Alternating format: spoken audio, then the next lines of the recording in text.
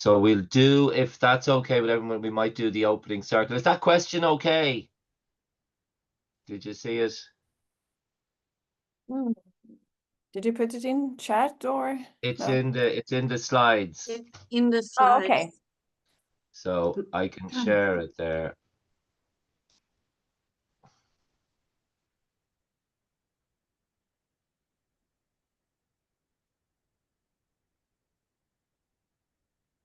Oh. Mm. Yesterday was a bit easy. Yesterday was, what would you like from Santa Claus? So we can ask, but you see, if we're starting with Michael Dara doing the grounding, and technically, I mean, he's there from 10 o'clock to do the grounding, but I'd like to also be able to ask him a few questions because it's like having, in Irish terms, it's like having Messi with us, and you don't want him here just Exactly. to do this and then disappear. So to try and connect back to his how he has used yoga in his kind of sporting life and his kind of his professional life, something like that. I think it sounds it's really cool, Paul. Really cool. If that's okay. I mean, it's not quite on our agenda, but so if we use this time with him to try and then go on to a little bit of a chat and then the opening circle and then Ivan, if that's all right. Definitely. And if it's a short time, you can only do the check-in energy level, for example. Well, we can do the check-in, but people will do it in the chat room. They're not going to do it in person. So yeah, perfect. Is this question changing seats with the people in the room or like in general? Anyone, Nina, Anyone in the world. you can pick Donald Trump if you like. Oh. No, well, you can take his seat. It doesn't mean you want to be Donald Trump. Oh, I see. No, exactly. Whose seat? Yeah. Oh, It was only I was thinking of it Bergman.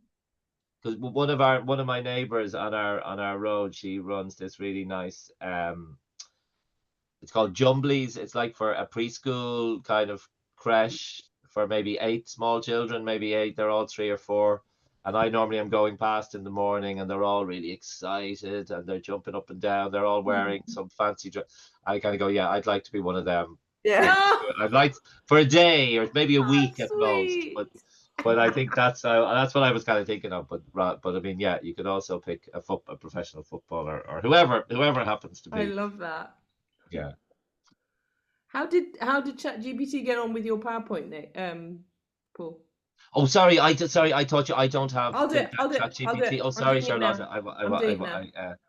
Sorry, I thought. Don't worry. I'll do it now.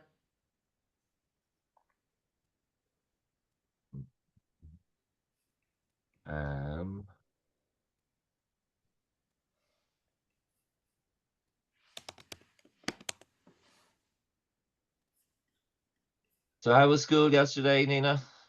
Did you put your hand up? Oh, it was very nice. It was no, I didn't need to because there was the teacher that's responsible for this class. She was there, so she was doing the shouting and and I was just like creating New Year's decoration with the kids, which was so much fun, and they were so creative, and yeah, we did really very nice things together. This was the whole day, just doing 6 different kinds of like decorations. Yeah, which Very good. very nice. Thank you.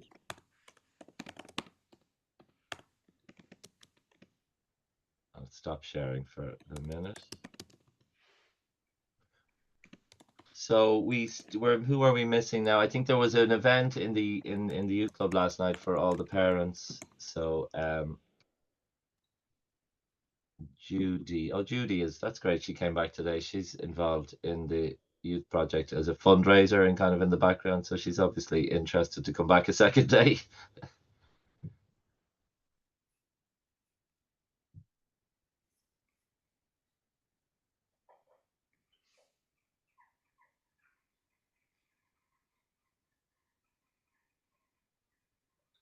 Morning, Nick. Morning. Morning.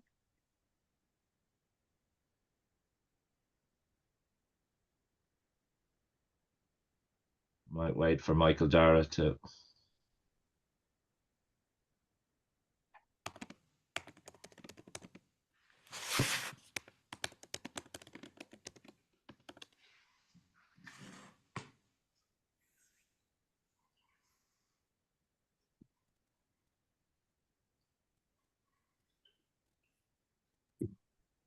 We couldn't tell yesterday what was the total number of participants, could we, from the Zoom give you a list, or I assume it'll give us some metrics like that at some stage. I will check, but I didn't check yesterday. Yeah, no, I it's not. I remember mean, like, looking at one point and seeing 44. oh wow, Yeah, but most of the time we had 20, 25, which is great. yeah, no, it was really good. So I'm gonna have to do this by hand, Paul. The ChatGPT aren't managing at all, so I'll just do. Oh really? It's okay. It's okay. I mean, if I save it as a PDF, it doesn't really make No, life it much doesn't help easier. us It's really. still going Don't to worry. be I'm spread happy out. to do it. I'm happy to do it. I'll just do it now.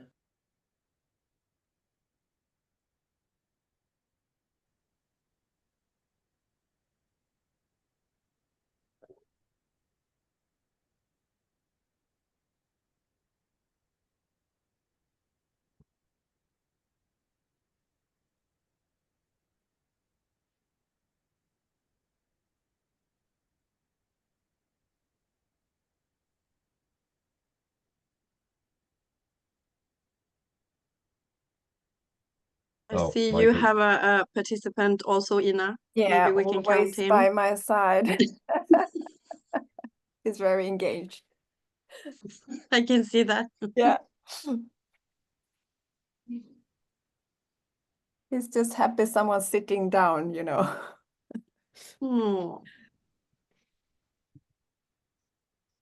Michael Dara was looking for the link, so that's why he's not here yet. I just sent it to him.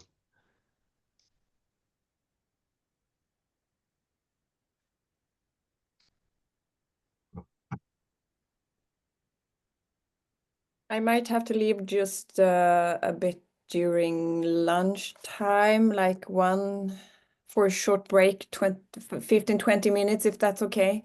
I can write to you when I leave. No bother, Ina. I'm gonna let Michael Dara in now, if that's okay, and then just explain to him just the setup, and then we can let the others in. Perfect.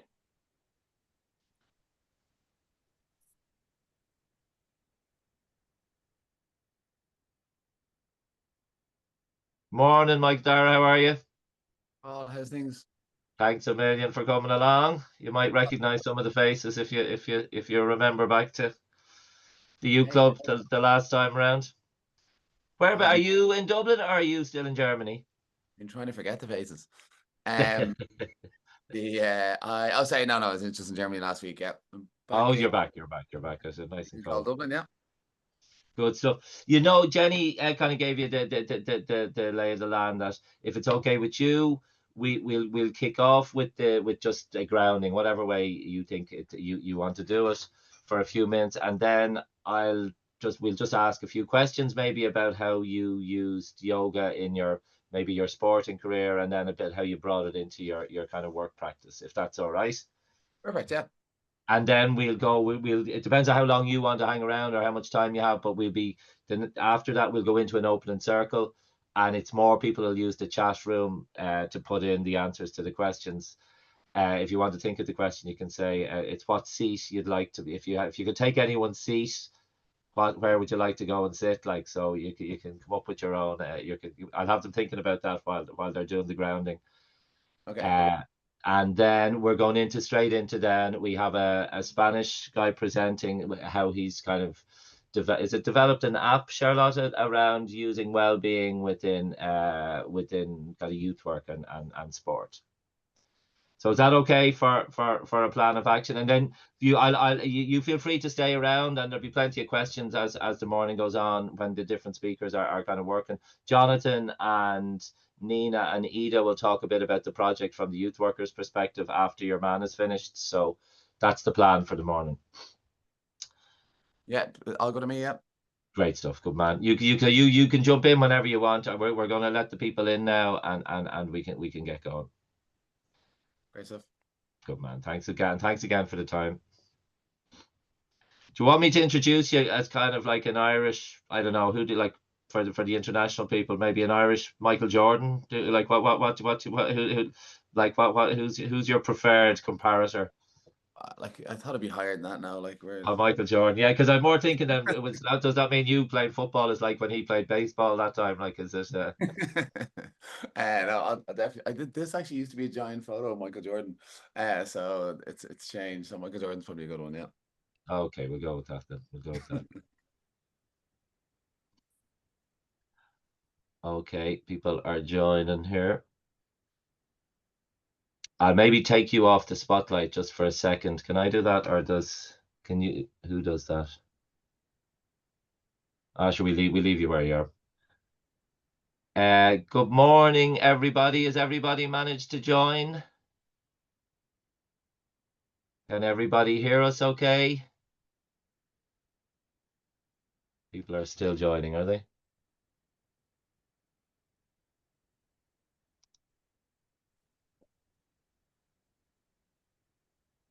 Okay, if everybody can hear me then, okay, what we might do is we might kick off day 2 of our Ready conference. And to get us started today, we're very lucky to have Michael Dara McCauley with us. Michael is happy enough now, we just checked, he's happy enough to be referred to for anybody from outside Ireland who doesn't know of his sporting career and his successes. He's probably an Irish equivalent of a Michael Jordan, if everybody knows who Michael Jordan is. You're happy enough with that, aren't you, Michael Dara? Take it. Good stuff. So Michael has had a long career playing football at the highest of levels in Ireland, and he's also worked extensively in community settings where he's used his kind of sporting profile to kind of work in very much in a community development and youth development perspective. And he's also very proactively used the idea of yoga as a means of engaging harder to reach young people and harder to reach community members. So that's Michael Dara.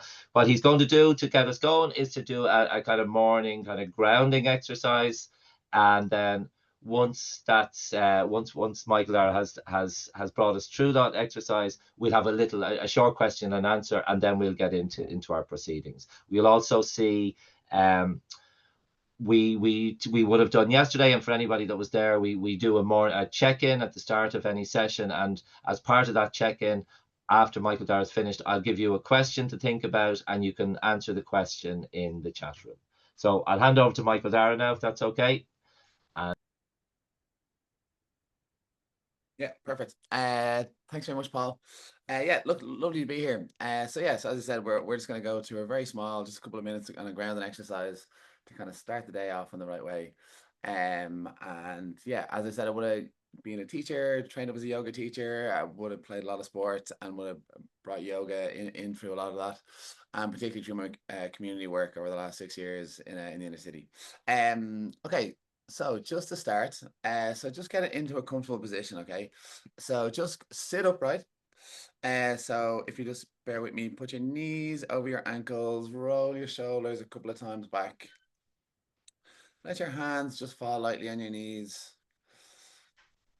With a nice straight spine, maybe chin parallel to the floor. So just from here, maybe if it's comfortable, maybe close down the eyes. And from here, we're going to do nothing else apart from just start to notice our breath. So don't change anything. See how it is. Are we heavy?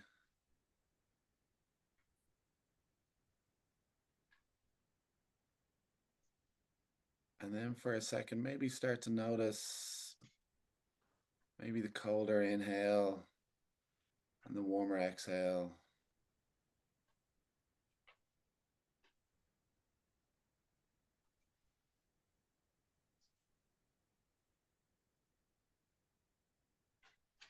And then we're going to just let the shoulders drop and loosen, and let the muscles around our jaw loosen and around the brow.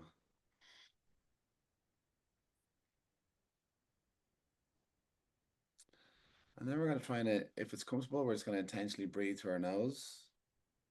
And just take inhales and then exhales. In and out through our nose, just slowing down for a second.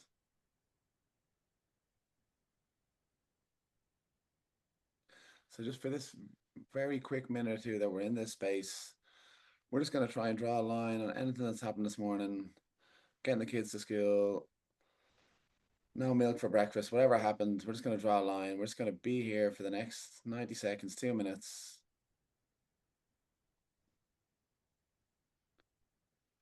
And then from here, we're going to put our left hand on our chest, left hand on our belly and right hand on our chest. Just take a second to tune into our breath.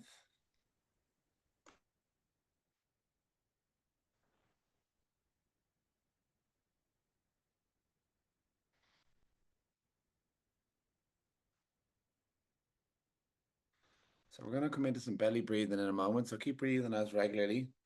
In a moment, we're going to go in and we're going to breathe 2 seconds into our belly, 2 seconds into our chest, 2 seconds overall, and then release for 6 seconds. So it's 6 seconds in and it's 6 seconds out. Okay, take your last regular inhale. Last regular exhale. And breathe into the belly, into the chest. And another 2. And release slowly. 4, 3, 2, 1. Breathe into the belly, into the chest. 2 more. And release slowly, controlled. 3, 2, 1. Into the belly, chest. Another 2. And release.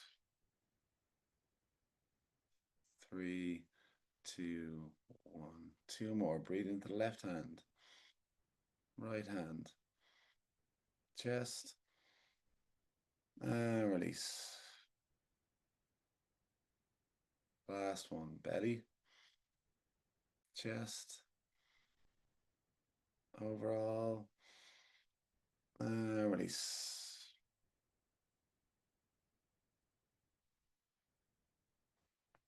And slowly let your hands fall back down to your knees. I'm just going to sit here for a moment, letting thoughts come and go and try not to engage.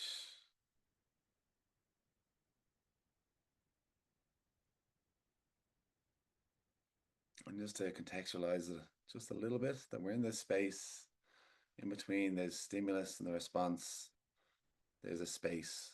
So this is what we're doing here. We're working into that little space to make better decisions.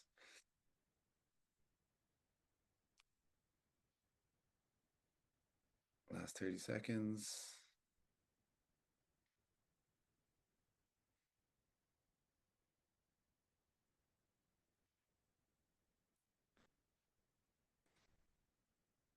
As soon as your attention starts to drift, just take another inhale and come back to the moment.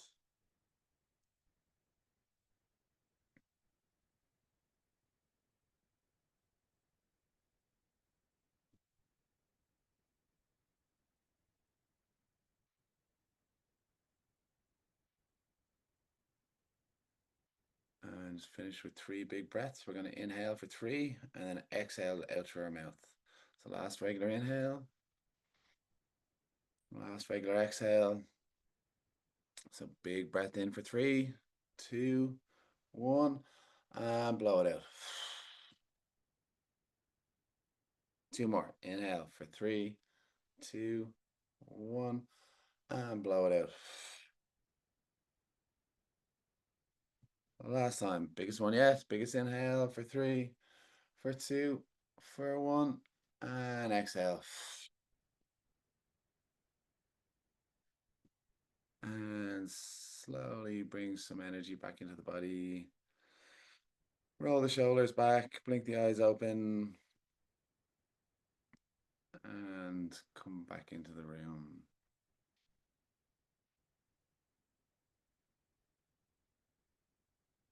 Thanks very much, everybody, for sticking with me.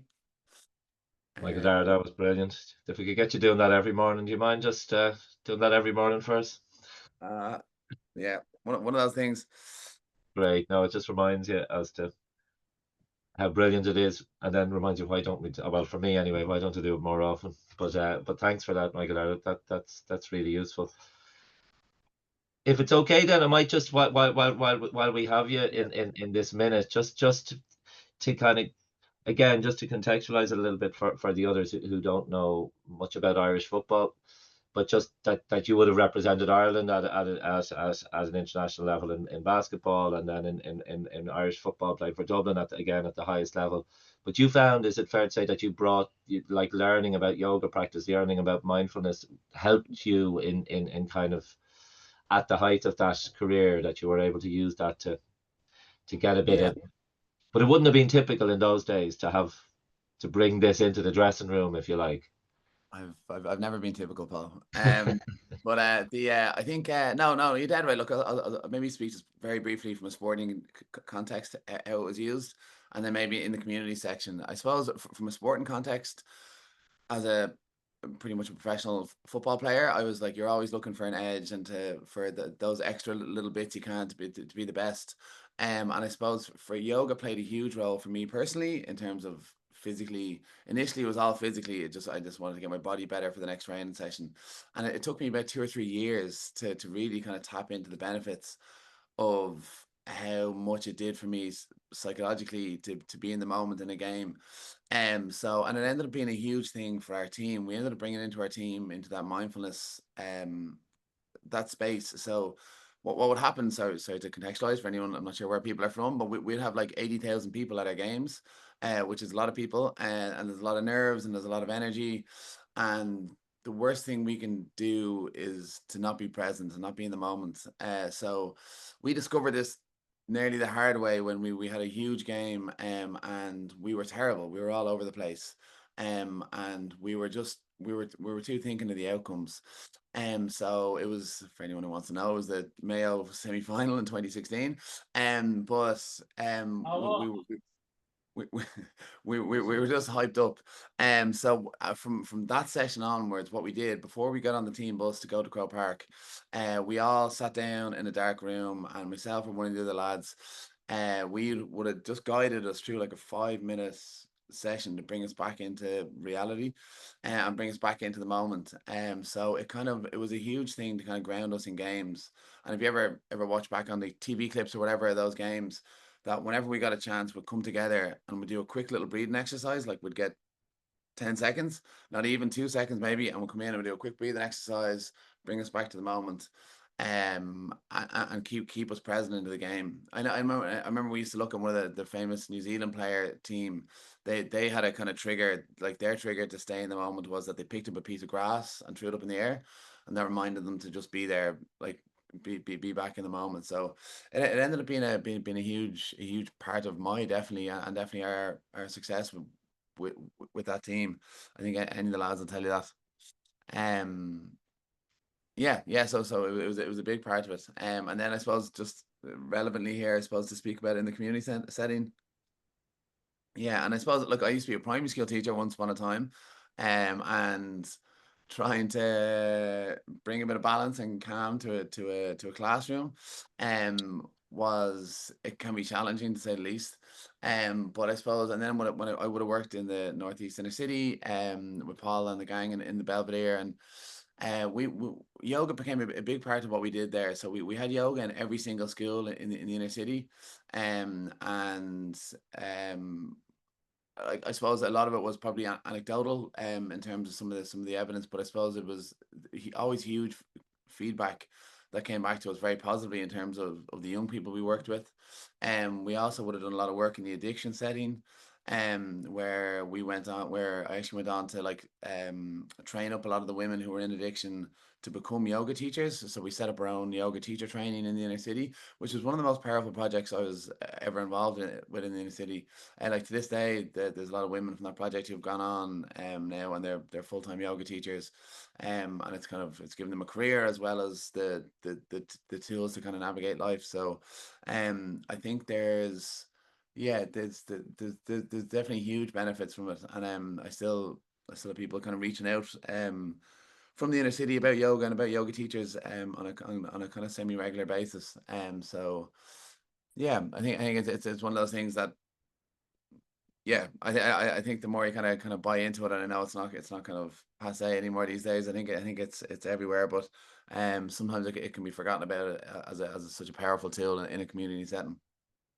Michael, that's brilliant. A lot of our talk yesterday and some of the various speakers spoke about the idea of planting seeds, if you like, in terms of whether it was in school settings or in youth work settings, that the seeds like this, like you're talking about, how it just becomes almost normalized to be able to take a bit of space, take a bit of time. And I think it's really powerful that as you as a role model, I think you've really helped kind of plant those seeds, definitely around the North Inner City. And to say just to finish one 30-second story about planting seeds. So like I was teaching in addiction to people who were in quite a chaotic space, and I didn't know it wasn't like any other class I'd ever taught before, to be honest, in the yoga space. It was quite chaotic, and I didn't know they all told me they loved it. I didn't know how much they actually did love it. And then one day I got tagged on something on Instagram, and it was one of the girls in the class, and she basically had put up this post on her Instagram about how much she loved Wednesdays because that was the yoga day. And I look back on her other posts, and her whole Instagram feed was nearly dedicated to how much she loved yoga and how much it had become a big part of her life. And she never said a word to me. She was the quietest person in the class. And then I asked her after class one day, I was like, so I didn't realize you really enjoy this, do you? And she's like, oh, it's been life-changing for me. And then that was the seed that started. I was like, geez, you would be an amazing yoga teacher. She had a lovely kind of sense of calm about her as well. So then we ended up kind of getting the money to train her up as a yoga teacher, ended up cancelling that, and then set up a yoga teacher training and got her trained up through that. And it's still been such a huge part of that journey. But I suppose it's one of those seeds that we planted that you just have to kind of spot maybe in somebody that it might resonate and flower for you later. But that's such an important message for community work about planting seeds. Brilliant, Michael Dara. Thanks a million for that. You're so good. And I mean, you're more than welcome, of course, to stick around for the various speakers, and we'll have different opportunities to check in. Jonathan, Anita, and Nina will be talking a bit about the Ready project and the experience of the youth workers in the different countries. After we have Ivan coming up now. Apologies, Ivan, we're taking a little bit of your time now, but we'll have lots of different speakers and chances to engage. So if you feel like hanging around, Michael Dara, please do. And anybody that has any questions, stick them into the chat room, and we'll come back to them over the course of the day. So thanks again, Michael Dara. You're very good. Thanks for getting us grounded and getting those insights for starting the day off. Thanks a million again. And we can maybe take off the spotlight, and if Ivan is sorry, what I'll do before that is just I'll share the screen, and people can just have a little think about their energy levels, as we would typically do when we check in at any of our workshops. So on a scale of 1 to 10, what are your energy levels now? You've been given a little boost by Michael Dara there in terms of that grounding. So scale of 1 to 10, if you stick it into the chat, where you are at. And the question for today is, you can spend a bit of time thinking about it. If you could swap seats with anyone, whose seat would you pick? So again, it can be a world leader, it can be your next door neighbor, it can be a child, a teacher, whoever. Just have a little think about it, and just, if you could swap seats, just stick it in the chat room, and we'll come back to it over the course of the morning. Is that okay then? Now, Ivan, if you're ready to get going, I'm not sure, have you slides that you'd like to share, or are you just going to chat? It's whatever you feel like. Yeah, hi, Bob. How are you? Thank you for inviting me. Yeah, I have some slides. if I can share with you. You can, of course, if we can give I've you. made him co-host. That's fine. Brilliant, great stuff. That's great, Ivan. Thanks a million. So sorry, you need to unmute yourself, Ivan. I muted you by mistake.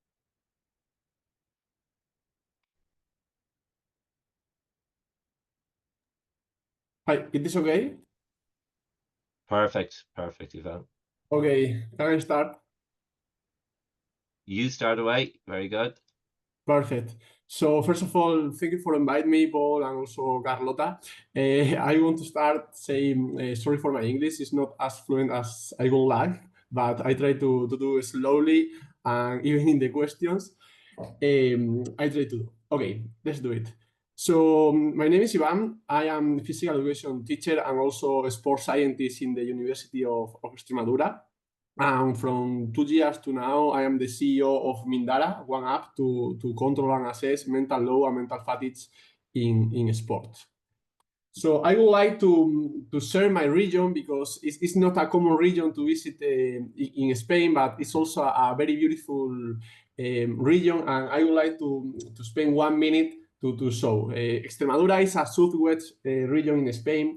It's not very touristic because it's not Madrid, Barcelona, Bilbao, and also Valencia, but it is one of the best countryside region in Spain with amazing landscapes like San Monfragüe Natural Park, Melero, very, very important cathedrals, and also landscapes.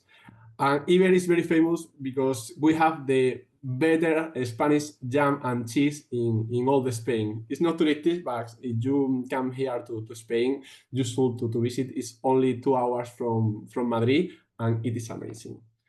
So after that, stress is a problem. It's a really problem in sports. In few years ago, with the Dr. Garcia Calvo, we did a mental map, and we studied how the stress affect in sport. After several years of researching in sports scientists in the mental load, mental fatigue sports, we control that the athletes that they are involved in a stress context or the coach have a hard leadership. It's reduce physical performance, increase perception of sport, reduce physical performance, increase negative emotion, and also decrease all the cognitive emotions like executive function and executive perception of athletes.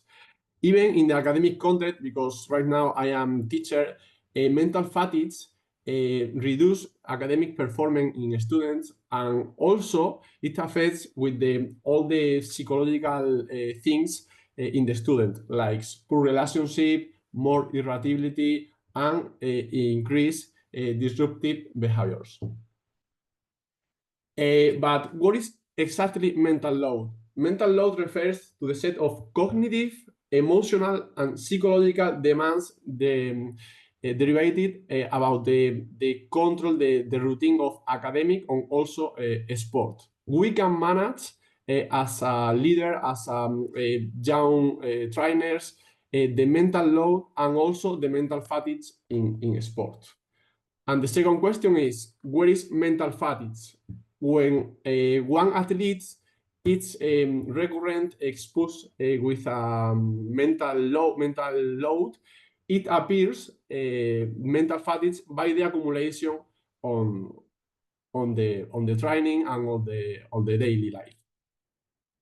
We did how the mental fatigue appears in athlete in one scientific paper. And in 1999, with the Dr. Garcia Calvo, we implement that mental load model and how it affects. Assuming the combination of physical demand, cognitive, and also emotional with the training competition appears mental load, and also the accumulation of that mental load with that mental efforts appears mental fatigue. It is important that it's in the research line, there is not a big evidence because it's a real short research line, and we need to keep researching to know exactly how it affects with the performance and also in a long time.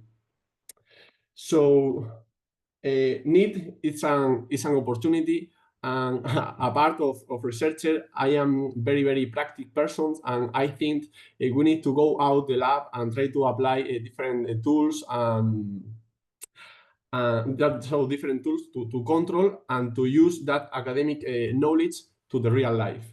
For this reason, we know that all the strength and conditioning coach measure only the physics, only control the physics parameters in sport, like heart rate, sprints, distance, but there is no control all the mental things in the sport and also in the academic context.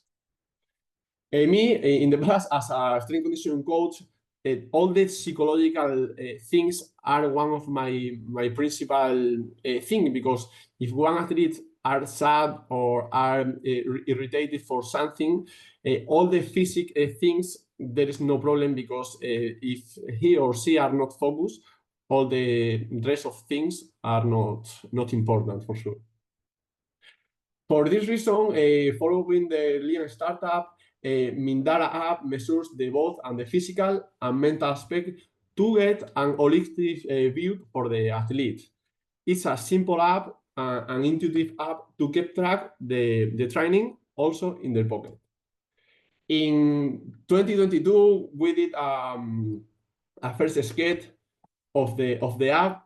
We would like to get just visual, just the possibility to measure cognitive function and also the perception with athletes, because measure the mental things are really difficult, because there is no things to measure exactly, like the heart rate or something like that. But one of the first thing is try to validate if the rest of sports scientists and also strength conditioning coach perceive the importance to control that kind of things. We did a short, not scientific study with 75 strength conditioning coach in all the leagues in Spain, from the top division to the low divisions, and the results were amazing. The majority show us that they are thinking on these things, and they would like to measure with their athletes if this app exists. And after that, we decide to create Mindara. Right now, Mindara is like this. It's a simple app to measure executive function with tests like Stroop or PBTV, to control objective, how the mental load affects with a simple test like Stroop or PBTV is like number games, to control and to manage the mental load.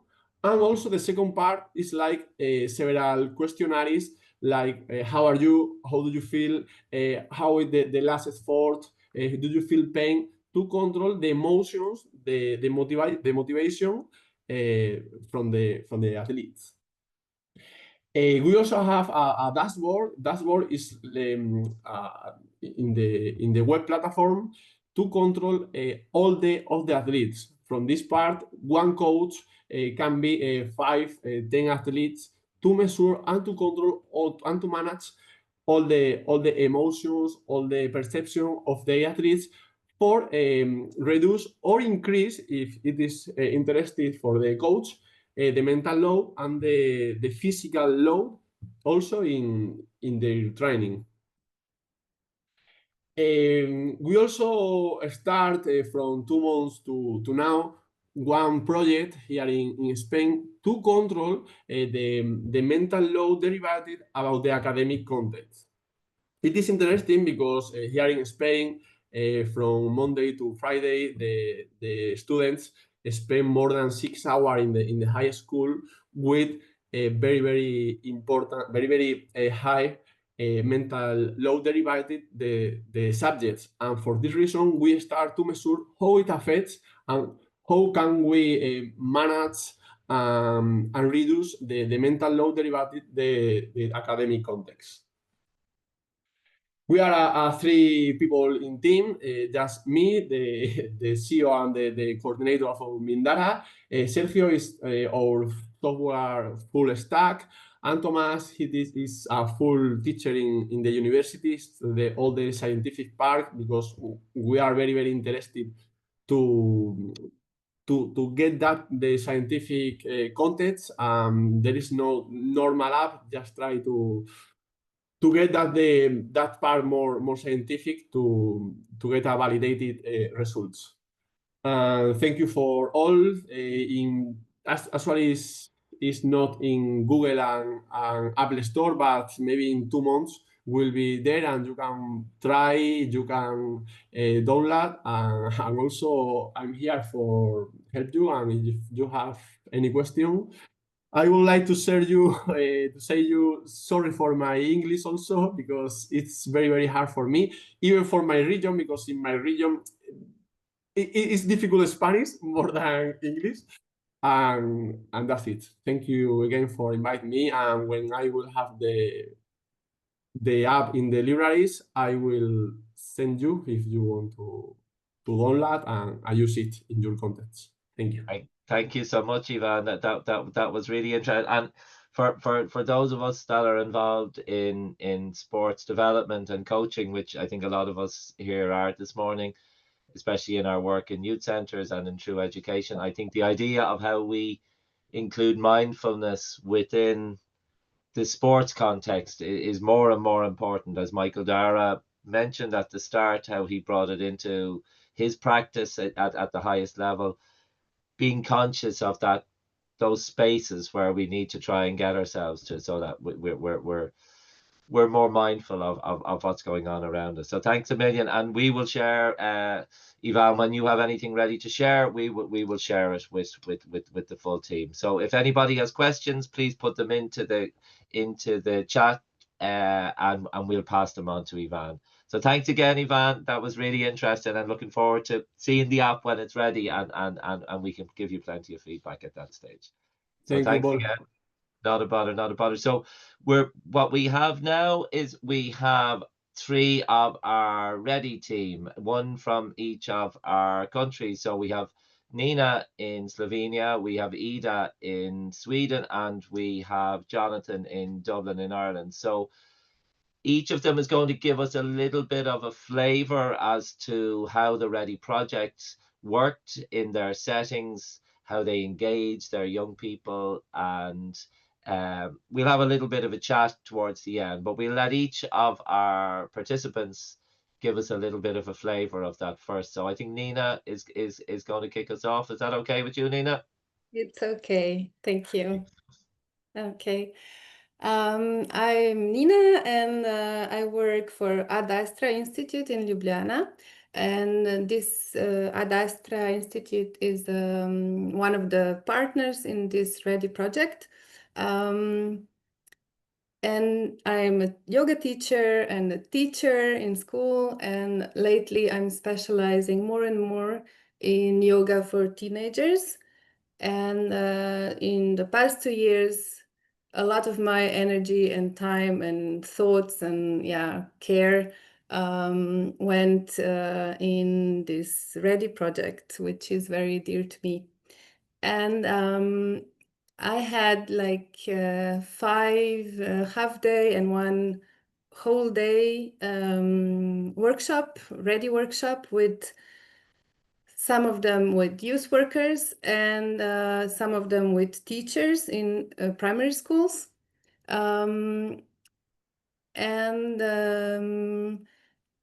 What's like the biggest success is that they all want more workshops like this, and they would want to have this on a regular basis, which is also something I'm like committed to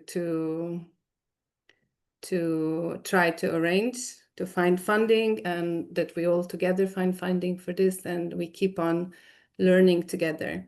So at first, I would like to show you some recordings of 3 different youth workers from Ljubljana who share their experience. after this recording, there will be one of my teen yoga students speaking about her experience with teen yoga. And at the end, I will show you a minute or two of one of my workshops, sensorial workshops, working with senses like smell and touch. So I will also explain at the same time what's going on, because the video itself is in silence. So let's see first what youth workers from Ljubljana had to say about the workshops we did together.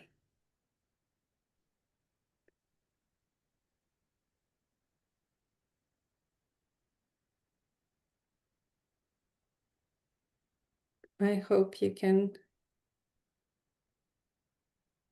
Yeah, we can see it. You just need to play it now, I think. Yeah, I'm trying to, but it's a bit. The bottom left. What happened? I'm sorry for this, but I don't know what's wrong. Maybe I go again.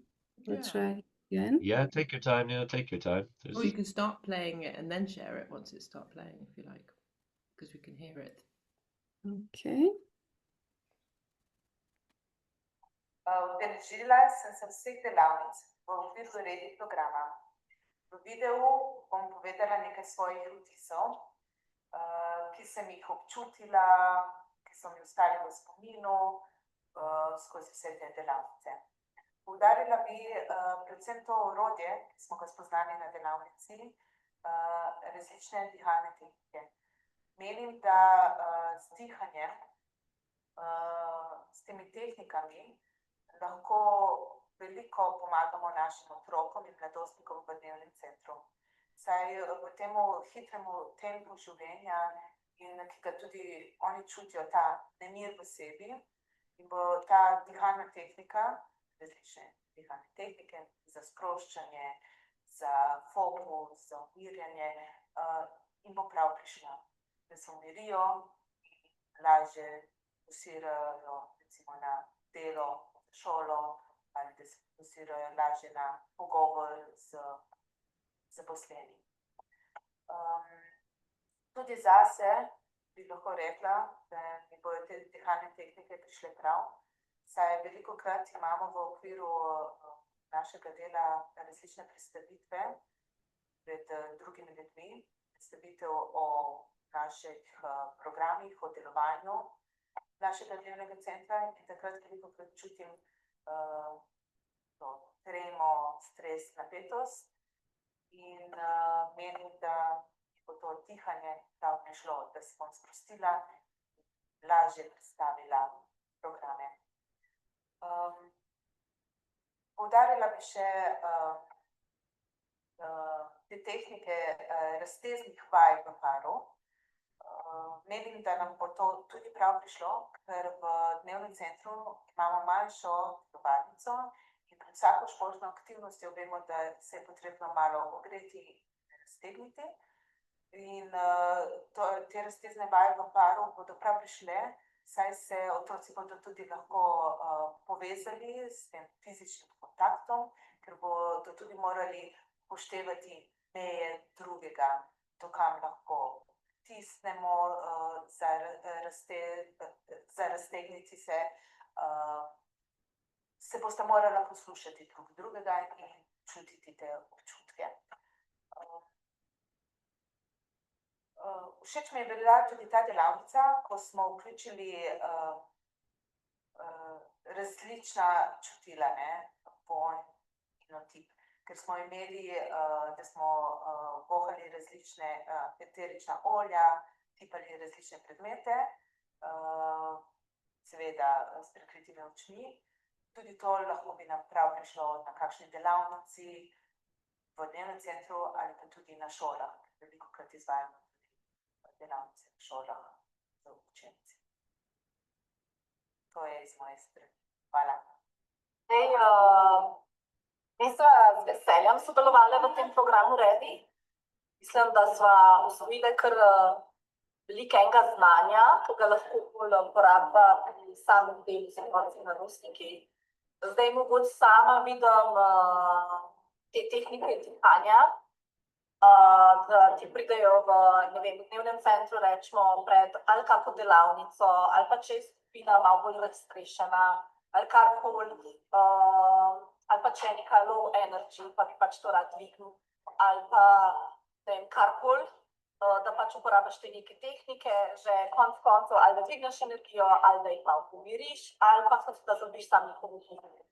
Že to se mi zdi tak velik plus, ki ga lahko neseš pri svojem delu.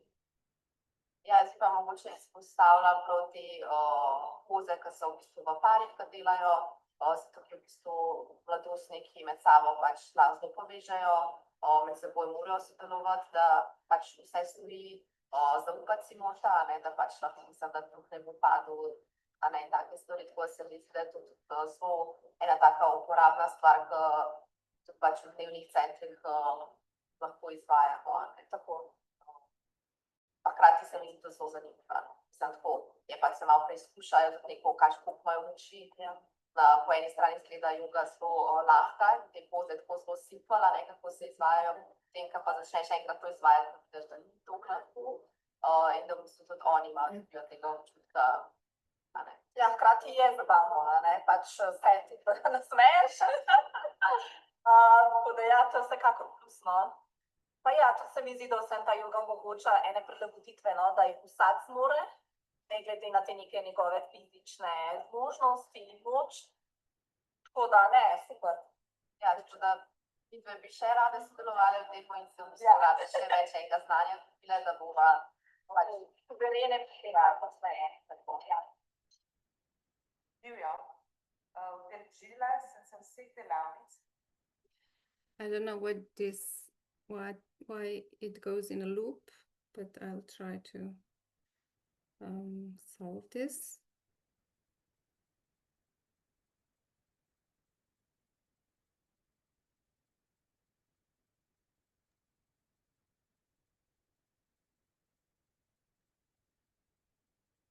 I don't know what happened.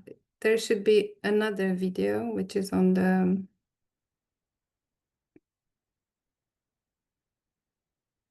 stack, so I don't know how to get there. Does anybody have an idea how I can get to the next?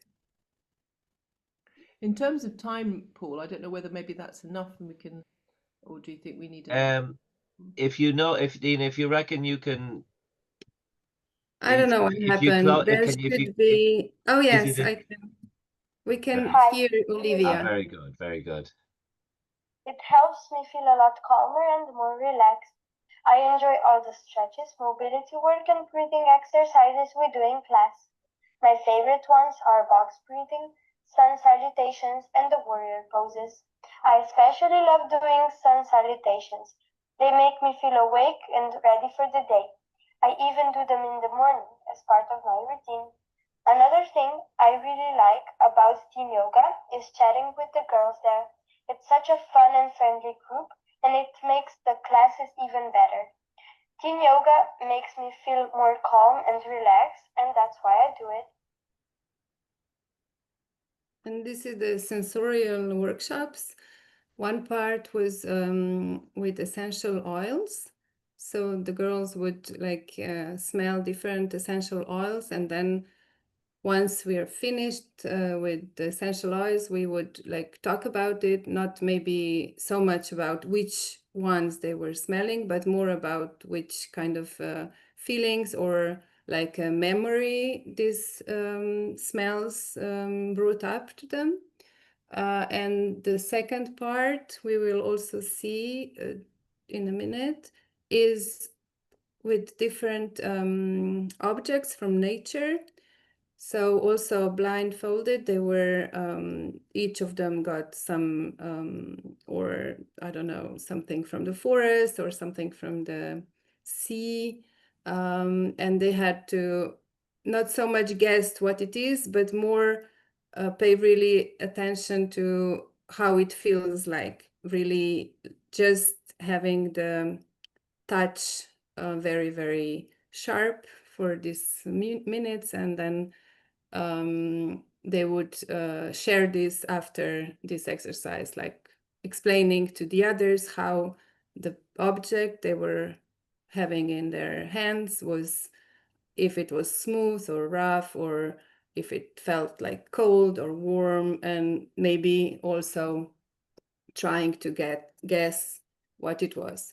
I feel these exercises with senses are very important, like for grounding, and very well accepted in the group.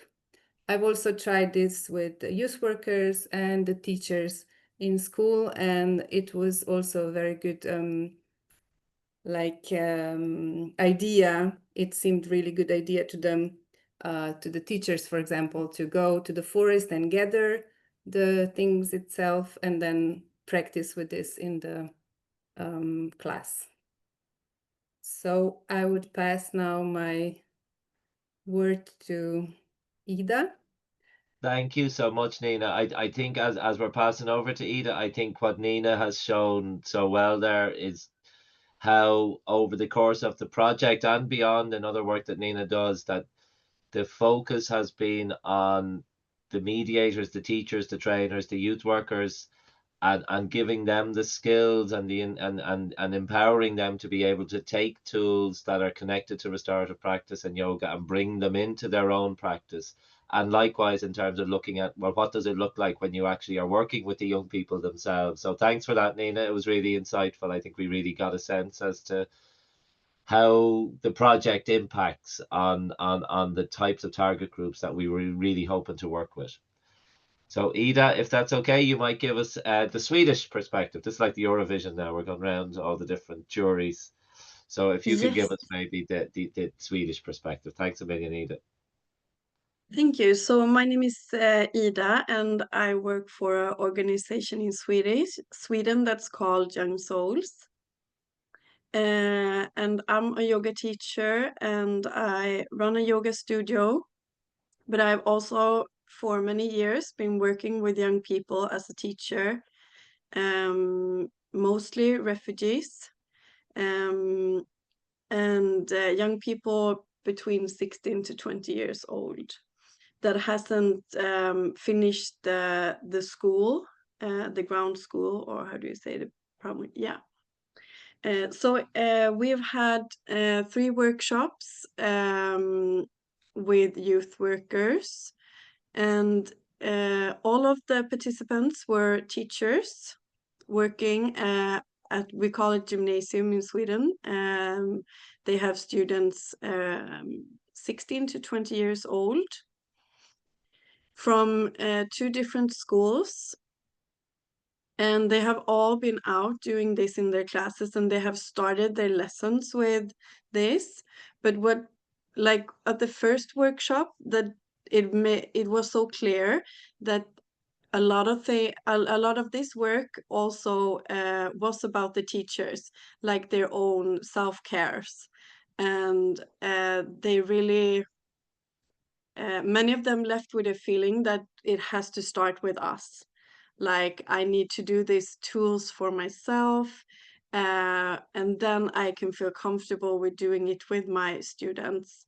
And also, a lot of them, they were talking about, like, if I come into the classroom stressed, then it will be a stressy environment for the young people also. So there was like 2 different but they are together. It was like 2 different tracks. Like, one track is that I need to take care of myself so I can stand in the classroom being calm. And then there was another track with how can I give this to my students. And we had a shorter workshop actually this week. And they were one of the teachers, because we asked, do you feel that this ready, that it takes a long time from your lesson to use it? And she says no. She directly said no. To do the breathing exercise takes me 1 minute of the class, of the lesson.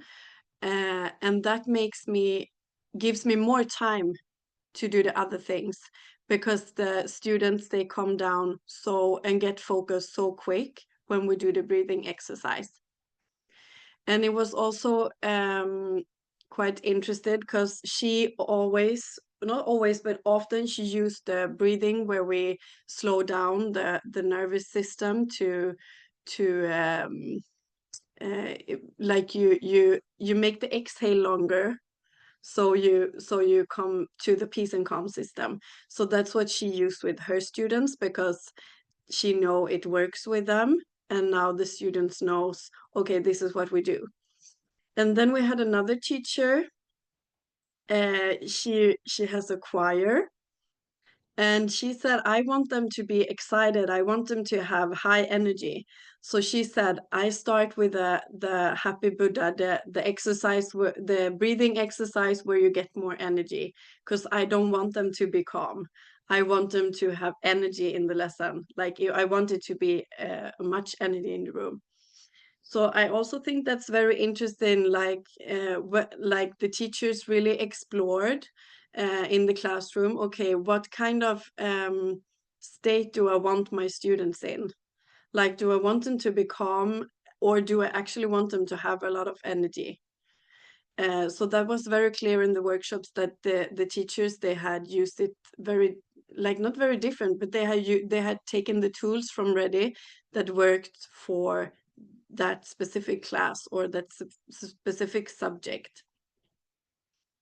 But we could also see that it was a little bit like the teachers that really, like, this is how I start my lesson, and they really owned it. Actually, they was like, this is how I start my lessons, and this is how we do it. And then we had some teachers, they were a little bit more, I'm not sure if I can use this. I'm not sure how will the students react.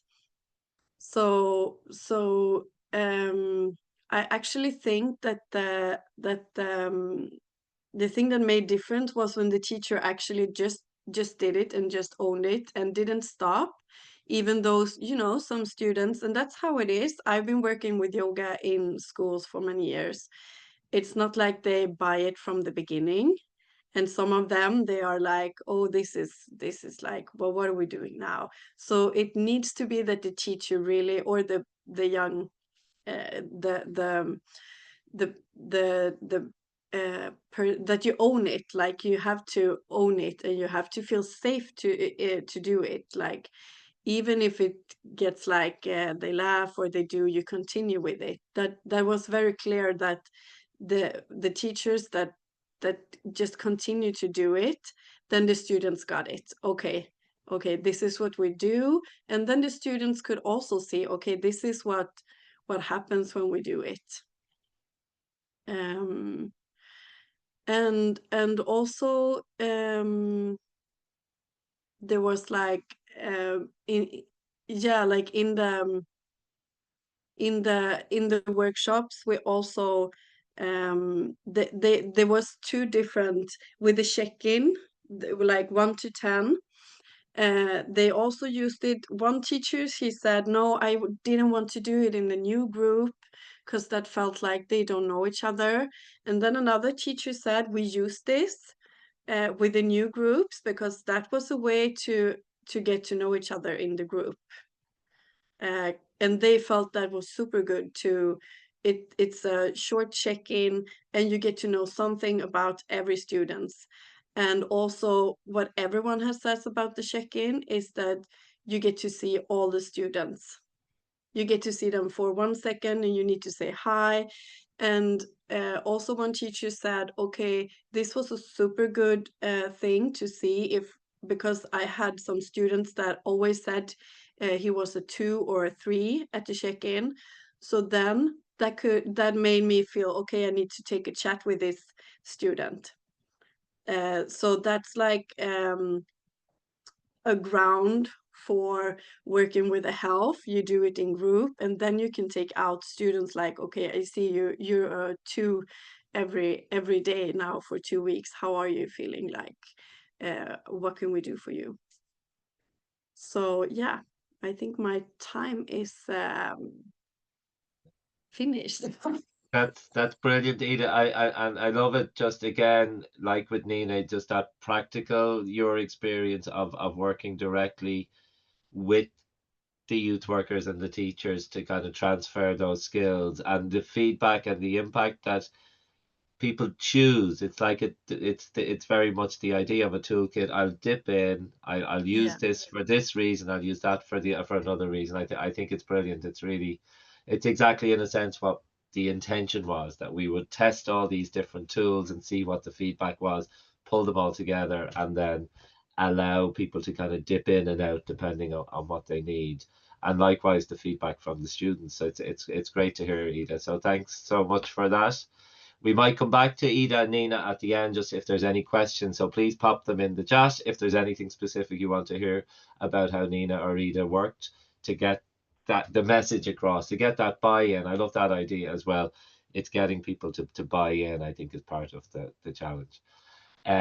Jonathan, are you ready for us just to give the Irish perspective? Just again, Jonathan is based inside a youth centre. He's an expert and trainer in restorative practice, but also becoming. Because it's fair to say you're becoming an expert in yoga as well, Jonathan. Yeah, no, I'm on that journey. I am, Paul. Thank you. Remember, it's nice and slow, nice and slow. I'm extremely conscious of that, so I'll do my best. So my name is Jonathan. I work in Belvedere Youth Club. I'm a colleague of Paul's, and I'm looking around as well. And I'm a very proud colleague of a lot of the Ready team, and we've been on this journey for the past 18 months, 2 years, and we look forward to what's happening in the future. I also see some familiar faces as well, which is great. A colleague of Michael Darrett's as well. He done a lot of stuff for us over the years, so that was really good.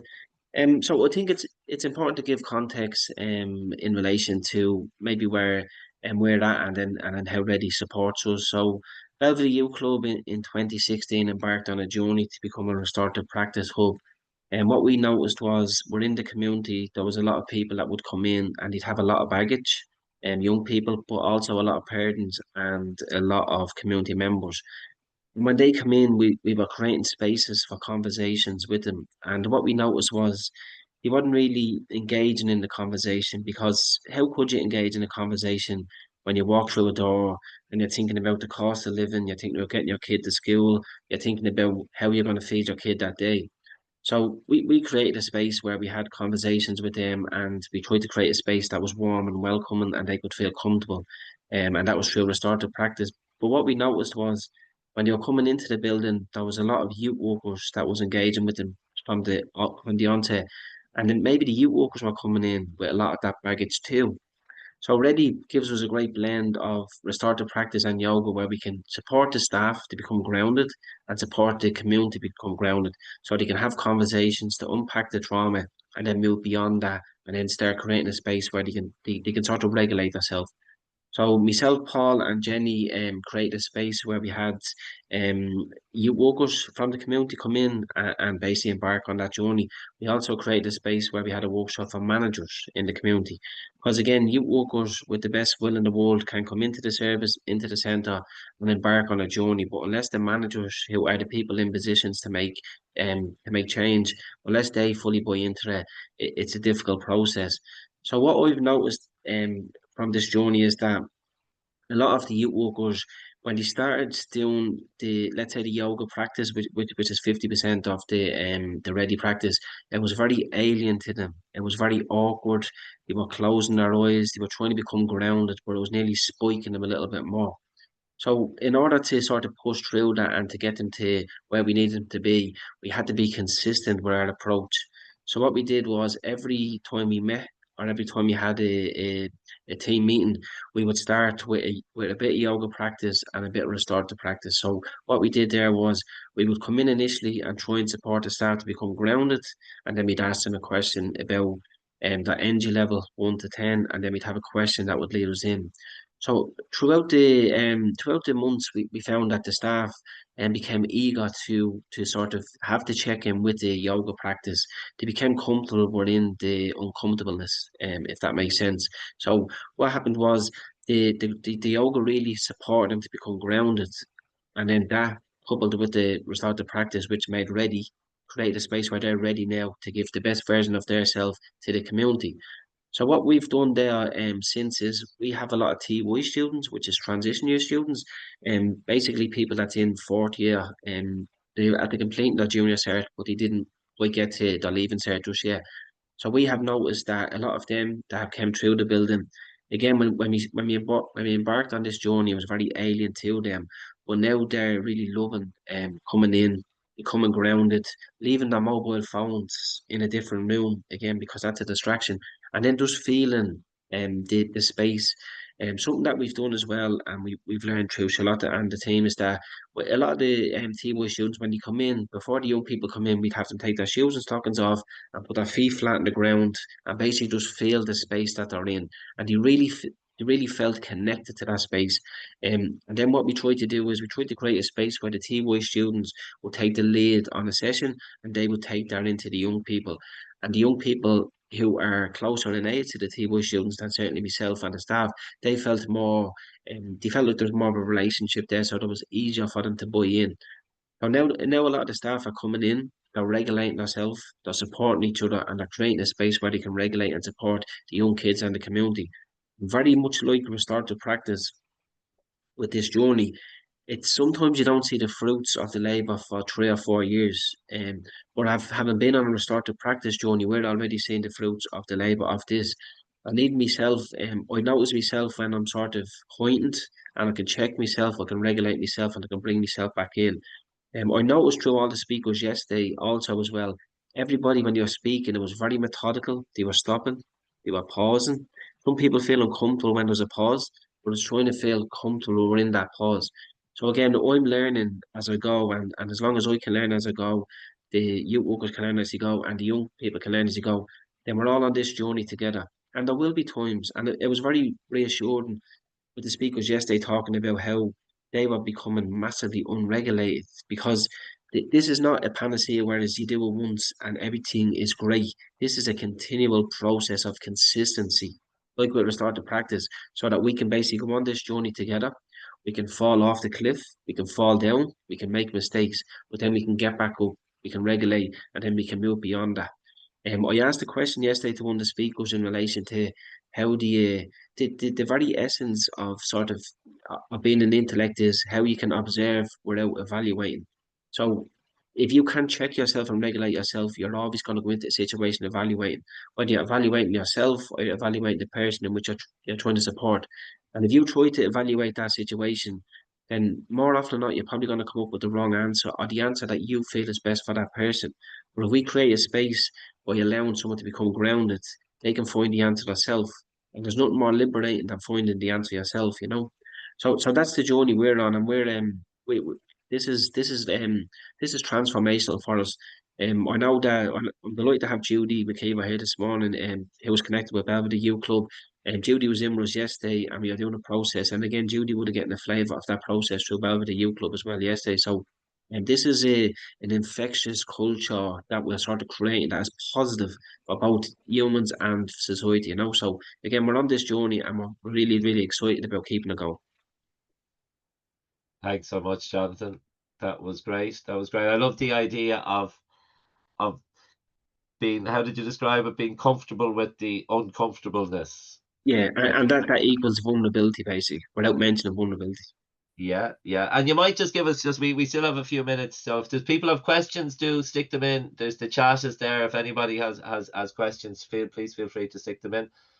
But if just you might give us an example, because I can picture some of the sessions in the early stages when we had the whole youth work team on the yoga mats, lots of uncomfortableness and you kind of taking the lead, and it was kind of remarkable how that process worked, because I think again we were relying on Charlotte, Anita, and Nina, Anita just as the kind of experts, but everyone was willing to kind of get stuck in and give it a go. But if you have any tips, or for anyone else, in terms of how do you get past that uncomfortableness, and then I see Charlotte has a question then as well. Sorry. Exactly, yeah. So I think myself, Paul, and Jenny, who are really, really close, have a great relationship, and we'd like to think that we're very liberal and open.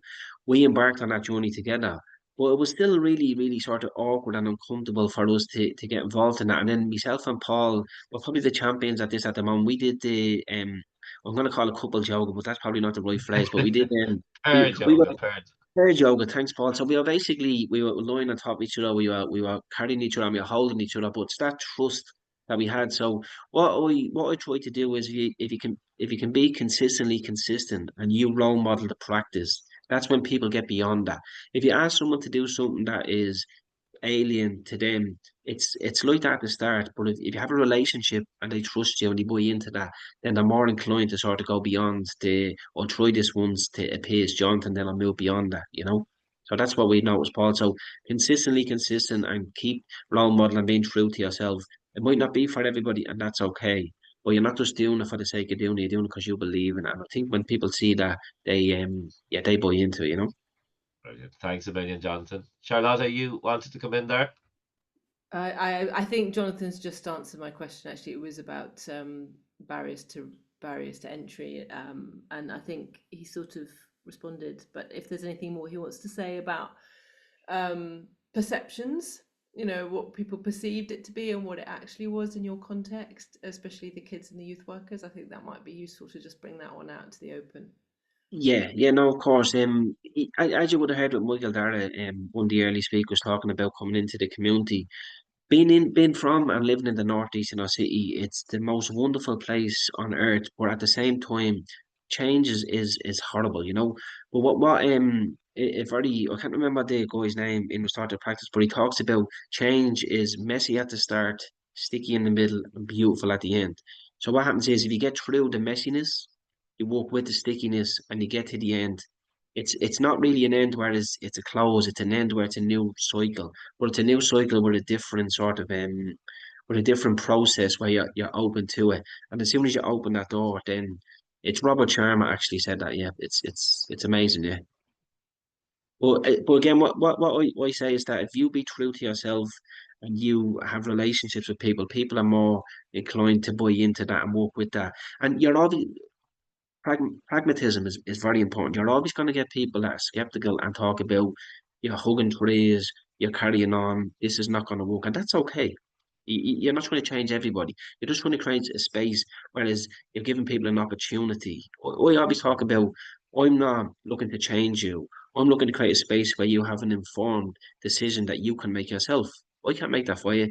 If you want to make the right decision, that's up to you, you know? If I try and tell you what to do, rebellion, resistance, unfortunately, that comes back again to you know. Brilliant. Thanks a million, Jonathan. Nina or Ida, is there anything there that you either would like to pick up on in terms of that idea of is resistance the right word? Or you mentioned, Ida, you talked about getting people to buy in. Are you any tricks that you can share? I mean, Jonathan's talked a little bit about their consistency and pushing it in that way and role modeling it. But was there anything that you found working with your teachers and youth workers in Sweden? Any tips to get that buy-in? To just get them to do it and continue to do it, like to feel that this makes sense, that I can use this for my own self-care, the way you described it, but also in my own practice, in my teaching or youth work. Well, I think that like one of the like good things with Ready is that it's very easy tools, easy things to do that don't need so much time also. And I don't know if the English word, but make it like a norm that this is what we do. So because if you just do it sometimes, it's like, oh, now we're going to do something special, because it's not something special, it's something you do every time or like all every day. So make it a norm that this is how we do it. I think that's a good thing to when you do it with young people. And also when you with the youth workers, when they can see the benefits for themselves to do the self-care, I mean, that's when we continue to do things. Like we need to win something to continue to do things. That's always like being human beings. We need to win something to want to do it again. So yeah. I don't know Thanks. if that was No, answering your no, Ida, question. that's brilliant. That's brilliant. Again, I think we're the idea of this idea of planting seeds and kind of helping to promote these new ideas, I think is coming back again and again. Nina, is there anything that you'd like to add? It was great to see your young people and the way you were working with the young people around the sensory. Again, very simple ideas, but I imagine for those young people it provokes lots of discussion and ways of thinking that they haven't really been used to. I would just want to add that there was among the youth workers, there was quite a lot of like hesitation and like fear of the reaction of the young people. So I think we will really try to organize meetings that I come there and we do it together, so they can see how it can work and try to make it like a normal practice. Because for now it was like, we don't know where to like introduce it. We don't have time. Maybe on the summer camps, it's easier because there's less like, I mean, pressure on time pressure. So I feel we did plant the seeds, but I think this kind of like watering them together is very important now. So yeah, that's the plan. Brilliant. Thanks so much. Thanks so much for all those inputs. Again, if there's questions, please raise the hands there. I know we were touching on many of the issues here that were coming up yesterday. So just to remind everybody that everything that Nina, Ida, and Jonathan have spoken about in terms of the tools, and Ida mentioned how simple they are. We tried to make sure in putting the toolkit together that we showed you yesterday, and that will be available to everybody. We'll email the link on to everybody.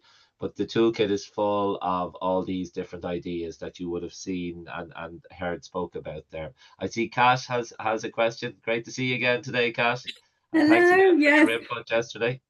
Yeah, I was really grateful to join. Just there was sort of talk about like the importance of self-regulation. I really felt like I needed some time this morning to be with myself before I was ready to be on a screen. I just wanted to ask Jonathan, well, actually any of you, about like if you're open to sharing a little about what you've found has been helpful in terms of, Jonathan, you talked about a space being created for youth workers and staff where they could kind of ground themselves, and something I was really hearing through all of you share, I guess, the kind of like key messages of like simplicity of the practices, not making things overly complicated, like youth workers feeling able to be authentic and confident in their own beliefs, and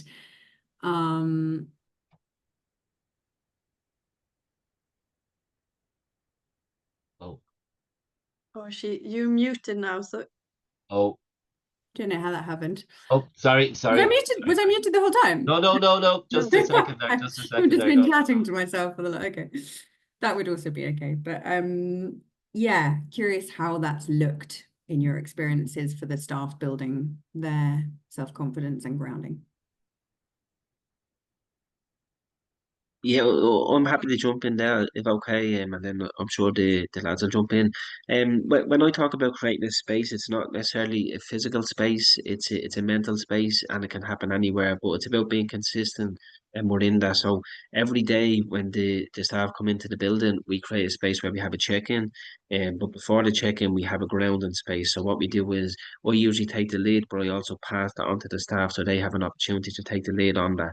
So it's about becoming grounded, and then your energy level 1 to 10, 1 being you have low, 10 being you have loads, and then anybody that's less than 6, we consciously make an effort to have a side conversation or another conversation with them to try and bring them back into the space, So that's what we try and do. But it's something that I probably didn't mention as well. It's accountability is massive as well, So if a person is being let down or a person is letting someone down, a space to be accountable and to have a conversation about that as well. So again, it's not always an excuse that I'm having a bad day, leave me alone, I don't want to do anything, So that's really good and really important, Super, it's really helpful. So it sounds like you're kind of really, I guess I totally understand as well. It's when I say space, it's not necessarily physical, like energetic space. It sounds like you're really, I guess, firstly applying the space that you're creating for the young people, like sort of trying to begin days and things by creating the same kind of space for staff. Exactly, and then that space can be for young people, can be a space where there's young people come in and it's absolute chaos, but that's okay because you have to let them sort of get rid of that chaos before they can come back to the space and be grounded. If someone is full of energy and you come in and you try to ground them, you're probably letting them down a little bit, you know. But to recognize that and to sort of let them burn off the energy and then bring it back, that's important, you know. It's not I'm at the failing, they didn't check in or they didn't burn off energy. It's let them burn off the energy and then bring them back, you know. But for our youth service, anyway, that's what works. Brilliant. Thanks a million, Jonathan.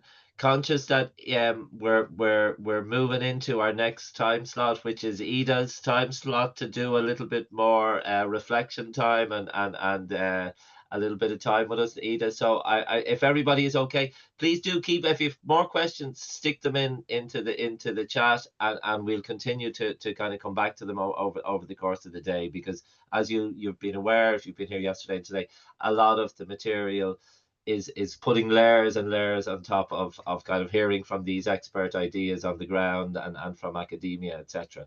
So I'll hand over to Ida, if that's okay. Ida, and thanks a million. We've taken a little bit of your time, but we'll work it out. Just take it off. Yeah, so we're just going to have a short well-being pause. So make yourself comfortable in the chair or where you are sitting, and put your hands on your belly. And if you feel comfortable, close your eyes. Then it's often more easier to be in your inside. So put your focus on your belly. Make it soft. And just notice if it's moving when you're breathing.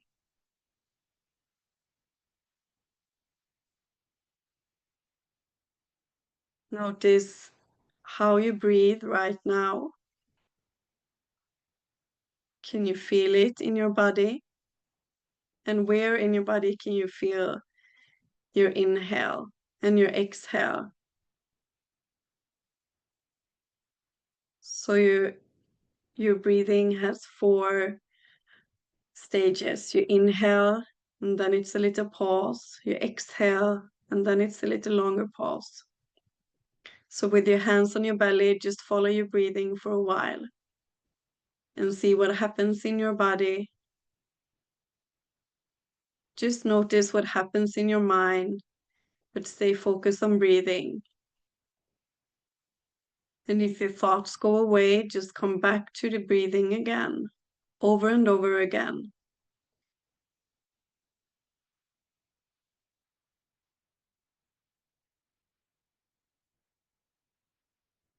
So notice how it feels when you inhale, when you exhale, and the pauses between. Let the thoughts come and go in the background, and keep your focus on breathing.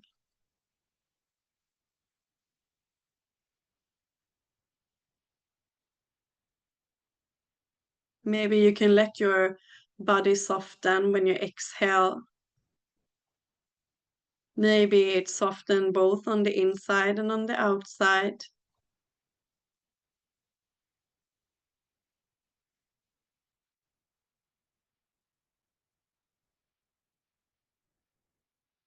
So on the exhale, you let go.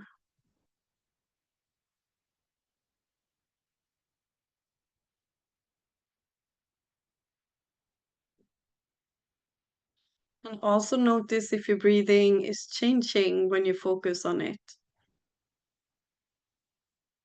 And just let go of any expectations of how it should be, and just observe how it is right now without judgment.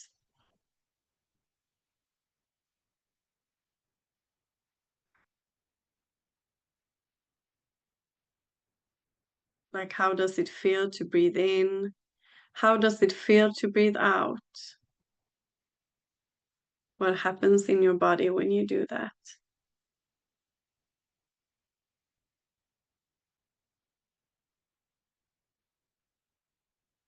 And then you take some more aware breaths before you come back again and open your eyes when you feel ready.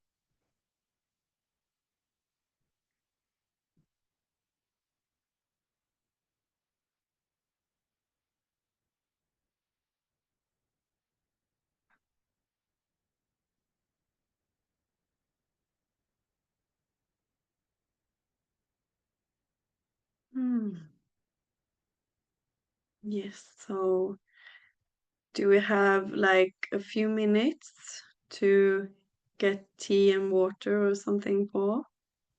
We do indeed. So if people are if we take maybe 5 minutes now, if that's okay, people can get I gotta get some water or a cup of tea, and we'll be back and ready for our next slot at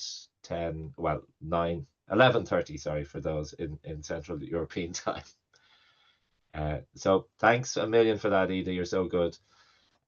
Great stuff. Okay, so go get yourselves a cup of tea and be ready for our next speakers. Okay, thanks again.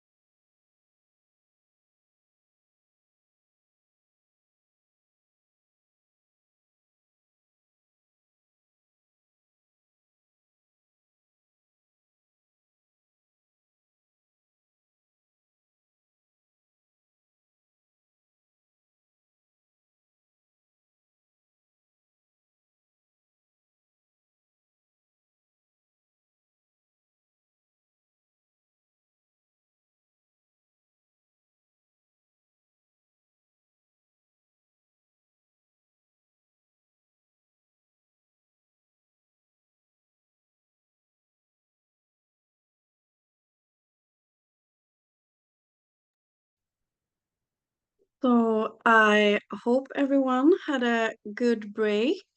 And now we're going to hear from Anna Lindeberg and Hilda Ahlstrand.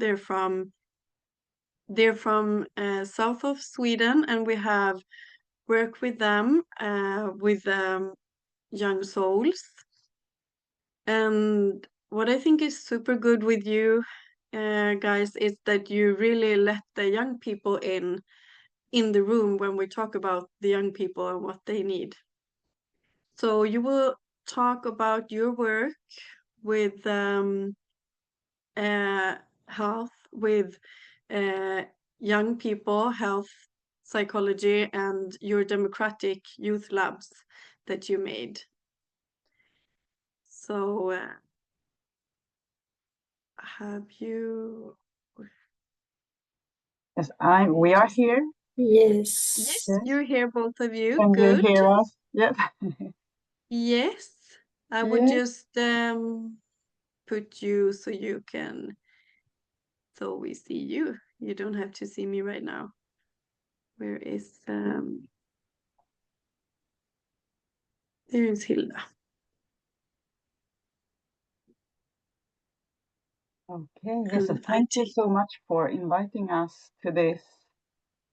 And I think the conversation you had right before the break here was like the perfect bridge to our presentation, because we are working with innovation and like how we can co-create solutions together on complex challenges that we have in common, and then the importance of like awareness, mindfulness, and also courage to step into the unknown together. So it's really related to our field, I think. So yes, so my name is Anna, and I work at the Region Blekinge, and we're gonna come to that a bit later, I think. And I work together with Hilda. Then you can present yourself. Yes, my name is Hilda, and I work at the municipality. Is that right? Yeah, in Karlskrona as well. And we also have some other colleagues from other organizations that we work together with. I think we will show it also in some of our pictures later on. Yes, I'm trying to share the PowerPoints now. Maybe you can see this PowerPoint. Yeah, yes. Good. And we really love the title that you put on our the session, the Karlskrona experience. So yeah, we're gonna tell you a little bit about our project that we have been running here for some time. And we met Ida and Ina during this project, and then we have been cooperating a bit since then, and we are very happy for that. So yeah, I just put a picture here in case you don't know where we're from. So we're located here in Karlskrona, which is in the southeast corner of Sweden, and right now it's snowing here. It just began to snow, big snowflakes. So that's nice. So our project then, it's two projects. The first one is called Mission Mental Well-being in School. We try to translate it to some kind of English, and that one is finished now and has like flown over into another EU-funded project that's called Mission Youth Leading the Way. And why are we running these projects? Yes, because we can see that children's well-being and school results are not improving. It's actually the opposite. And that's happening despite a lot of actions with good intentions, but still we cannot really like find, get to the roots to this problem. And our take on this is that the current system that we are living in is hindering us to tackle this challenge in an effective way. And our mission then is to develop new tools that are better suited for complex societal challenges like like the mental well-being of children and youth. So our calling question is like, how might we work better together as a health promoting system around young people in Blekinge? So Blekinge is the region where Karlskrona is one of 5 municipalities. So that is like, how can we are many different actors here in the system, but we can see that we're not the sum of our collective actions are not like as good as it could be. So how can we work better as a system around young people and not be like reactive? So we started the first project in April 23, and we are running another 9 months or something until end of August next year. And what we're doing is to explore something that is called a missions-oriented approach on a complex societal challenge. And that means that we are working with innovation and especially system innovation. So how can we innovate and work in new ways on a system level, not only on an individual level? And like our strategy or the idea we have is to support the emergence of a multitude of cross-sectoral initiatives. And if we can do that, that can like create a movement that can change the system into a more health promoting system. So a lot of different actions in everywhere in the system can like make an impact. And what you see on the right side here is the report from the first project. And then what we have seen as a very like basic fundamental insight is that the voices of young people are not included in the problem solving and decision making of issues that concern them. And there are too few arenas where the perspectives of like the people with power and the decision makers on the one hand, and the young people, like the target groups on the other hand, where they meet. So we wanted to create more arenas where this can happen and where both sides can have like a first-hand experience of meeting with each other, and not in a relation like a power relation where one is a teacher and the other one a student or something else, but more in an equal manner. And also like this, what we could see from the young people when they were participating in our workshops was like only this, that a grown-up was listening to me promote health and gave like less anxiety. So just this a feeling of being heard. We don't even need to come with a solution or something. We just need to listen, and when we do that, we create health. Yes, and one important insight as well is that maybe it's lowering the anxiety of the young people, but it's also a healing experience for us as well. It's not like we're only giving them something. They're giving so much back in our understanding of ourselves and also of the solutions as well. So it goes both ways. Yeah, I think that was like the most, like after the everything that we did. We did many things, but we're going to talk about like these special workshops with the youth. Like the most valuable experience when we asked the grown-ups that were in the project, the most valuable experience was like to meet these, to hear the voices and to listen. That just was a totally new experience for them. I think they got in touch with something that they hadn't felt for a very, very long time. Mm. And once they have had that experiences, they want to have it again and again and again. How can we create more of these circumstances that can create this space that you have been talking about before? Like, we need to create spaces where people feel safe to meet in deeper levels than we normally do. So yes, some examples then of what we did. Something that we call democracy labs, community lab, and a dialogue for co-creation. But like the bottom line here is that young people and actors from the system co-create and innovate solutions to shared challenges. So it's not like we're going to implement a solution that we already know. We have to co-create something because we need to create something new here, because we know that what we're doing currently isn't working. So here's just some examples of the questions that we have been inviting them to co-create around.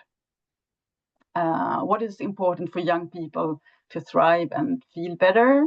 And how can contexts for young people be developed so that they support everyone to feel safe and well? And also we were working with a school, with all the staff and all the students on that school around their relations. Like, they wanted to improve their relations at that school. So how might we together create a school where students and staff have good relations and where we can learn and develop while having fun? And then the community lab was something we did with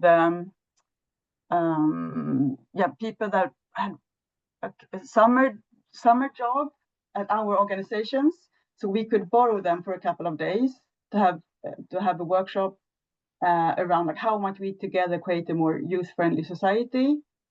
And then we had this, we call it actors from the system, like the grown-ups with power to come also and to co-create. But everything was like, the young people are leading the way forward. So we have to listen to them and take the steps according to how they, the development must be based on them and their priorities.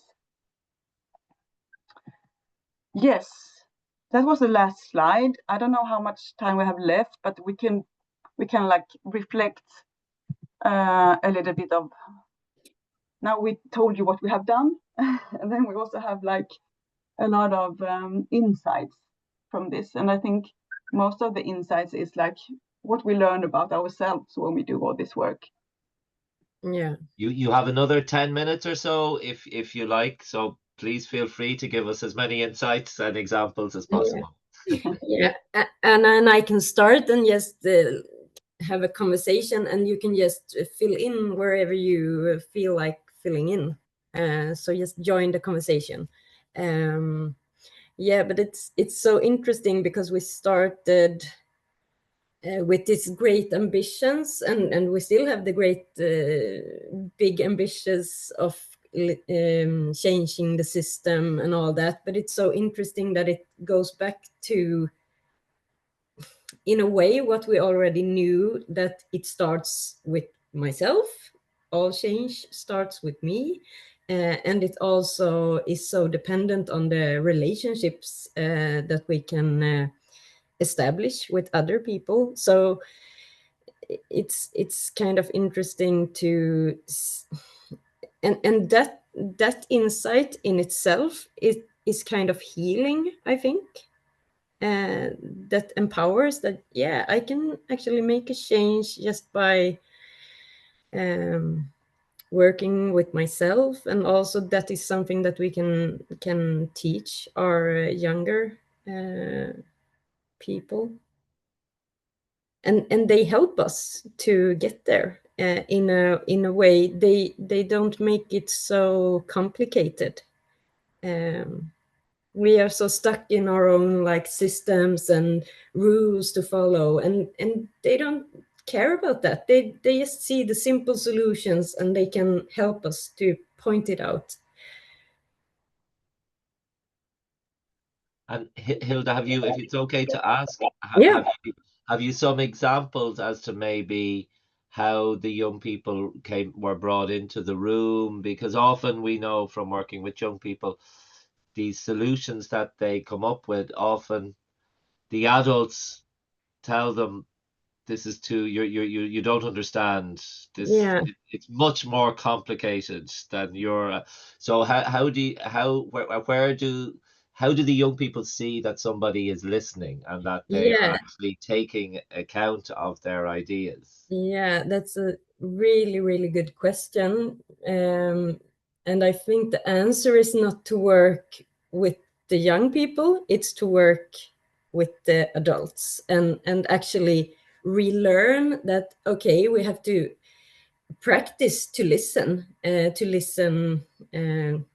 carefully and to not interrupt. And so we often have to both prepare the youths in feeling safe and psychological trygghet, safety, yeah, and create those spaces that you have been talking about as well.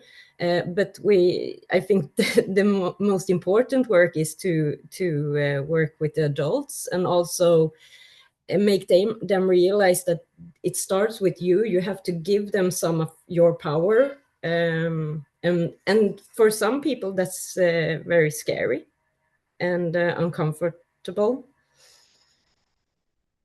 Yeah, and it's not only about like finding solutions together, it's also like defining the problem together, because the problem according us is not the same as it is according to youth. So yeah, to start here. Yeah, exactly. It's good to start with that. Like, do we have the same picture of what the problem is, or do we have to start with taking in more perspectives on the problem before we go to solving it? We have some hands. Just you can just jump in. Okay, I'm not sure what I want to say is fully formulated, but we'll see what happens. Yeah.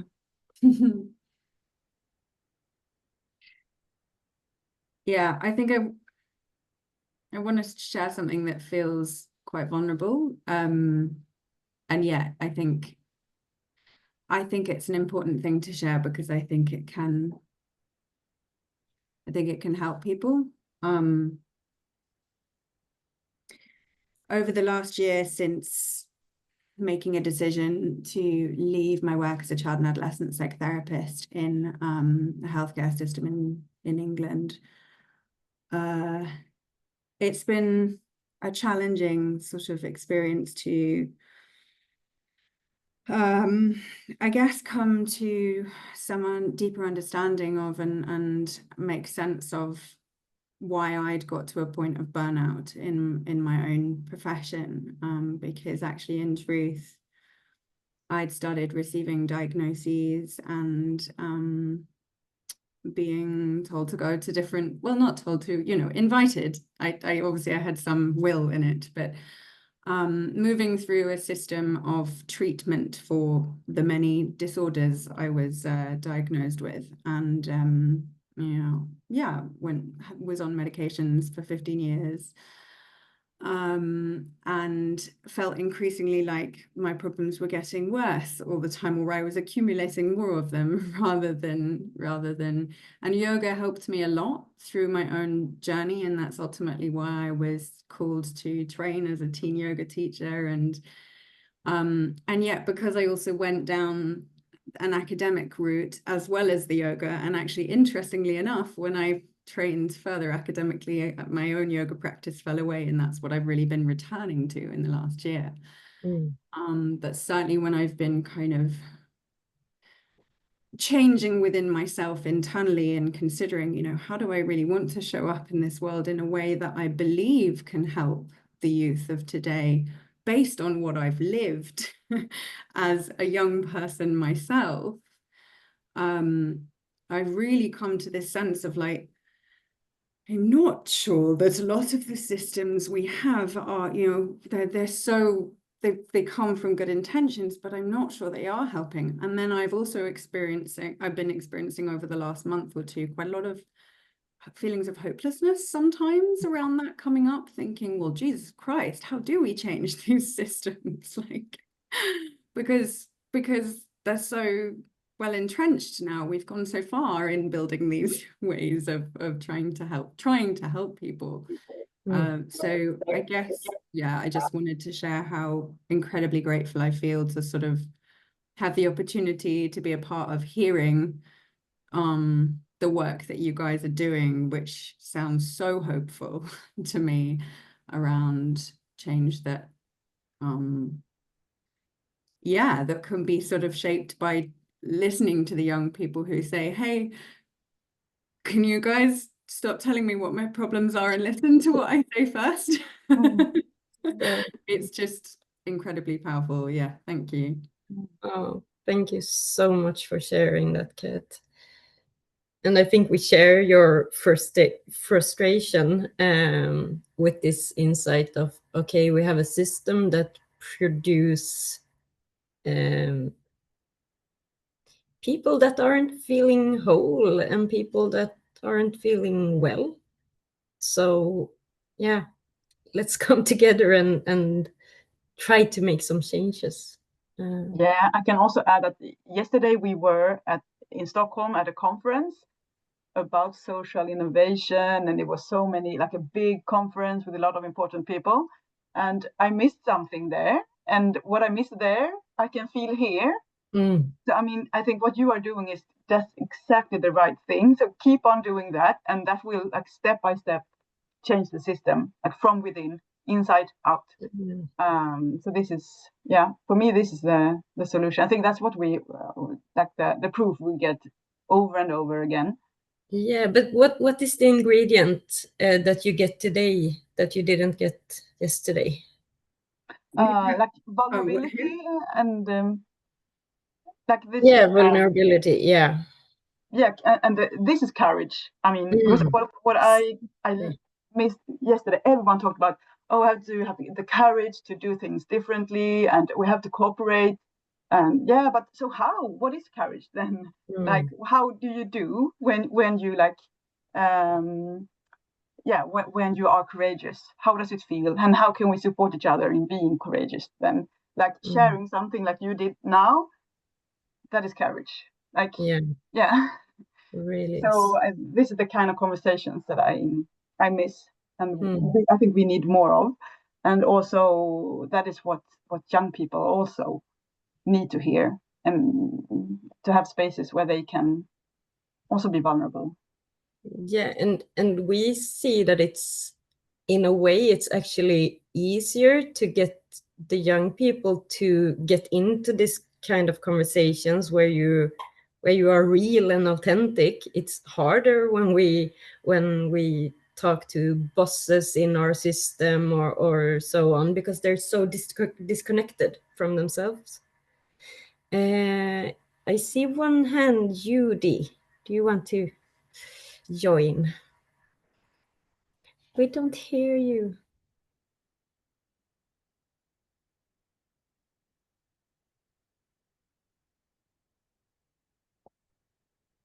Judy, we can't, I'm not sure, is it the mic or is it, you don't seem to be muted, but we can't hear you.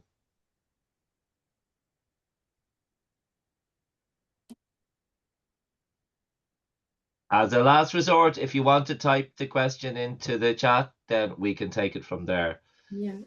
But it's really really empowering from our end to know that within the kind of the structures, if you like, that often young people feel they see a big wall between them and the local municipality or the local, but to see opening of doors and listening ears, I think that's really powerful for young people who feel, especially a lot of the young people that we might work with, they feel excluded from most elements of power in society. So to start to create those channels and those spaces and those structures is really, really empowering for us to know that when we start working, that from the young people that maybe Nina showed in that room, that in a Ljubljana context, that the lessons start to emerge, that those young people need to be given a route to be able to talk to decision makers, and decision makers, as you said, Hilda, need to learn how to listen,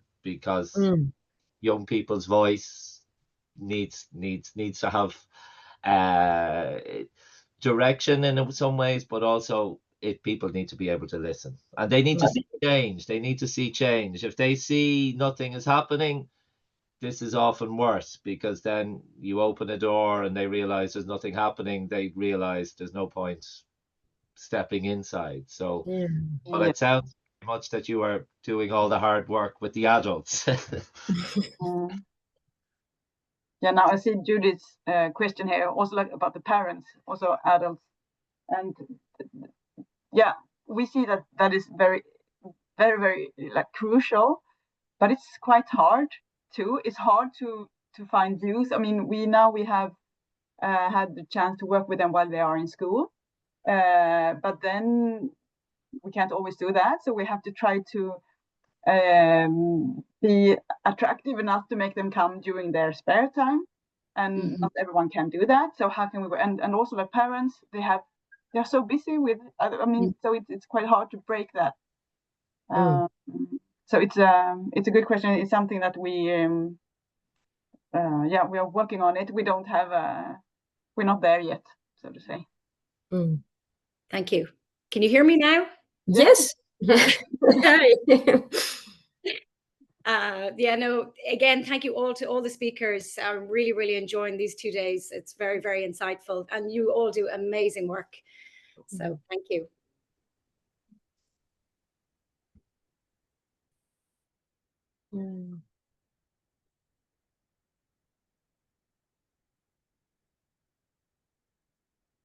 Paul, are you saying something to us all?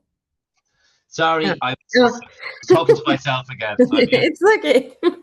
Used to talking to myself. But again, just to thank you for that input. It really, again, it just gives us extra energy to know that when we're working with young people and youth workers, that there's channels and avenues to bring them. When we start encouraging them to have their own voice, to be able to look at the issues in their community and to understand change is a process that they need to be part of.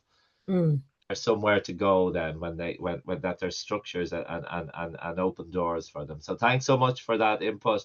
And again, please stay around as long as you can. And it's really interesting.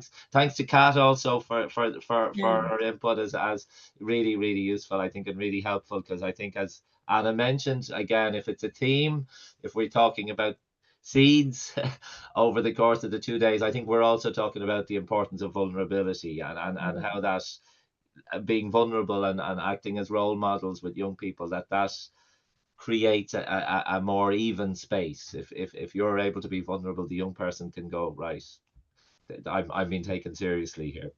So thanks again for that. And if it's okay now, we'll pass over to Karen. And Karen is going to talk about ADHD and youth well-being, and Anna's involved from a research perspective. So if that's okay, Anna, you can give us a little bit more than that in terms of what you'd like to cover with us.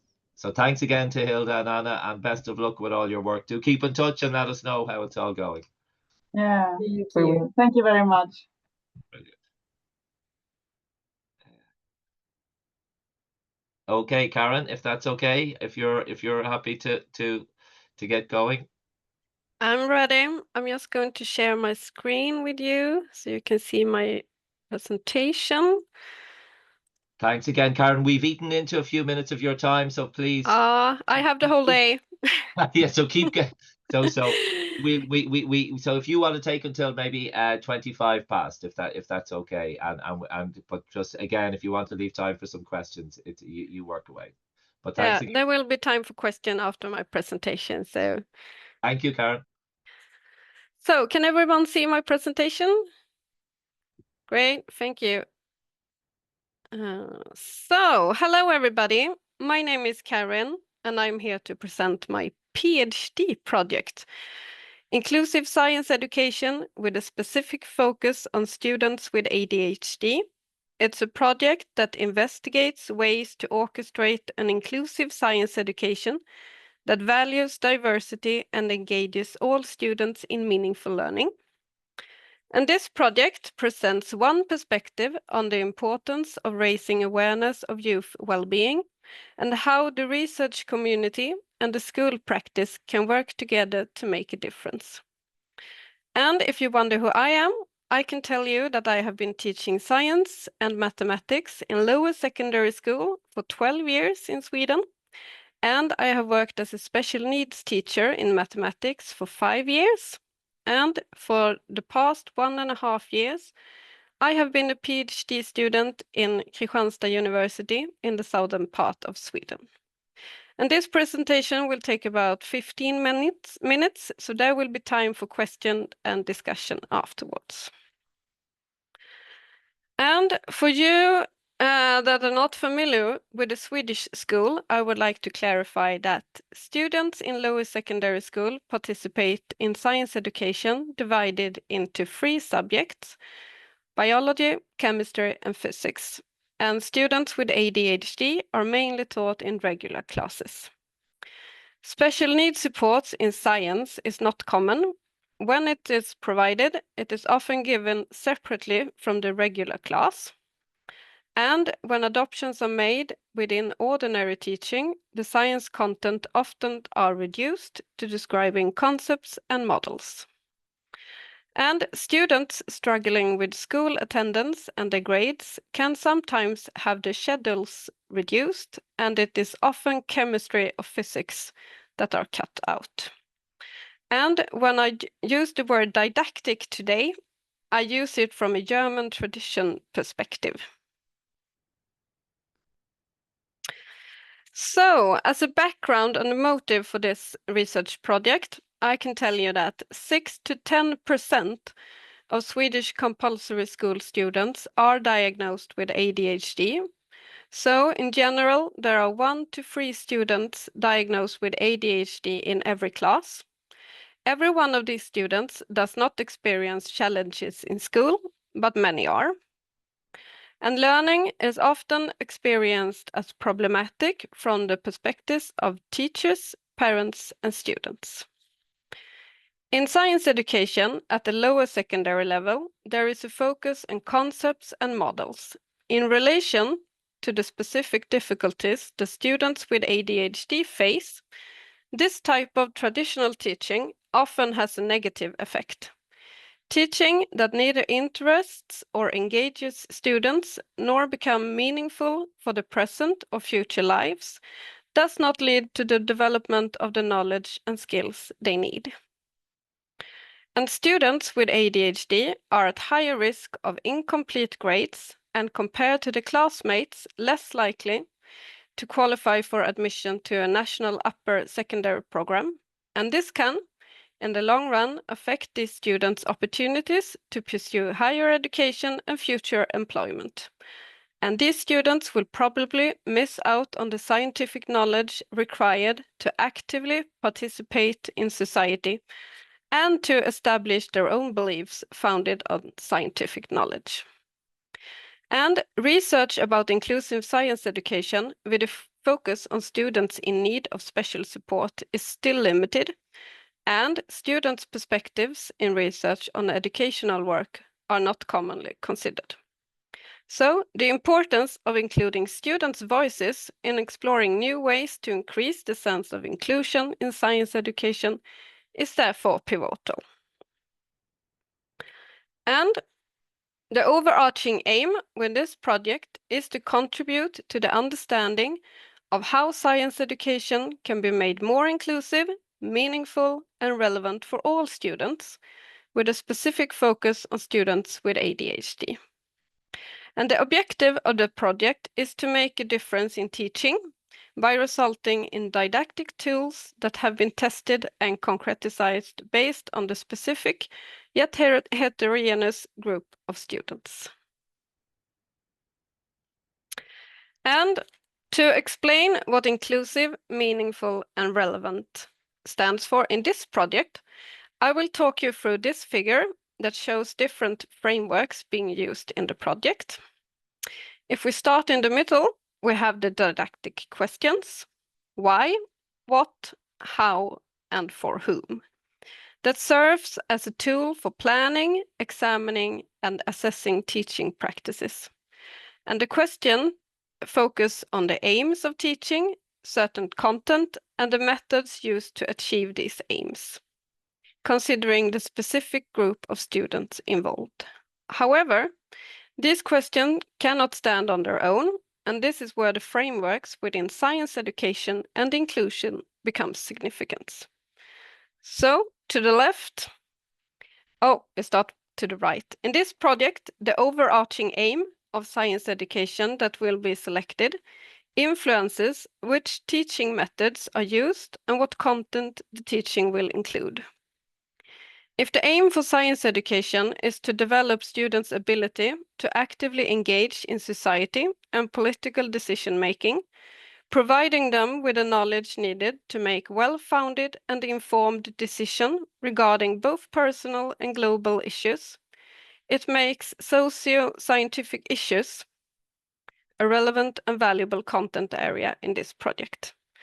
The content must be something that engages the students, perhaps a local and environmental issue or something that is connected to the students' everyday life, as the raising debate about fast fashion. And to the left in the figure, in a traditional special education perspective on difficulties and inclusion, the student's lack of abilities is considered the cause of the difficulties. This often leads to special arrangements in which the student is separated from the class. A more recent perspective emphasizes that difficulties also depend on the context in which the students find themselves. And this forms the foundation of this project's view of inclusive education. It's an education in which differences are valued and students' abilities to work and learn together are emphasized. In classroom discussions, everyone is involved and teaching is conducted with shared goals in mind, fostering a sense of community. And one possible framework for promoting inclusion is Universal Design for Learning, UDL. And when teaching is planned according to UDL principles, lessons are designed based on the diversity of the students in the group, with the aim of making individual adaptations general and accessible to all students to improve inclusion. It involves deliberate planning to ensure that everyone can participate in and complete the tasks. And we also have the frame factors that are important, and in this project, the group of students and time available will be a factor as well as the national curriculum.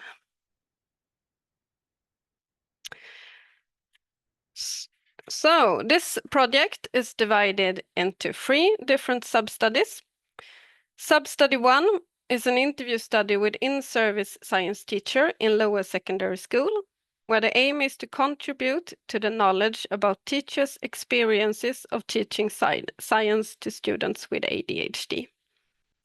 Sub-study 2 is an interview study with students with ADHD in lower secondary school, where the aim is to contribute to the knowledge about students' experiences of taking part in science education. The results from sub-study 1 and 2 will, together with earlier research and participating teachers' preferences, set the agenda for sub-study 3 that will be conducted next fall.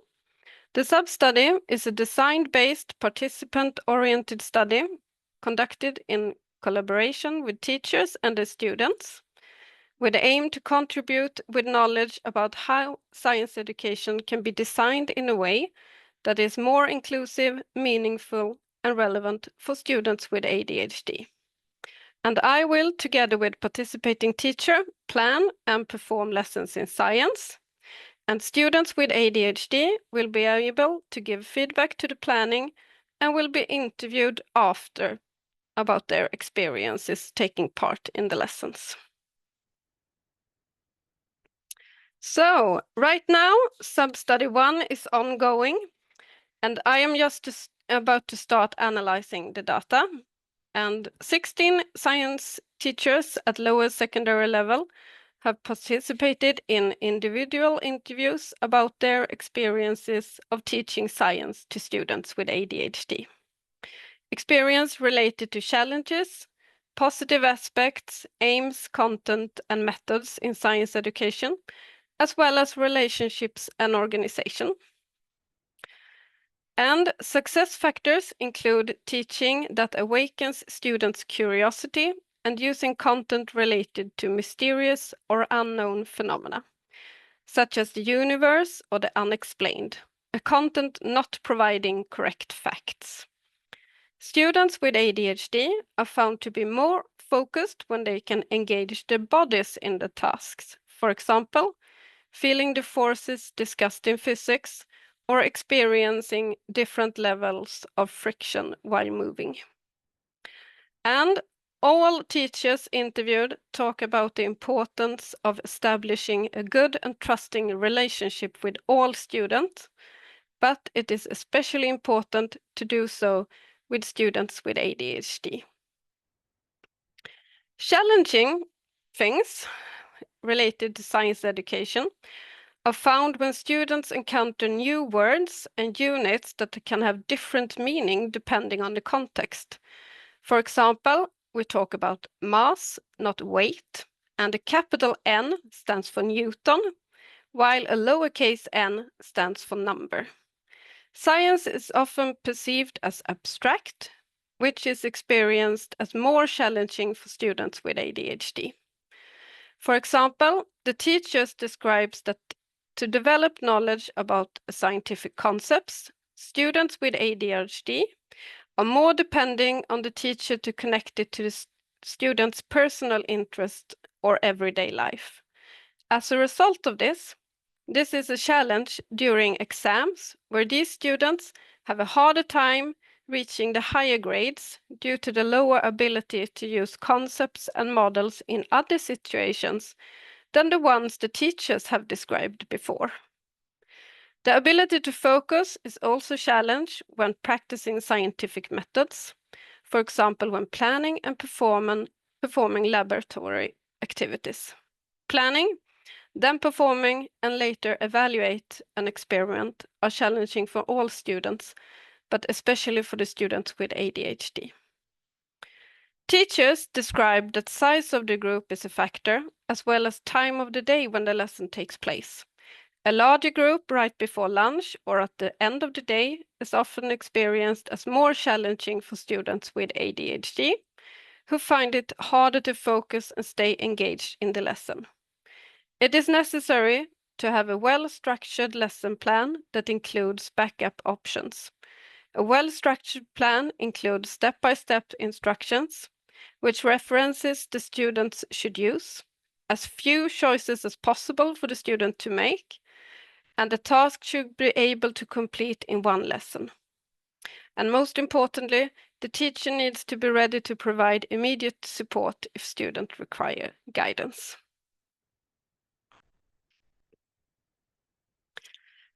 So, in this project, students and teachers' voices in combination with previous research can contribute to the developing of a more accessible science education for students with ADHD. And the project can highlight innovative teaching approaches that value diversity and support students' agency and participation, and provide insights into how traditional teaching methods in science education can be challenged. And thank you for listening to me talking about my research. Youth well-being is an important subject, and school plays a major role in fostering children who believe in themselves and their abilities. And if you want to contact me or stay updated on the progress and future publications, feel free to send me an email or follow me on Instagram. There might be some pictures of my cats. They are really cute. But most of the content I upload are related to the project, and I write in both Swedish and English. Thank you so much. Thank you so much, Karen. That was fascinating. Really interesting to hear how your research is going. A very relevant topic in terms of those ideas of inclusion and trying to look at how you value difference. I mean, they're very important topics for all of us in our work. You might give us some ideas. Just if people have questions, please do jump in. But just to kind of give a sense as to some examples of just engaging with in the classroom with the teachers. Just some practical examples of taking it away from the research perspective potentially for a second, and just looking at the kind of that idea. We've talked earlier on about the idea of how do you get teachers to buy in to your way of thinking, your messages. So you might give us some examples as to how did you get the teachers to come with you on your journey, and then likewise for the young people, for those young people dealing with ADHD. How did you get them to say this is a good idea? We'd like to work with Karen on this. Well, I'm not that far yet, so I haven't been Okay. speaking to the students. The National Ethics Board has to come with an okay before I go close to any students with ADHD. But there hasn't been any problem at all contacting teachers. Everyone I have been contacted about an interview has been positive to the project, and 16 was interviewed, and they were all positive about sharing their experiences, both challenging ones and successful experiences. So the teacher in me was really happy, and my heart is pounding for both the teachers struggling and the students meeting the teachers struggling. Brilliant. Thanks for that, Karen. I see Kat. Do you want to come in there if you've a question for Karen? Yes, please. I'd love to ask a question. Thank you so much. It was really, amazing to hear about the work you're doing and your research. I was particularly curious and interested in this finding that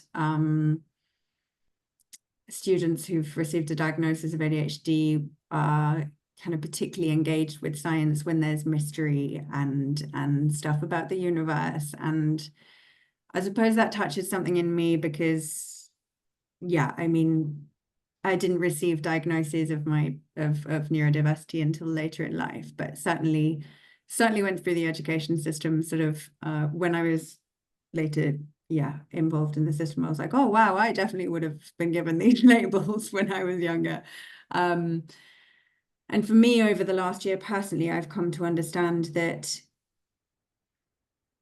I feel some of my struggles with some subjects was because I was seeking what I find in spirituality, that I find mystery and understanding of quantum mechanics and the kind of deeper aspects of science, which can also be found in nature and everything, of like sort of, well, what are we really doing here? Like, what's this all about?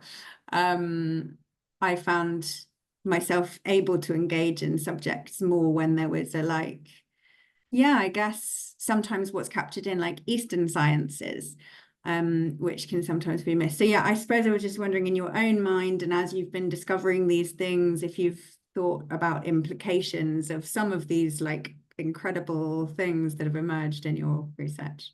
I really enjoyed the teachers telling me about the mysteries in science, because science education struggles with a traditional point of view, and the students are tired of the correct explanations from science, and they want to discover things by themselves and see the different perspectives. And it's a challenge for the teachers to approach these perspectives, but in teaching the universe, we don't have the answers, so no one can answer.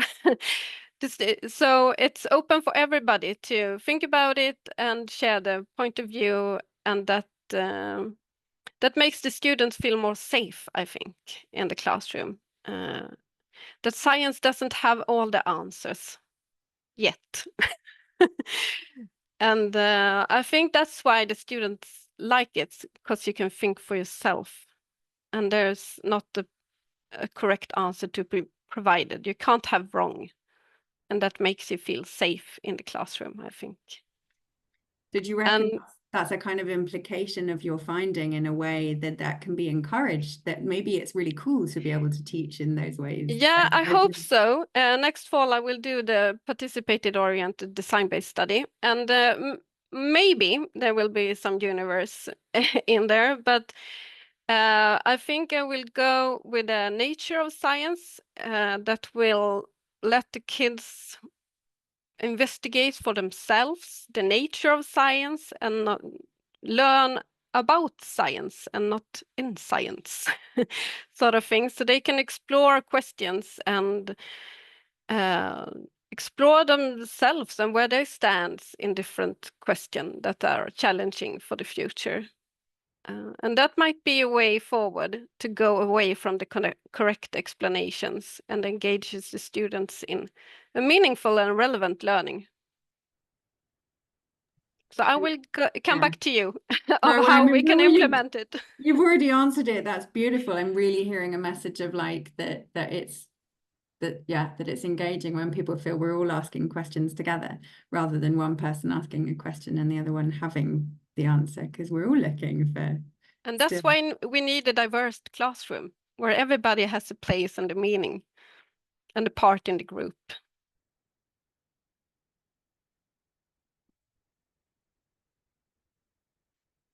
Sophie, would you like to come in there with your question? Yes, thank you. Thank you so much for your work. It's indeed bring lots of hope. And I suppose that I think that people on the ADHD spectrum are more using the right side of the brain, not the one with more playfulness and to be more wise, instead of the left, which is more the planner and the language, which I think it's an issue at school, because it's really, I think the way we teach is really like from the left side, engaging the left side of the brain. And there was a talk recently by Dr. Jill Taylor, the one who described her stroke from the inside, and the podcast of Diary of a CEO. And she saw that, in fact, we can train to engage more with one side of the brain to balance if we are too much on the other side. And she also showed some special glasses. I don't know if you ever saw that. So according to which little area you will lift, it will help you to engage more the left brain or the right side of the brain. So I was wondering if this thing between the right and the left side of the brain was part of your studies as well. Well, I'm not going to study the brain assumption. It's the school and how the school can adapt to the students with ADHD. So it's more about how the education can be performed, the teaching can be performed, so it suits everybody in the classroom. And if you are a better listener than reader, you will be able to listen to the text, but it will be able for all the students in the classroom to do that, not just the ones with ADHD or dyslexia or something like that. So the project isn't focusing on the abilities of students with ADHD. It's more a focus on the teaching and the subject. Is that an answer to your question? Yes. It's just, I think with ADHD, there's lots of anxiety that is created. So it's amazing that your work will help with that. And I just hope that the students can hear how amazing they are, how despite also having some issues with the education that will change, but will take some time. But thanks to you, there's lots of hope. Thank you. Thank you. Yeah, it will take some time. We know about the inclusion, but we don't know how to do it yet. So we have to be open and work together with the school practice to come up with new ideas. And I hope my project can be one way to do that. Thank you so much, Karen, for that. And again, I think it echoes our previous contributors, Hilda and Anna, just in terms of, I think your participatory approach is allowing the voice of the young people to help to shape what the response is, if I'm understanding your Yeah, the voices of the students, that's where my heart pounds the most as a teacher. That's a So lovely way of putting it. that's the one thing I'm looking forward to in my project, to raise the voices of the youth in the research community. Brilliant. We can all say amen to that, Karen. That's great. Thank so you. Thanks so much for that input, and please keep us updated with your research. If we will send on those links that you've shared with us. We will, when everybody gets their pack, probably early next week, we'll make sure that they can check in on your research. Thank you. Might keep us updated. So thanks so much. Really valuable, really important, and I hope it can be shared internationally as well, because these same issues are going to be in all our countries, in all our schools. So thanks. Our next speaker is currently in Mexico, and I think her timing is slightly different in terms of even us trying to get from Irish time, UK time to Central European time. So I'm going to ask if it's okay for Urska, if you can hear me okay, if it's okay for you to take over this next slot. If that's okay with you. I'm sorry to be putting you on the spot, but it'd be great. We're looking forward to hear. You might introduce yourself first and tell us a little bit about your youth work. Is that okay? We'll. So thank you, Paul. Yeah. I will also. Do you hear me well? Because I had. Okay, good. So thank you for your invitation, and shout out to Nina. I think your Slovenian partner. We met a few years ago and kept in touch, so I was very happy to got her invitation. I'm currently in an in-person conference, so kindly they offered this space that has lots of echo, but I will do my best, and if you hear me, that's fine. So I shared in the chat my presentation, which I will also share screen, but just because I added many links and we will not go through all of them. So I always try to give snippets of things and then have other people explore it. But my name is Urška. I come from Slovenia, from Ljubljana, the capital, and I'm a youth worker by heart and profession. And during my presentation, I will explain also a bit more why. So allow me also to share my screen, just a second, and set my timer just in case that I don't go. Okay. You see the presentation, right? Okay. If there are any questions in between, please write it in chat, but if not, I think also in the end will be time. So yes, my presentation or my 20 minutes were titled in the end, Innovation and Creativity in Slovenian Youth Practice. And I was asked, is this okay? Do you want to change the title? Because with Mina, we talked also a bit about some other possible titles, but I said, no, I think let's keep it, because I think innovation is diverse. So it doesn't have to be that you invent hot water every time. I like to joke that sometimes you need to bring it to those who don't have it yet. And innovation and creativity are also diverse and different in a way where, in which space they appear. So for some Slovenian schools, for Nina to come with yoga into the classroom, this was crazy innovation.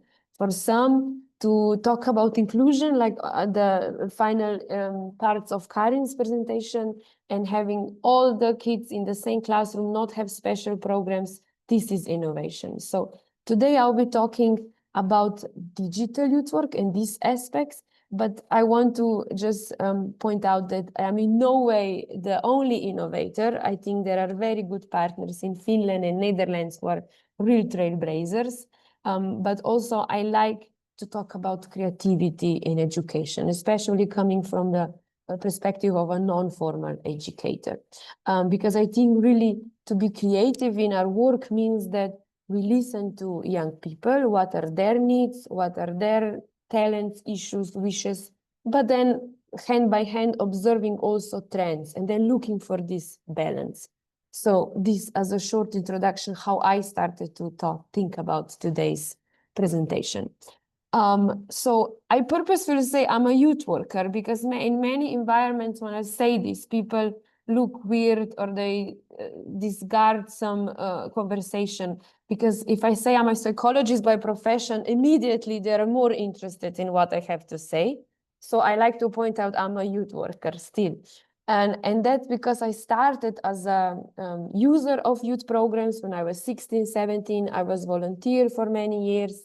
I did my studies, I did extra certification, but I stayed in the youth field because I think it offers these great environments that next to formal education and informal education can be this safe space for young people to test, to experiment, to try out like real problems, real issues, and also explore themselves, their interests, their talents, their need, make mistakes, be okay with them, and have mentors and coaches who can help them overcome whatever issues they have. And I see kind of in 4 steps today's discussion. So one thing I really believe is that learning happens on every step in diverse spaces. Second is that I am very keen to talk about and encourage self-directed learning, especially in today's times when there are so many opportunities how and where we learn. Then I want to talk a little bit why change can be scary, especially when we talk about digital in the youth work, because we are very, I don't want to say analog, but community-based and in-person based. And to the final thing, I want to present the project for which Nina invited me to come here. But a little bit about what we do at TIPOVE, which is my core institute. We really believe that young people, have this potential. They know what they want, or if not, we offer them space to discover what they want, and they know what are the challenges they face. So if we listen to them and give them space to talk about them, they are also the ones who can come up with solutions for this. So I think young people are these bringers of change, and we should offer them space, that they can be the voice of their communities. That's why, in TIPOVE, really encourage through various programs. Mostly we do workshop in schools, in other youth organizations, in co-working spaces.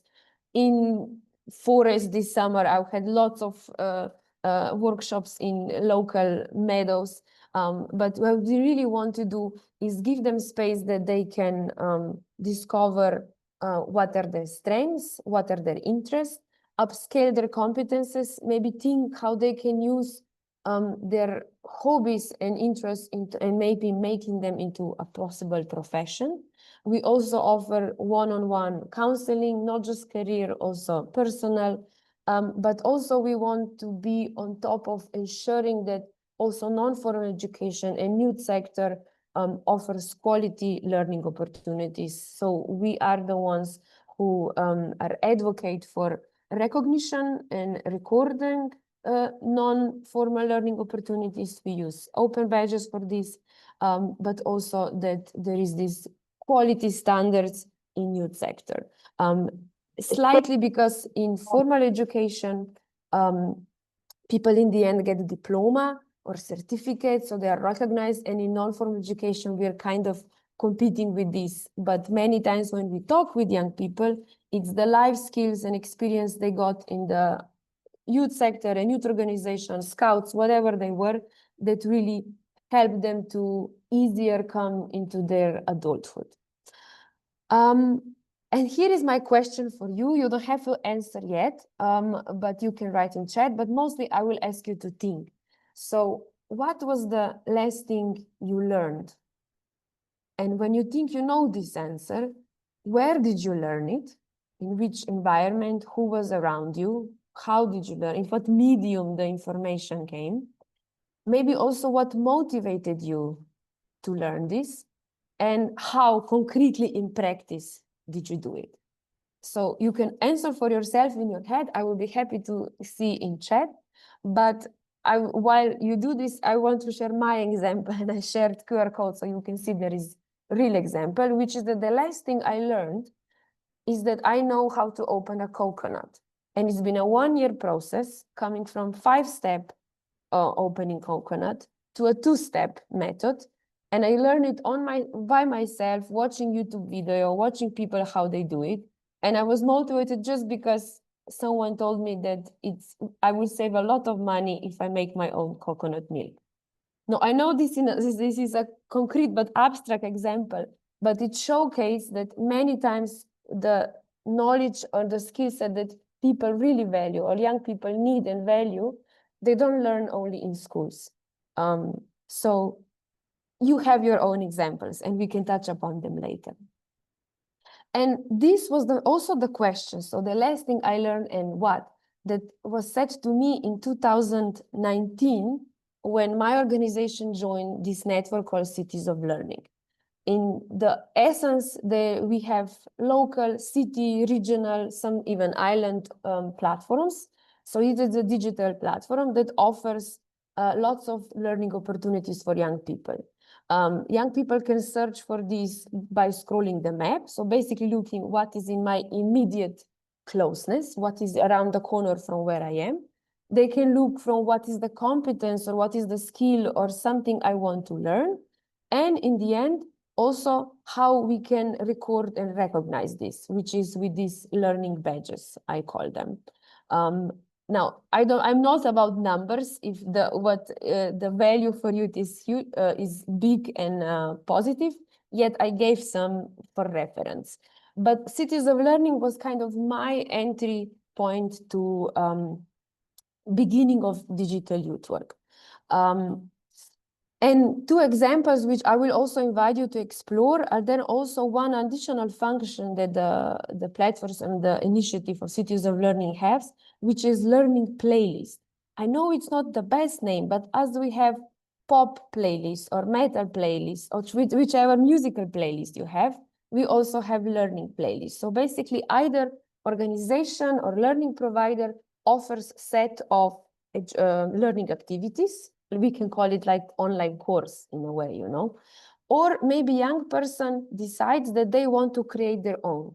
So if I want to teach myself about mindfulness, I will go to Nina's class, I will learn a book about it, I will listen to podcasts, I will go to some other class, I will go to someone, and I will put this in order and expand my knowledge about the topic. And this will be my learning playlist. And the 2 I shared with you, first is, they're both in English. First is really aimed to professionals, educators, though also young people can use it. And it touches the topic of compassion, how to bring it to your work environment, how to lead with compassion. And the second one is really a team building activities, but already created for you to do it in a small group. So this, I want you that you maybe test later and see how this set of exercises can go and how learning online, but just with support online, but learning in person still can go hand in hand. We can also explore later if there will be questions concretely how it looks. Now, why did Cities of Learning start? It started partly due to, of course, the global economic and all, which is that, you know, in formal education or in, there are not yet so many educations for what we would call professions of the future. So there was this need that maybe there are other spaces when young people can learn crucial skills that they will need then to enter the labor market. But this is very, you know, private sector economic based. I think what I like about Cities of Learning is that it offers this accessibility. So also young people maybe who don't have digital tools, but or are in rural area or don't have access to youth programs can still, of course, with digital equipment, but at least a phone, which nowadays most young people have, access quality learning opportunities. That's one thing. The second, they can teach or learn with their own pace. So maybe not in a classroom, maybe not in 1 hour and a half, but they can expand it in a week exploration. And also that all learning is recognized. For me, this is the strongest. I always like to give examples of sport, especially team sport, because when I talk about leadership with my colleagues, this is not maybe something you learn in school, but if you were part of a team, you learned how to communicate, you taught how to lead, how to maybe find compromise, how to be flexible. So all these life skills, which maybe in every classroom in school we don't learn, but maybe in youth sector, in a yoga class, in a programming session, you can learn. So about learning in every space. And this is connected to this, that we young people, as much as also us adults, they are not one homogeneous group. You know, you have super motivated one, you have those who are not, don't want to learn some topics, then you have those who have learning disability.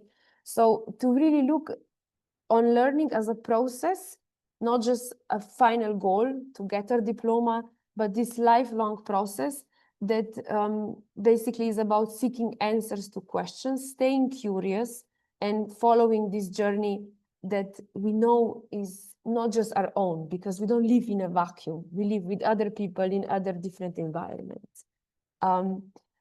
Here I shared, I don't know them personally, but I keep going to their 4 basic needs that they talk about, these 2 authors, because when we talk about digital youth work or coming from analog to digital, many experts say, oh, because the need of young people or need of the world has changed. And I think, but if we really look deep down, our basic needs stay the same.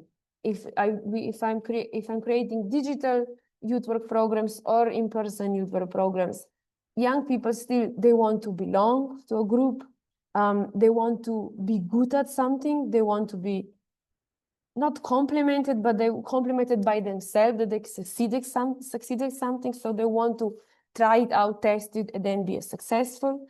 They want autonomy. They want to take responsibility for their action, for their decisions, and generosity in a way to be aware that their life has meaning, has purpose through connection with other communities. So especially I like to bring those 4 up, especially when we talk about digital spaces and digital transformation, because we're looking, and young people are looking for the same 4 things. So yes, how to then address youth and youth work in digital age? My good colleague shared this 3-level idea about me, that young people are either on digital, about digital, or with digital. So it's not just what we do and teach, is also how we do it, where we do it, who does it. And then also to think that we don't have to go to digital practices just because it's now modern and hip, but we have to do it purposefully. So when I have workshop on digital transformation of doing digital practice in youth centers, I always ask, do your young people really want it? Do they need it? And is it something that you want to do? Because not every youth organization now has to also have digital youth work. But if we do decide to do it, to think of it as a long-term process, that it will take time and it will need flexibility all the time, because the changes are so quick. And I still remember the first time I saw the TED Talk from Ken Robinson, who said, you know, we are educating kids today for the world we don't know how it will look like. And if this was true 20 years ago, I think 2004 was his TED Talk, imagine what it means today. And also one historian said that in the last 20 years, there was more changes than it was in the last 300 years. So these fast-paced changes can be really scary. But reality is also here that we now are dealing with generations, with kids, with youth who grew up with these digital spheres and digital spaces. For them, it's not so new. For them, it's something that happens every day. And also, when we say this, doesn't always mean that they want to be on digital all the time. Many times young people come to youth programs and go, oh, can we just be without phones? Can we just talk today? Can we create something together? So I think despite all the statistics that how many hours per day and what young people are doing online and what are the dangers, of course we need to be careful about this, but also know that in youth work, we're using same ethics, same method, same principle, just maybe with sometimes new tools. And the levels of digital youth work, which I mentioned before, are these. Either as youth organization and educators, we are present on these digital platforms, which is the Cities of Learning, could be one example. Maybe we work with digital, so either doing digital tool from the everyday known Mentimeter hood to then maybe also, I don't know, testing VR environments or something, or we are about digital, meaning that we educate other people and how to do it.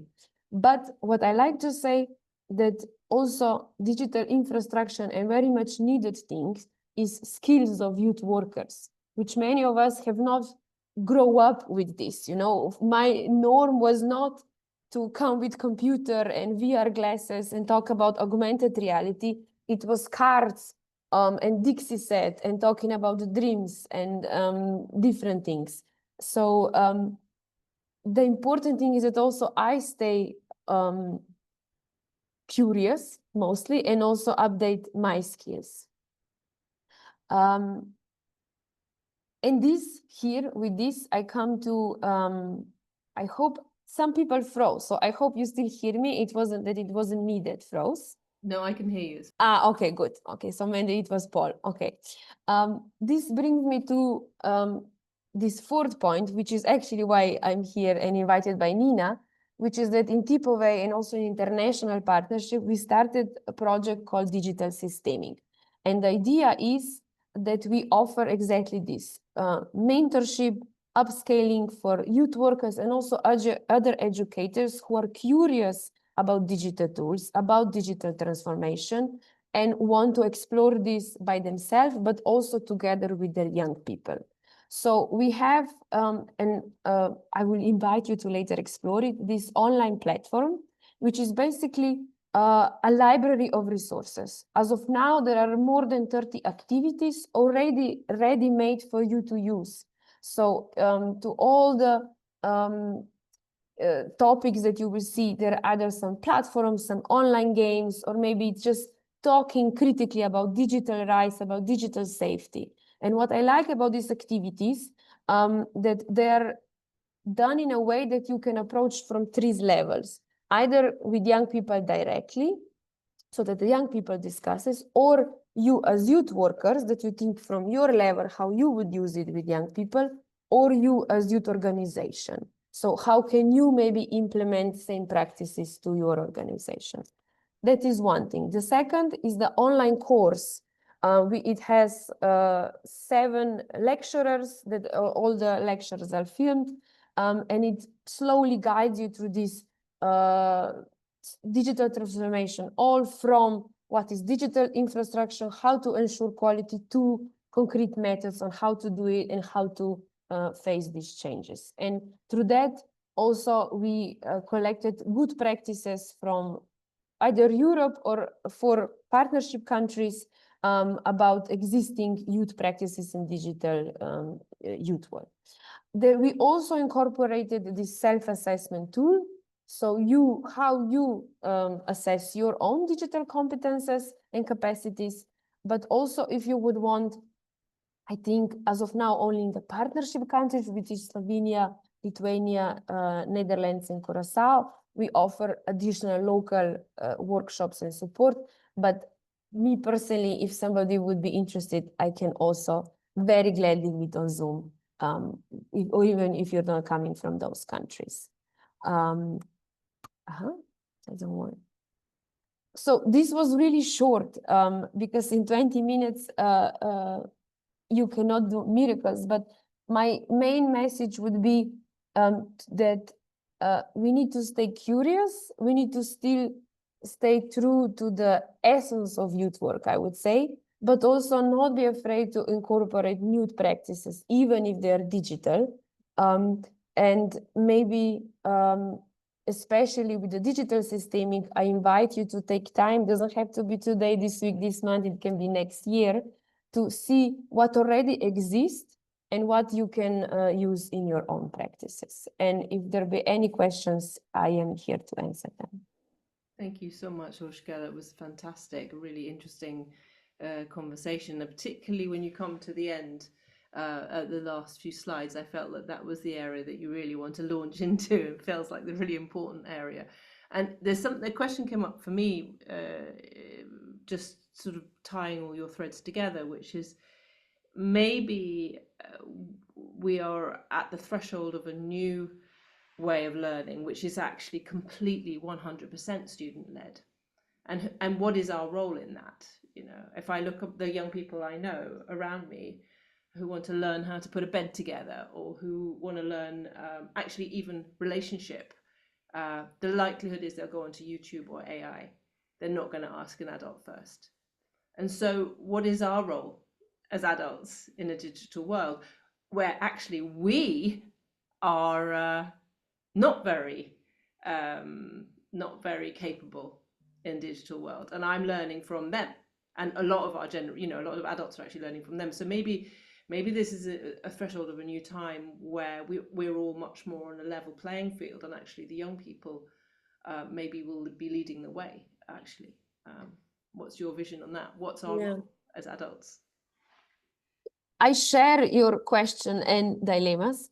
I think it was, I think they're called Institute for the Future. A few years ago, they did this research. It was called Global Youth Skills. And they followed, I think, 10 young people in this long-term study. And from that, they came up with these future archetypes, you know. But they also came with this simple checklist of how future ready are you. And I'm mentioning only this because one of the 7 checkpoints was, are you ready for reverse mentorship? Meaning that we now live, that young people, we need to mentor older generation. But then the second after this was, and are you still really willing to learn from your mentors in various settings? Yes. And I think we have this great potential today that even like in workforce, there are up to 4 generations in same spaces. And maybe sometimes, especially when we talk about digital, we see it as a threat, like, oh, some other, I don't want to be ageist, but older people don't want to learn, they don't want to use new tools. But really, it goes hand in hand. Let have young people introduce us to something. So let us be open to that. Absolutely. But then I also encourage young people to be open to the expertise that older generation have. Yeah. So really to work, being lost as well as something being gained. Yeah, absolutely. Yeah. Fascinating, and a really important topic, and we cannot ignore the prevalence of digital learning, particularly in all our lives, actually. And that's why at the end of today we'll be looking at the impact of AI on young people, and particularly what the future is for AI, and what the role is of practices like yoga and mindfulness in that sphere, you know, and looking at that balance between the sort of future of robotics, really, and what role does a human have in that future, and what is humanness, and why is that important, and how do we capture that, and how do we remind our young people as they move into this robotic sphere of the value of being human, which is pretty existential. It is existential, and the conference which I'm participating today and tomorrow talks about this. And the main questions they keep asking to especially people from corporation are like, how can we encourage young people to be interested in robotic, in STEM? And I keep saying, but how can we also show you that human sciences are also still very important? Because just yesterday I saw an interview of a philosopher who is working with big data language models, teaching the AI models about ethics, about right and wrongs. But even more than this is a specific profession. Community and knowing how to build communities, knowing how to have human contact, knowing how to find yourself, knowing how to explore yourself is going to become more and more important. So educators will be more important than ever. Yes, we have information on every step. Yes, young people can find it with 2 clicks. But what we will need is them to help them to be critical about it, to know what is true, what is not true, what is valuable, what is not. And mostly, if we live in the digital sphere, how to come back. So me as a career counselor, I'll be talking about this mostly. Okay, we see our work colleagues more than we do our family and friends. When to set your borders? What do you need to stay encouraged? What do you need in your work profession? And if everything will be digital, we see now already in young people, they come to programs, we just have QR code to scan so they can earn a badge, which will help them to improve their CV. And they go, do we really need to grab their phone? So it's not that young people really want to be only online. It's maybe also like a presumption we have. And they are very much aware about need to expand and broaden your horizons. I think this is a visceral need that we become very, when we're back in touch with our bodies and ourselves, we notice that visceral need for connection, of holding someone's hand, giving somebody a hug, crying with somebody, having that smile, and we feel, and the more digital we become, I think the more that vacuum becomes very tangible, so that we recognize that. Fantastic talk. Thank you so much, Urška. Does anyone have any questions for Urška? Very thorough presentation, I think. No. Okay. Well, thank you so much, Urška. Will a link to any of your stuff? Do we just look it up? How do we access it, basically? Yes. Oh, so the presentation. More. Yeah. So the presentation I shared in chat has many hyperlinks. So you can either okay. Yeah. Got it But now. if not, I can also write again my email, and please contact me. And there's probably a QR code somewhere. Yes, there are a few.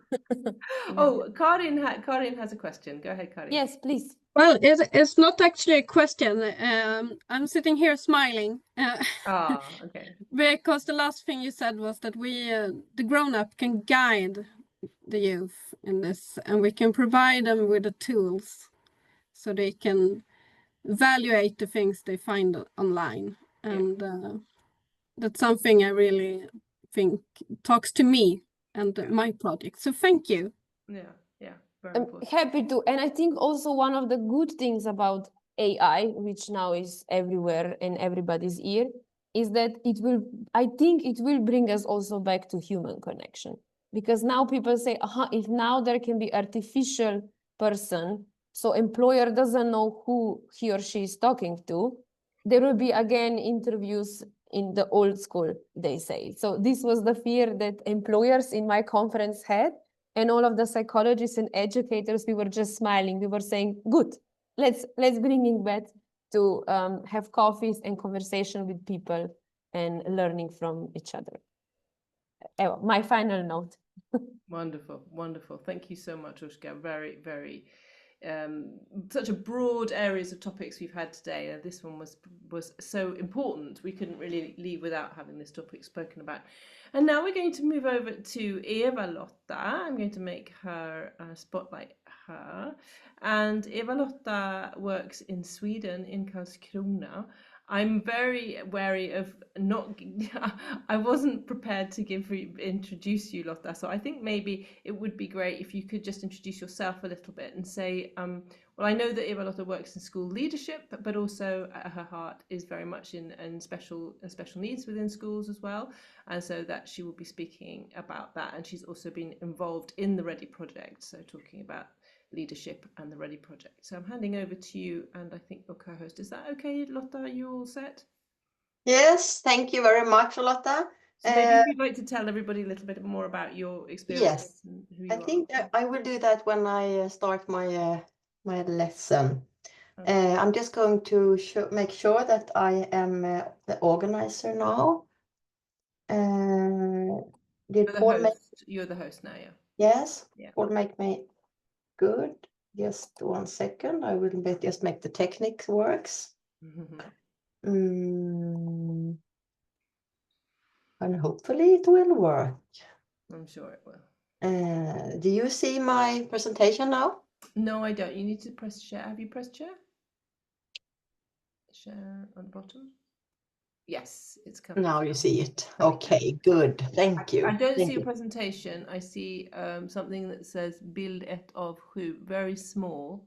So you're sharing your screen rather than your actual presentation. Okay, then I should do... Unshare and then share that presentation instead, I think. Now you said unshare and... No, you need to come off. Yes. Go to the bottom and... Use me for this. Or send it to me and I can share it for you if you prefer. Okay. I can... That'd be easier for you? I think I will... Then you don't have to think about it. Just 1 minute. You have to talk a little, Charlotta, now, so I can... Okay. Well, I mean, I would like to encourage all of us to actually, what Ushka said, what was the last thing you learned and how did you learn it? It struck me how we have the understanding that learning happens in schools. And I was interested to recognize that I actually learned something online today, which actually had a massive impact on me for my horses. So it was something I captured and I put it to practice and I learned it about my horse, and it was just incredibly useful. So I'm thinking, of course, we're learning things every single day, and often our learning is now happening in the digital sphere. So I'd love to hear if anybody else is having their learning processes. How do they happen? Laura, have you got any ideas? We haven't heard from you today. What have you learned recently and how did you learn it?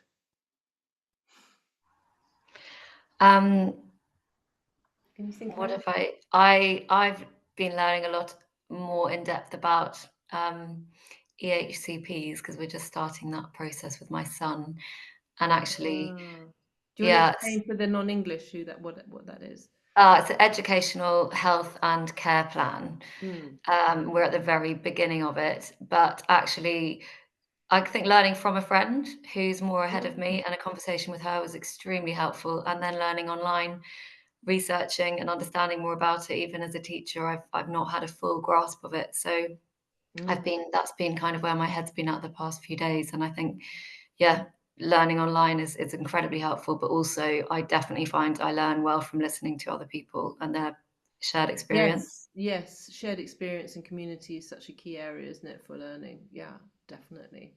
Yeah. And that's historical as well, isn't it? How we learn from just even unconsciously from our community, our family and our friends all the time, you know. We were talking yesterday about something that was very subtle, which is Lucy was talking, I think you were there, Laura, about safety in the body and how that can actually be contagious. And that's not actually even learned intellectually, it's learned physically. I feel safe with you. Oh, my body starts to feel safe. And then I start to exude this safety. So it's like there's a constant interaction between all of us in community, and I think that's a learning, isn't it? That's almost an unconscious learning. Oh, it looks like Eva-Lotta's ready. Yes, Very now nice. I'm ready. Good, you're ready. Good. Thank you. Handing over to you then, Lotta. Well done. Thank you very much, Charlotta. Well, hello, my name is Eva-Lotta Strand-Svensson, and I work as a special needs educator. I am a certified upper secondary teacher in Swedish and religion and ethics, and I also hold a degree in special needs education. I have worked in upper secondary school for 28 years, both as a teacher, as a special education teacher, and in recent years as a special needs educator.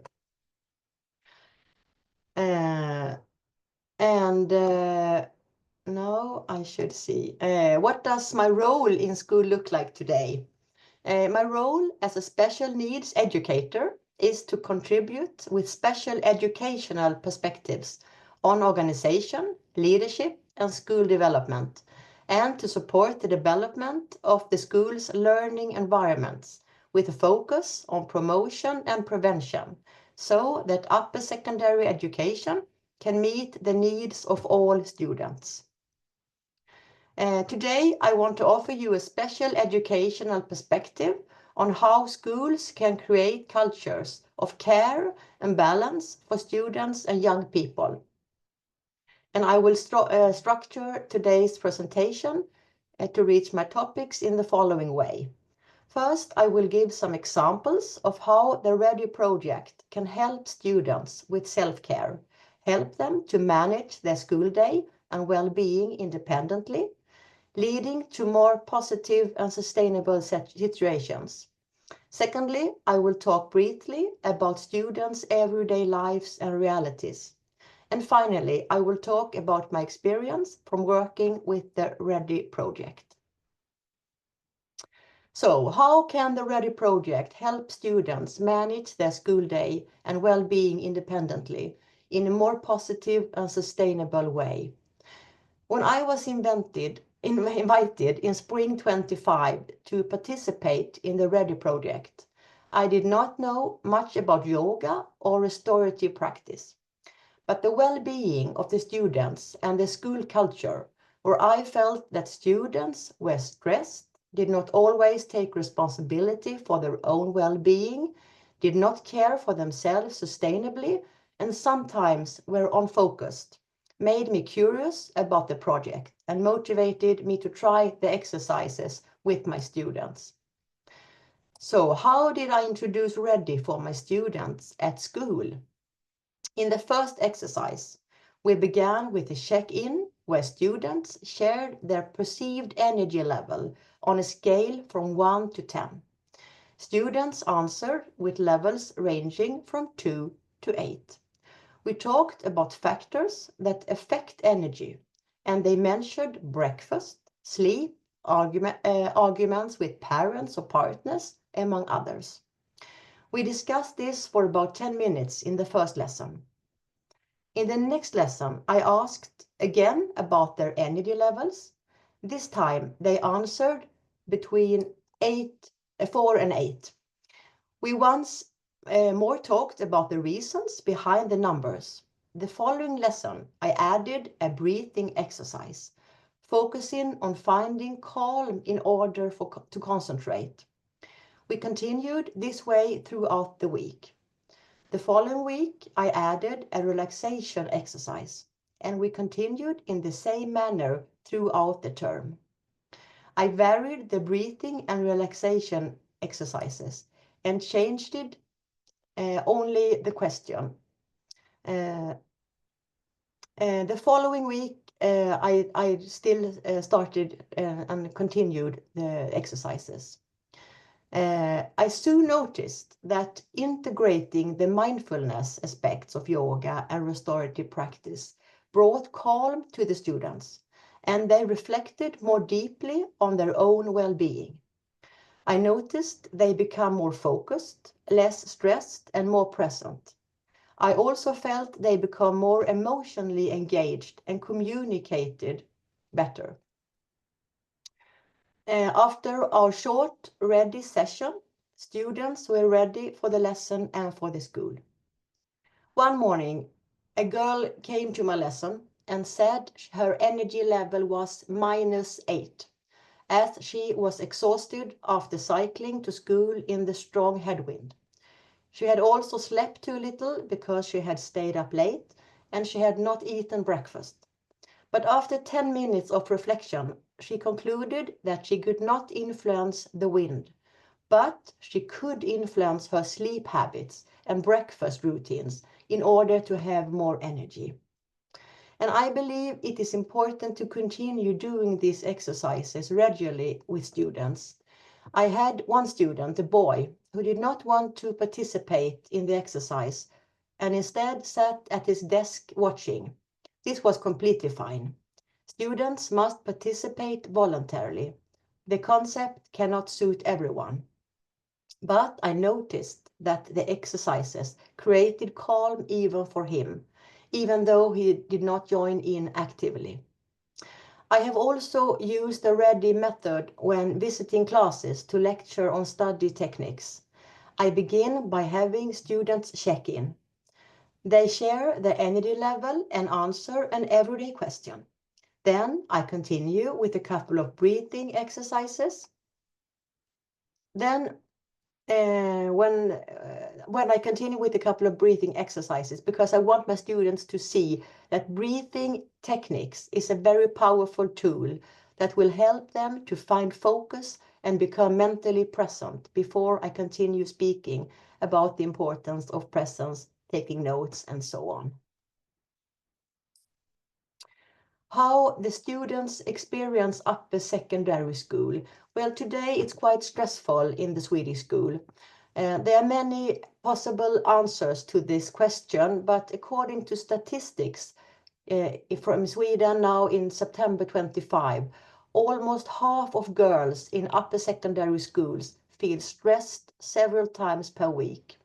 Even though most upper secondary students state that they feel very good or fairly good in their everyday lives, stress is common. 47% of girls feel stressed. The corresponding figure for boys is 16%. Stress can have many causes, but homework and tests cause the most pressure. Many young people experience health problems such as headaches, stomach aches, and sleep issues. One causes of these problems can make stress. Students who feel stressed several times a week report these problems far more often. 30% of girls experience headaches and/or stomach aches several times a week. The figure for boys is 11%, and more than 30% of both boys and girls experience sleep problems. So we need to find ways to make the young people feel better, I think. And the experience from me working with the READY project, it's very positive for the students. Finally, I can see that the method of READY is balanced, that it promotes reflection and well-being, and that it helps students understand that they have personal responsibility for their own lives, and that they can influence both their lives and their well-being. My experience of the READY project is that it provides students and young people with tools to feel better and to achieve sustainable well-being. Though I notice that it is difficult to have these sessions in bigger groups, I think that 10 to 15 students is a great number. I also noticed that you have to keep on going with the sessions for a long time to make the students feel comfortable and secure. It is also important that school leaders and principals become engaged and give time to teachers about what they needed to work with these young people well-being, and to understand the power and importance of teaching students and young people different methods for achieving sustainable well-being. We all have to be on board for it to work, but it is possible to improve young people's well-being. The READY project has proven that. So thank you for listening.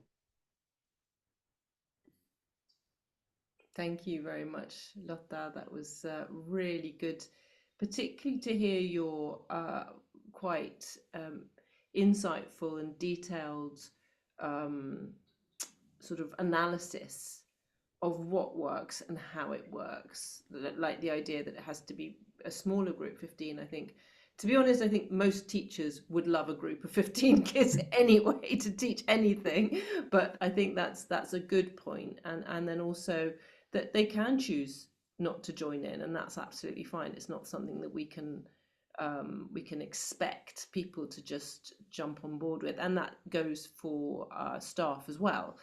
But what I do also, what you also drew from it, which I think is really important, I just want to reiterate, is this idea that it needs to be continuous. on a daily thing. So it's not, oh, this new thing or this new thing, but, and that was something that Jonathan also said earlier, was like, we need it to be continuous, so it becomes normalized. So it's not something that we're, you know, that it's being imposed upon, but it's just not part of the norm. Paul had a little bit of an issue there, so I've been taking over, but I'm happy for Paul. You might have a question now, or if anybody else has any questions, I don't know. To Lotta, because Lotta's in a particular situation where she can influence, you know, a whole school, and also trainees and people who are coming up through. And I think that's important, that Lotta gets what this is about, and understands how it can be applied successfully. I guess the question I always have is what are the barriers? What are the problems to bringing this sort of, because as you say, it's definitely needed. You even with your statistics, you've made a very clear picture of something is needed to support sleep and to support anxiety levels and stress levels, and this fits for you. So why would people not take it on? I think it's an important question. Yes. What do you think? I think that the principals and managers have to be on board. We have to have it from the highest top to make all this it possible to make it possible for teachers to take it to the students.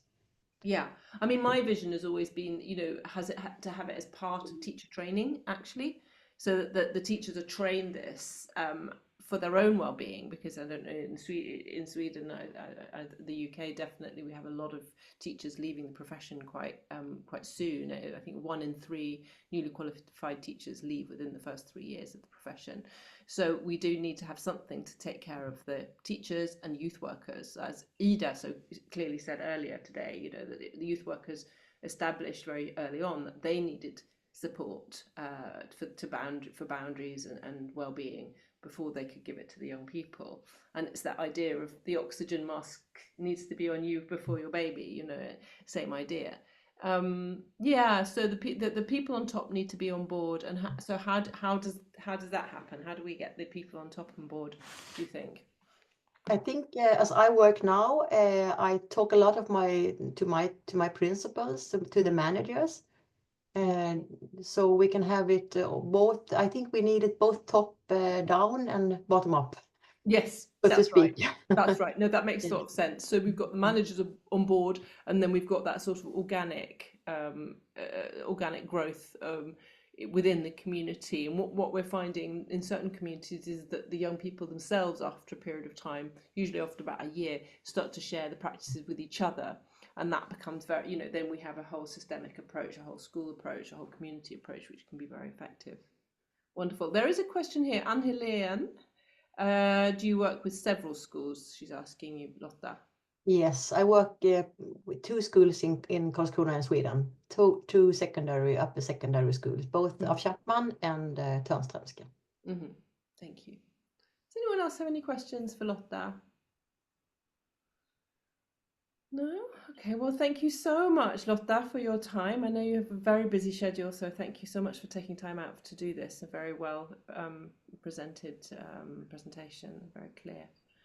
Appreciate it very much. And we're moving on now to Laura Aitchison, who is based in the UK.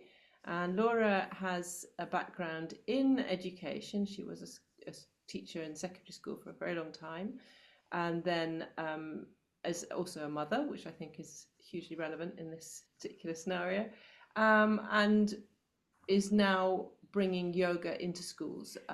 So she would like to speak a little bit about yoga in schools and the place of yoga in schools. Am I right? Would you like to introduce yourself a little bit more? I wasn't prepared because Paul was going to take his computer's not working, so I hadn't prepared my introduction to you, Laura. If you'd like to add anything to that feels relevant, please do.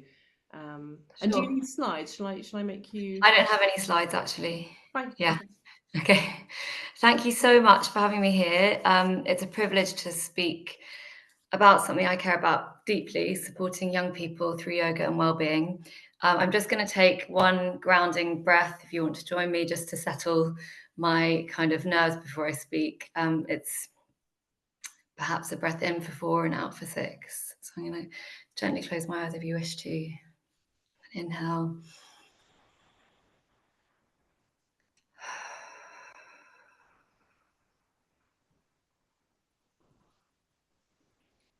So thank you so much to the Ready team, and in particular the Teen Yoga Foundation, and especially to Charlotta, whose work has been a huge inspiration to me over the years. And I've also learned so much listening to all of you over the last 2 days. So thank you so much for your insight and inspiration. It's been incredibly enriching, and I'd love to stay connected and continue to learn alongside you as this work evolves.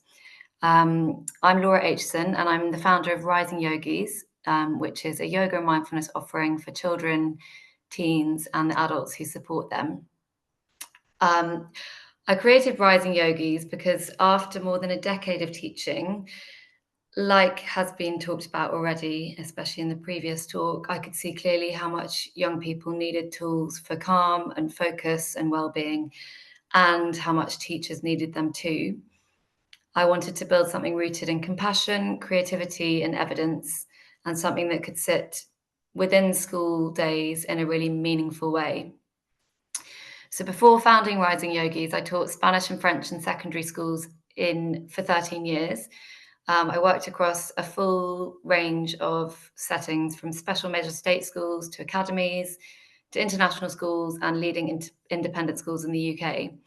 And throughout all of those years, what kept me going was always the young people, their energy, their honesty, their humour, and their capacity for growth. And I absolutely loved working with them.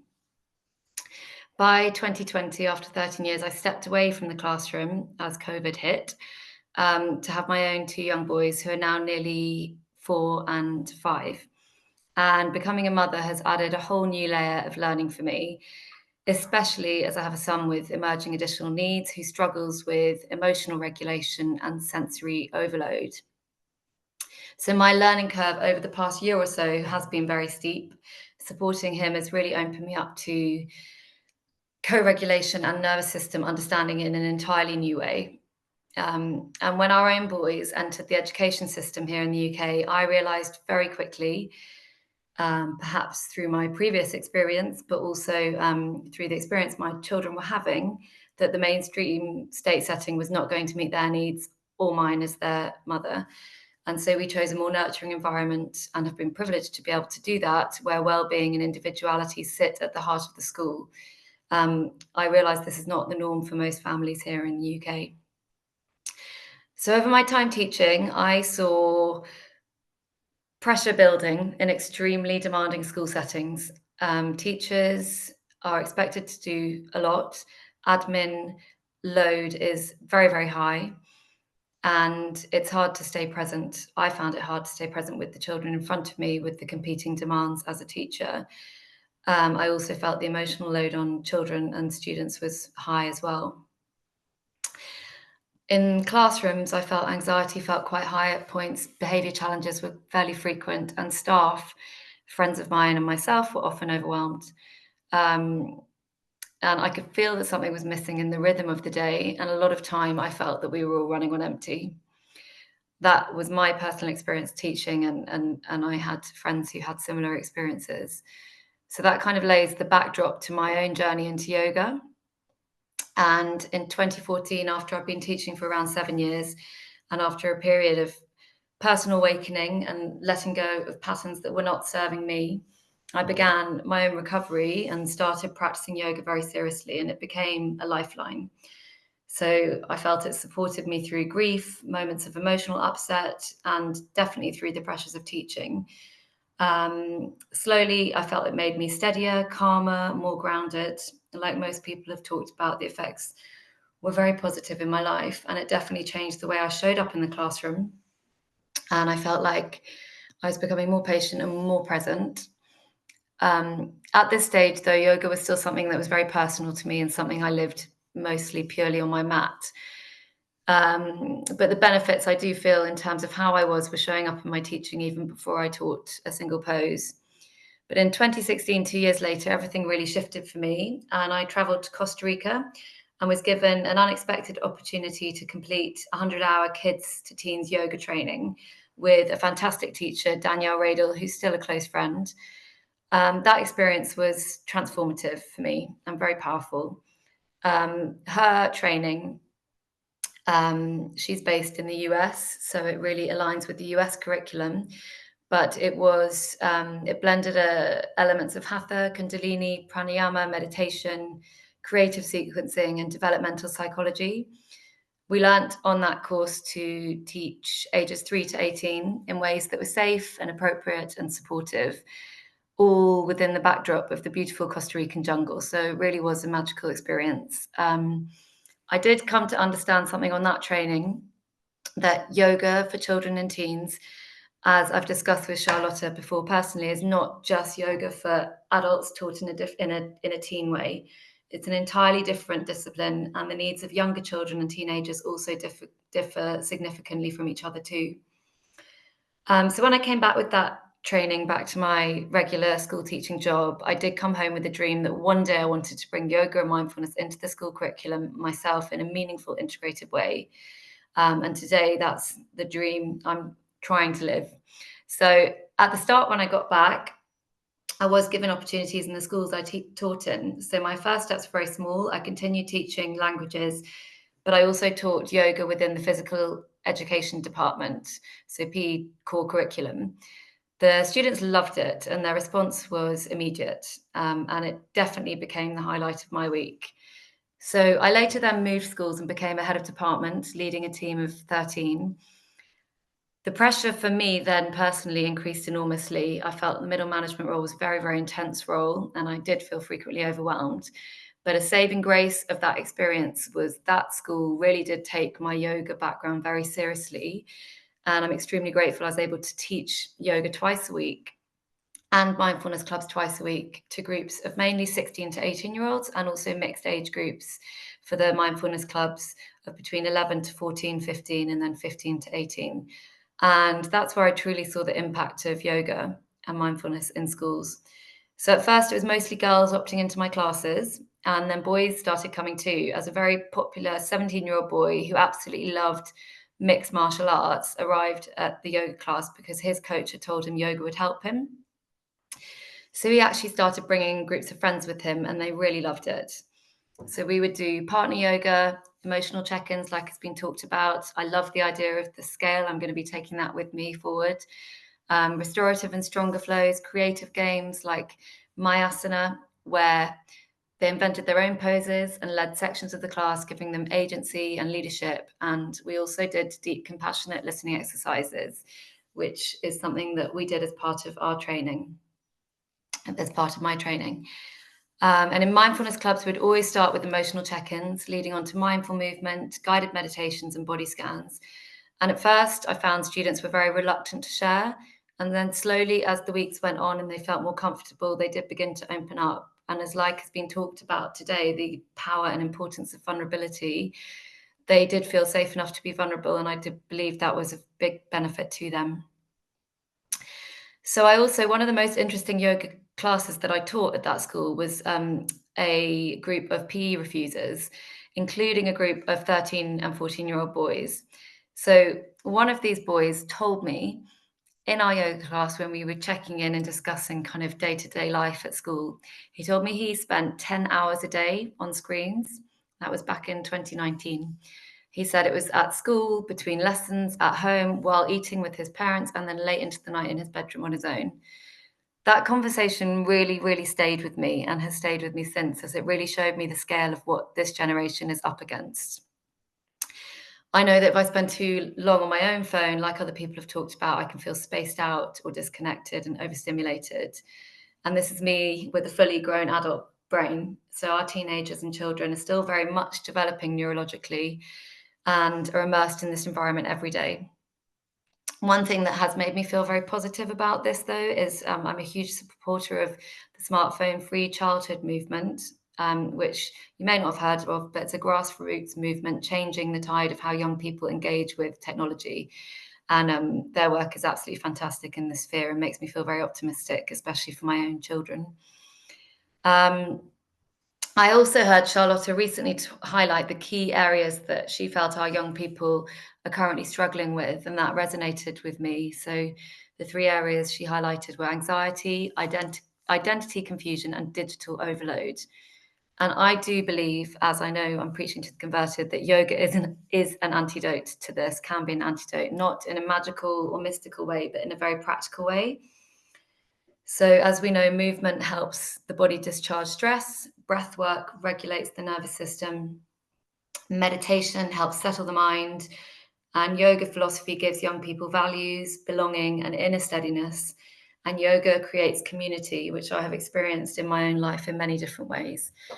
Partner work, circle work, shared breath work, and shared movement all can help young people feel connected and grounded and less alone in a digital world. So in 2018, my school supported me to complete my own adult training. So I did a 200-hour training, and I then began teaching the teachers a weekly class. The reason I started doing this is they had been asking to come to my teen yoga class, as they had heard from the children that it was lovely. I said no to this, as I believed that I was very, very clear that teens deserved their own safe space. And as I mentioned before, yoga for teens is not just an adaptation of adult yoga. But the teachers, we did set up an evening class, and they absolutely loved it. I had a regular, quite small group who would come every week, and they would report the benefits of yoga in the community and unwinding and de-stressing after a tough school day. So that really showed me that clearly a regulated adult can change the entire emotional climate of a classroom. And I think Charlotta mentioned yesterday about Daniel Siegel's research. When teachers are regulated themselves through practices like mindfulness or yoga, students become noticeably more settled and steady. And I think that highlights something essential, that our state as classroom teachers matters. We're the people spending the most time with young people, and they mirror us. So in my own day-to-day teaching, I also just experimentally, I think as head of department, I felt a bit freer to kind of create my own lessons as I wished. So that was the benefit of having my own agency in that area. So I did start bringing in short practices into my lessons in Spanish. So we'd do tiny bursts of yoga, for example, el árbol, la montaña, and the students started asking for it, laughing and having a lot of fun. I really remember a group of 13-year-olds, every day they would come to class saying, can we do Spanish yoga today? So they really did enjoy it. And on the point of laughter, in my kids to teens training, we learnt a wonderful laughter yoga exercise I'm sure a lot of you have done before, where students lie their heads on each other's bellies. One person laughs, and then the whole circle begins to laugh, and it's contagious. Practices like this can be used in physical education lessons, tutor time, wellbeing curriculum lessons, and they really bring connection, joy, and emotional release. So with my own tutor group, so that's the group of children that you're responsible for in a pastoral setting, we would sometimes just include 1 minute of grounding breath to just reset the atmosphere in the room, and that was very effective. And as I think has been shared in this conference already, yoga doesn't need to be for a full hour. Just as my own practice isn't restricted to the mat, but woven into daily micro practices, these can make all the difference. So after I left classroom teaching in COVID to have my first child, I went on to complete a trauma-informed yoga training with Yoga for Humankind in 2020.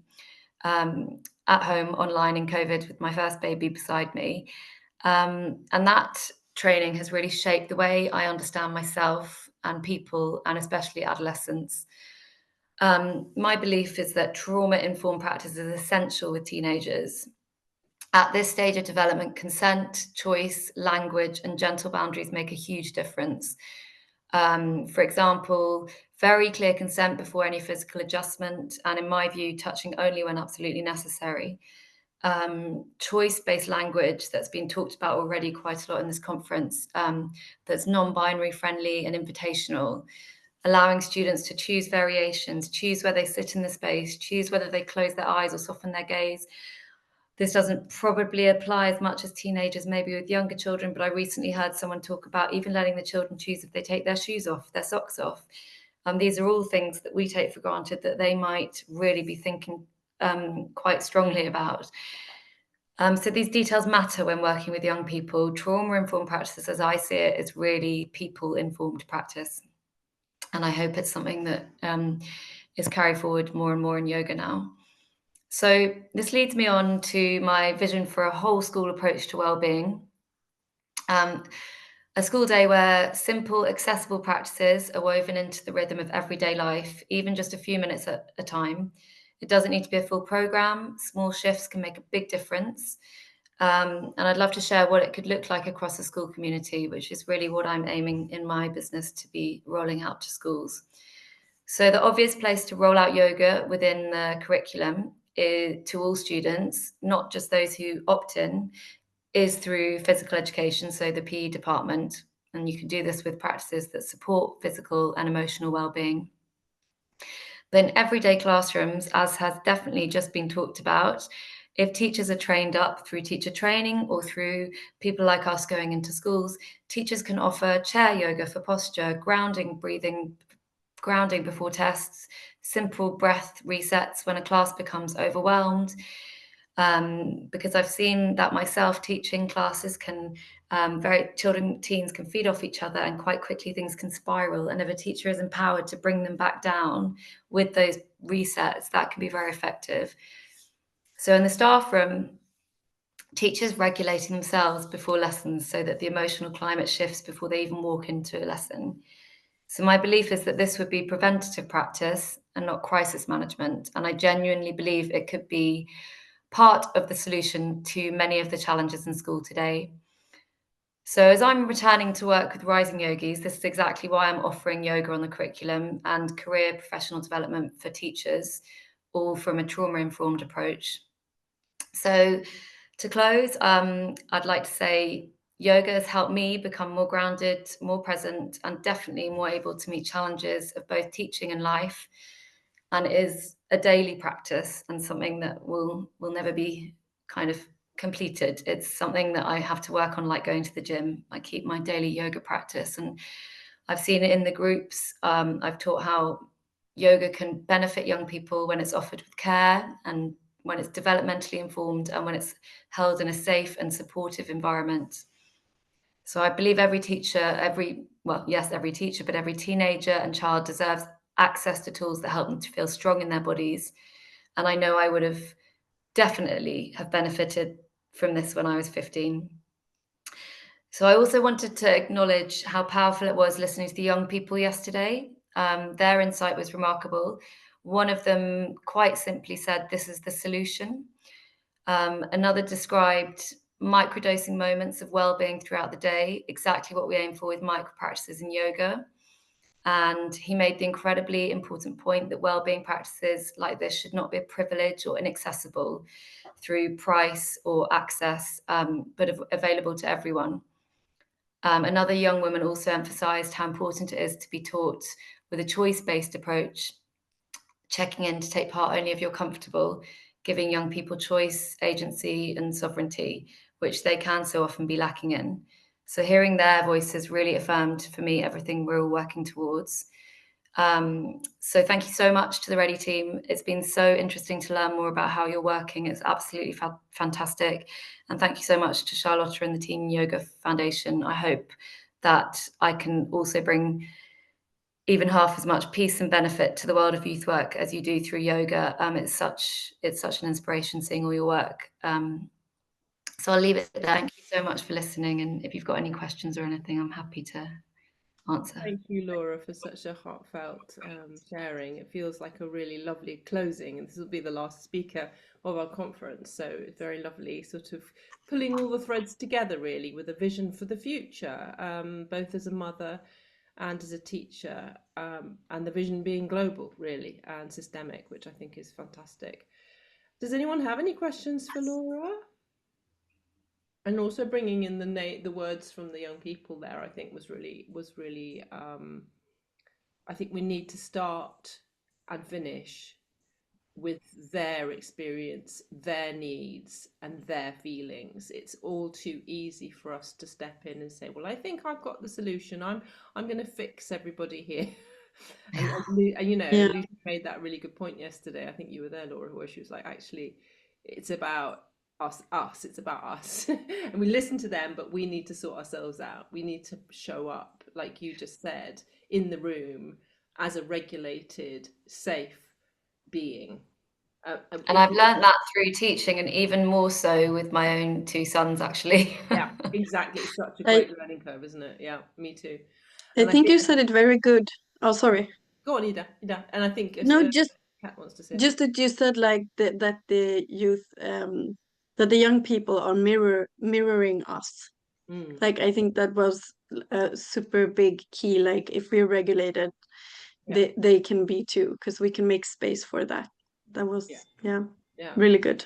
Thank you. And I think that the other thing I would say on that is I think it definitely gives everyone a head start if that's the case. But like I know, for example, with my own son, I try to stand back and detach from his dysregulation, and then I'm the safe space.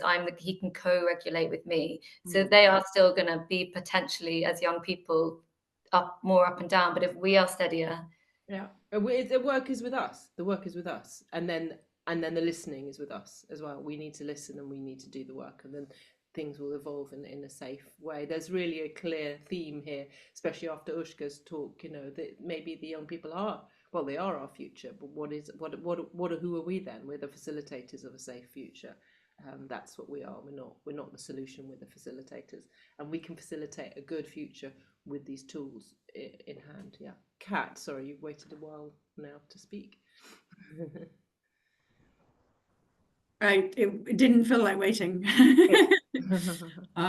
Yeah, I guess I just really want to sort of emphasize again my gratitude for this space and this conference. It's just like the wisdom coming through, everything that everyone's sharing is so powerful. I've sort of been mind blown by inspiration. So yeah, your work and your story is super inspiring, and I suppose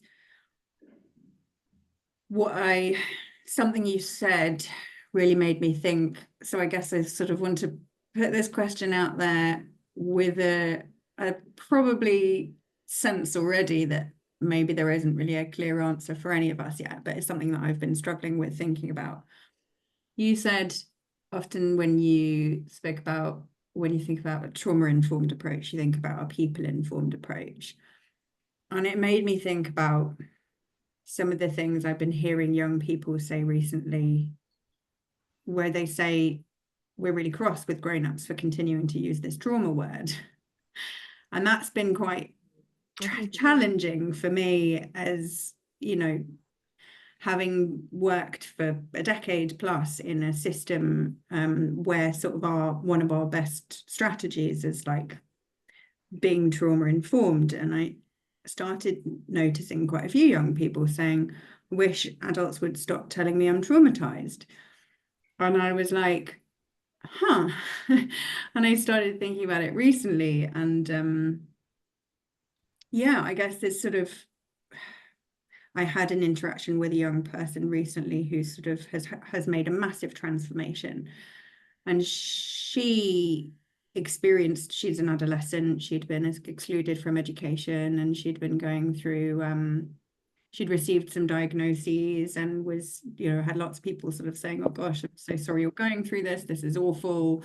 Must be terrible not to be in school and everything. And then I had a conversation with her, and a couple of other people sort of said, well, like, maybe that school wasn't working out for you. Maybe actually your depression and anxiety is like a really like clever thing telling you that actually that maybe something else might be helpful, or maybe some shifts. And within 3 weeks, she'd enrolled in a health and beauty course and was actually saying, oh, I want to go downstairs and I feel really happy again now. I'm really enjoying life, because I realized actually I'm not traumatized.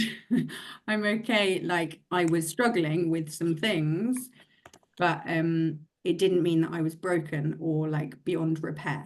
It was like a sense that there was hope, sort of thing. And I've I had think other, you make a really good point. Yeah. so I'm asking a question of like, how do we Yes. as professionals, like, you know, when you said that thing, like it's a person-informed approach, I was like, oh wow, that's genius, you know. This sort of sense that, yeah, I guess how can we keep, I think because the label of trauma informed, although it comes from a really good place, is problematizing young people again, isn't it? It's like, oh, you have a problem and we're in to fix it, right? So that's I think maybe where that's coming from. Well, Laura, over to you. So the way I look at it is, because when I completed my trauma informed training and you think about the word trauma, you're right, it can be very, it's heavy, it's triggering, it's very difficult, it brings so much about with it. But the way I look at it now, because I tried to sum up, to myself, I was thinking, what did I learn from my trauma informed training? What do I understand by it?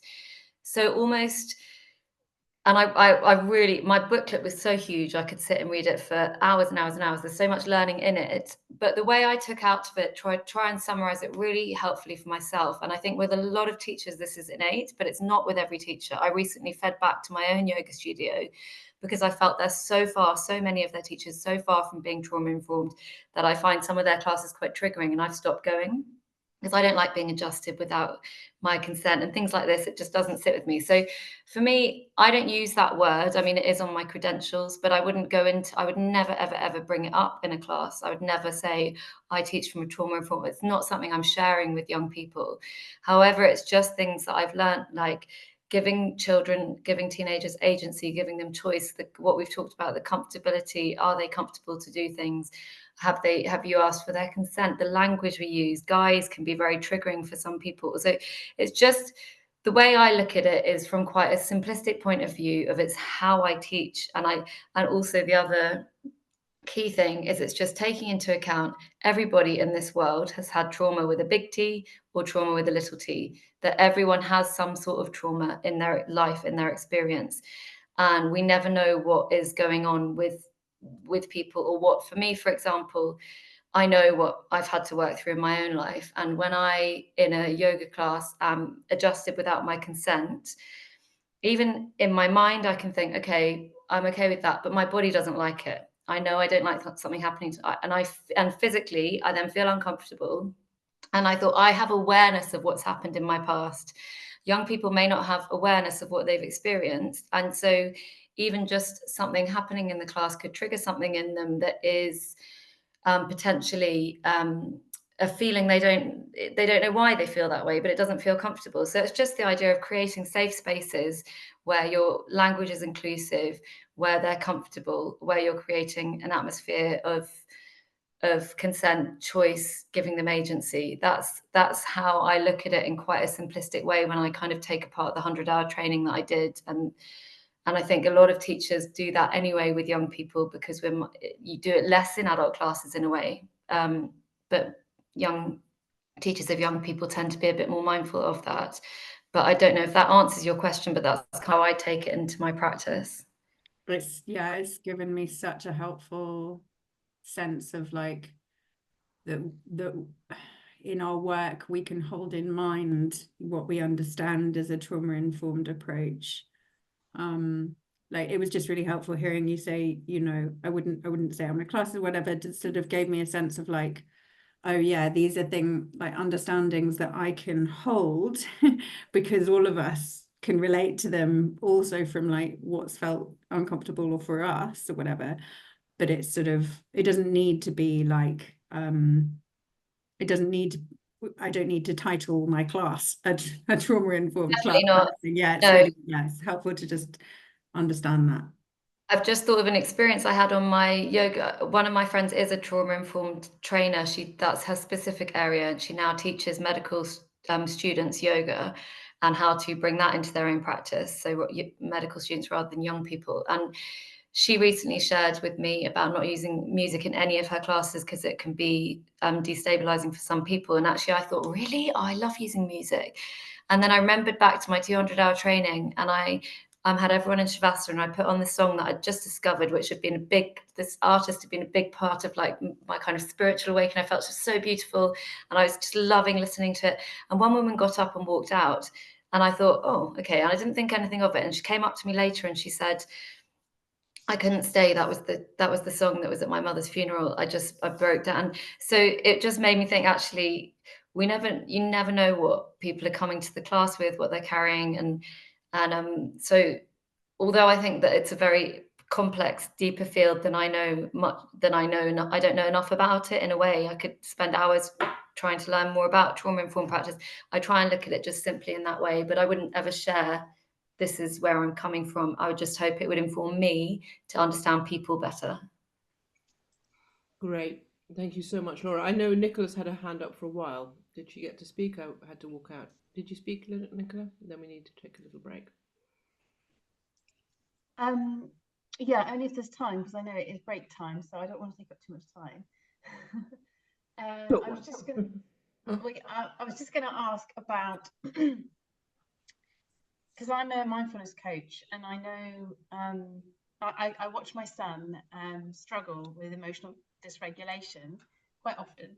So I wanted to ask your opinion on this, because you said that you're a parent, and I can get him to do a body scan every night before bed, which is great. But he will, when he's in his dysregulated moments, he refuses to listen, and he refuses to do the breathing exercises that we've done when he's calm. And I just wondered what your tips are for trying to help your child when you know how beneficial it can be. Yeah, given that you've talked about your own children briefly. Yeah, so this is like very, very much like a very current issue for me as well. And so I am constantly learning, and more than any area of my life, even teaching in like the most stressful schools, it really is where I have to work on my own emotional balance, because I find it's very difficult when your child is, especially my child can become physical, which is what's been happening at nursery. And that's brought up the conversation more and more. And for him, it's always been in an external setting more than at home. But I read something lovely that's really, really helped me. And I'm probably going to say it all wrong, but it's the idea of connection before a kind of any type of anything else. And there is a phrase, and I'll try and remember it and send it to you, but it's the idea of before correction. Yeah, that's it. I was thinking connection before discipline, connection before, and then discipline sounded too hard. Oh yeah, connection before correction. So the holdings, for me, it's we've got many strategies that we try and use. So he knows that we can do a 10, 9, 8, we do a countdown, or all sorts of things. But I'm really realizing at the moment and it happens when, especially when he's triggered, very tired, and it can happen with my other son too. It's not specific to, I think it could be more intense in some children, but I think it's probably all children. And I'm just knowing that actually for one son, he's like, cuddle me, and I have to cuddle him. The other one, and this is harder, he says, stay away from me. I can't go near him. So I have to sit close, and I just try and breathe deeply and let him get it all out. And then the correction, and then the discussion, and then the help. But for me, it's just that, I mean, it boils down, I think what I'm learning at the moment, it boils down to just presence and holding that space. And my instinct from my own maybe childhood is to want to correct it. But actually it's not going to benefit him, especially in a dysregulated place, to be corrected even after it. I think this is exactly what Lucy was talking about yesterday, is being present in each situation and knowing when we're bringing our own shadows into a situation and our own reactions, and what are we bringing into here which is not helpful. Anyway, big conversation. We should probably have a completely different one on parenting. Yeah. But thank you very much, Laura, for bringing everything together. It was lovely that you could be with us yesterday and today, so that you really knew what had been talked about and you could really sort of draw the various strings together. And thank you to all our speakers today and yesterday. It's been a really stimulating, thought-provoking series of discussions. And of course, thank you to the Ready Group for presenting their findings. We're now going to have a little break with Ida giving us a little bit of breathing and yoga, and then maybe some tea and pee break, and then we'll come back to Nick, who will be hosting a panel on the future of Ready and AI. So what has AI, how will AI play a part in our future, in our young people's future? So off you go, Ida. Thank you. Thank you. Okay, so make sure you sit comfortable. And if it feels okay, you can close your eyes. I will guide you and take some breaths. Just follow your inhale, follow your exhale, and notice your pauses. And you breathe through your nose all the time. You inhale through your nose and exhale through your nose. And just be aware what happens in your body when you breathe. And then you can take your arms and stretch them up over your head and put your hands together. And on the exhale, you come to the side, you stretch your side. On the inhale, you come to the middle. On the exhale, you come to the other side. So just follow your breathing a bit and stretch the side of your body.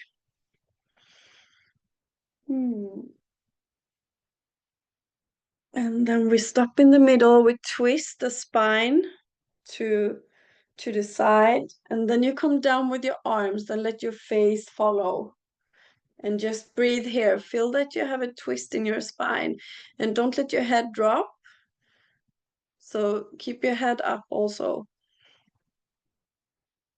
Good. Take a deep breath here, stretch your arms up and come to the other side.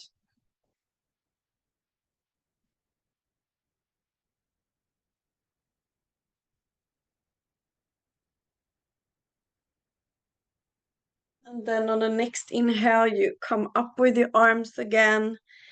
You put your fingers together. And on the exhale, you come from your heart and you push your hands forward. And then you inhale and lift your arms up again.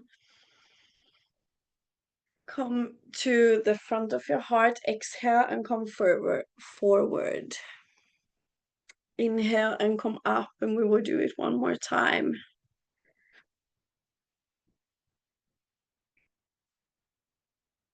And then you let go with your hands.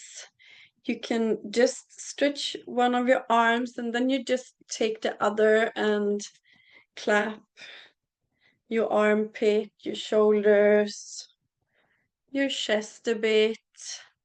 And then you switch side.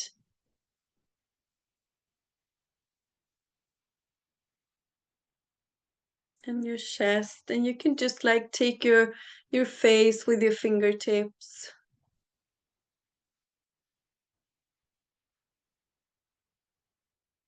And then you can put your left hand on your heart, your right hand over, and just feel what you need right now.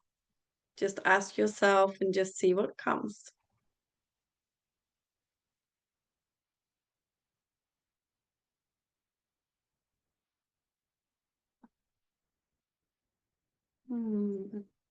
So take a deep breath, and then you come back, open your eyes, and then we take a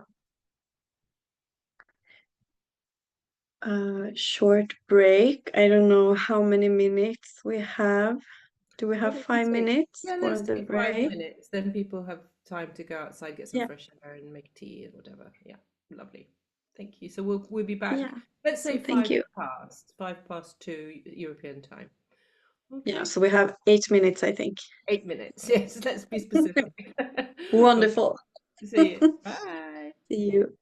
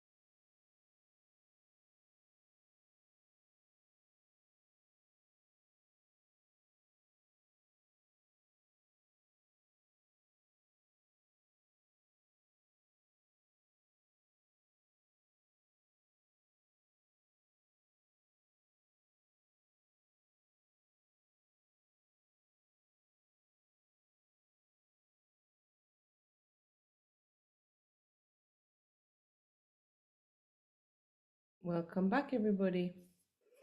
Oh, I've got an avatar now. I need to take that avatar off. AI, introduction to the AI concept. Okay, so welcome back. This is Nick's session. So I'm going to hand over to Nick. I'm actually spotlight you, Nick, and then we can talk about what you're going to do, how this is going to work. Hi there, everyone. We thought that the best way to draw the conference to an end was to look to the future. Earlier today, Laura mentioned something that Charlotte had raised, that digital overload was one of the things that we should pay particular attention to. And obviously, social media have been with us for a long time, but just over the course of this Ready project, we've seen AI, as they call it. It shouldn't be called that, but it is called that. Come and take an incredibly important role in a lot of people's lives, and in ways that we're still trying to work out and understand. So we thought it would be a good idea to finish the last panel on the conference to be around the issue of AI. And we've brought together a number of people. We have Nej from Creation Hub in Slovenia, Urška, who spoke earlier this morning from Tipove. Is that how it's pronounced? I don't know. And we also have some young people from Ireland. Jonathan, are you there? He's just texted me and said they're on their way. They'll be with us in 3 minutes. He had a different Yeah, time. exactly. Thanks, lads. Okay, so we have a group of young people from Ireland who will give us their perspective on the use of AI. And the idea is just to have a conversation about our use of AI, the implications of AI, and perhaps ways that we might reorient our use of AI. So perhaps we could just begin by introducing ourselves. My name's Nick. I work with Nexus in Ireland in the Ready project. I also do education consultancy, and I work at Teen Yoga with Charlotte. I have been using AI for a couple of years, and I use it not very frequently because I find that sometimes it generates more work for me than it saves. I do find it slightly invasive at times in the apps that I use. Nej, could you talk just give a little introduction, who you are and how you use AI?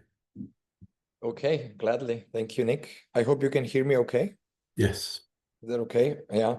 So my name is Nate. I come from an organization called Creation Hub. We are founded in Ljubljana, Slovenia. But currently I am coming to you from Serbia, from this wonderful small town named Sremski Karlovci, from an ecological center, Radulovački. So yeah, I mean, I worked a lot of years as a digital youth worker as well, coordinating a digital youth center on a platform called Discord. And this is how I started to get into this technology-based stuff. And yeah, I use AI almost every day. Try to keep it also minimized, as you said, because it still has some stuff that could be better, but there's also a lot of useful stuff. And if something is useful, especially for youth work, I try to get it, try to figure it out how it works, and then maybe also pass it on so others could widely spread use of the technology we have available, but of course with some restrictions as well and some thoughts. Thanks. Urška, tell us about you. So yeah, hello again. I hope you hear me because now I'm joining from the phone. Like I said before, I'm a youth worker based in Slovenia. I don't use AI daily, but I do think I use it weekly. But mostly in the last years, it's become digital youth work found me. It wasn't like I was searching for it.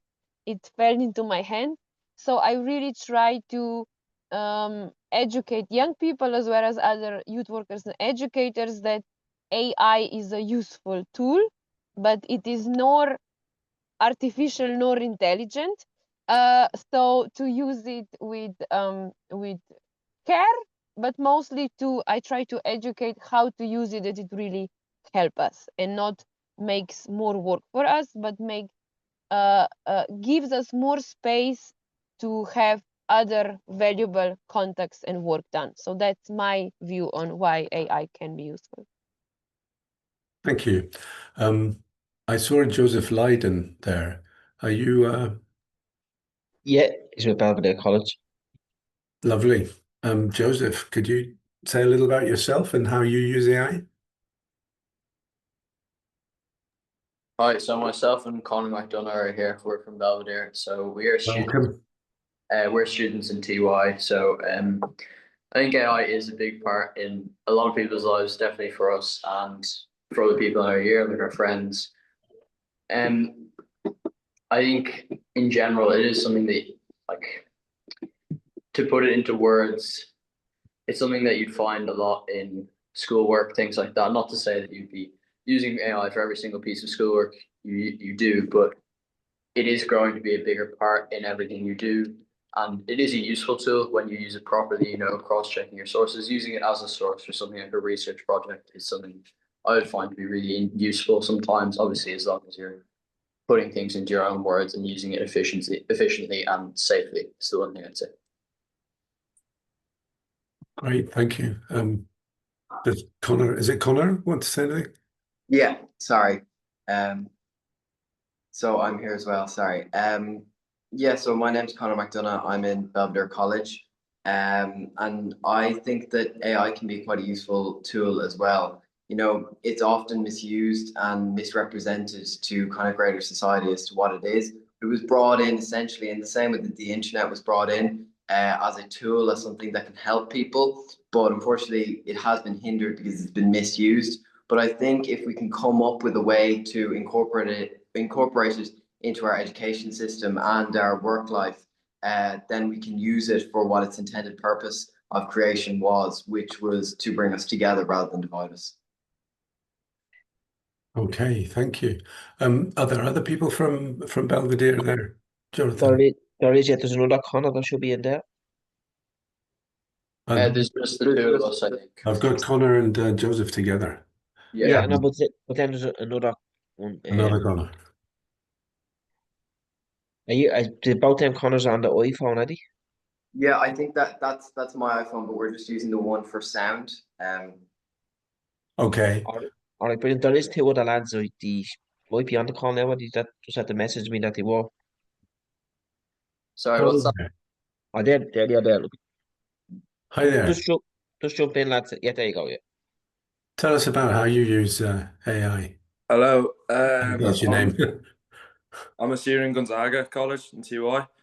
And yeah, as like Joseph and Conor were saying, I think it's a very useful source, like if you're doing projects and stuff like that, as long as you're not like just using AI. So like, for instance, like if I needed to find some information and Google or something wasn't giving it to me, like I can use AI and it'd let me know like all the sources that it came from. And like, I find it very useful, just as long as you're not like overusing it, not using it just to like cheat off, get easy work done. Great, thank you. Is there anyone else, Jonathan, from your group? I don't want to miss anyone. Yeah, no, not that I can see on the screen, but if there is, just jump in. Feel free to jump in. There was two girls that was due to jump in, but he wasn't expecting to come in till 20 past, and I didn't get a hold of them, so I wouldn't imagine they're on this call. Okay. So let's I'd like to move on to you've mentioned some of the positive aspects, all of you, particularly the way that you're using it for research, etc. Could you talk a little bit, each of you, Nage and Urska and Conor and Joseph, and I didn't catch your name there on screen at the present. but you as well. What fears do you have around the use of AI and the way AI is coming into society? Yeah, I'm happy to go ahead there and talk. I think in general, one of the biggest or scariest aspects of AI is the generation. So like, I'm not sure if a lot of you know Sora AI, and the newest models just come out, and it's like incredibly advanced at generating images of basically anything, and it's almost, well, not almost impossible. Like if you knew what you're looking at, but if somebody showed you an AI image versus a real image, it would be difficult to tell because of how advanced it has become now, which I think is pretty terrifying, to be honest, because it is so easy to create any fake content and then just post it, spreading disinformation or misinformation, either or, really dangerous for society as a whole. And I think fake content or fake news can be really damaging to people's beliefs or ideologies, and it can spread division or hatred or anything along those lines. And it is something that definitely should be kept in mind, and something that we need to be aware of, like critical thinking skills. The ability to recognize the difference between AI content or real content is something I think everyone should be able to do to some extent, but currently, say, most people wouldn't be able to. So that is something that I think would be one of the biggest negative aspects of AI. Okay, thanks. Nage, what would you say about that? Yeah, I'd fully agree. Like, even some of my friends, they'd use AI just to make, like, I don't know, a funny image or something like that. But if it gets into like the wrong hands, like, can use to actually like harm people. And like, for instance, I've heard that some people like target older people in this generation to try like scam them.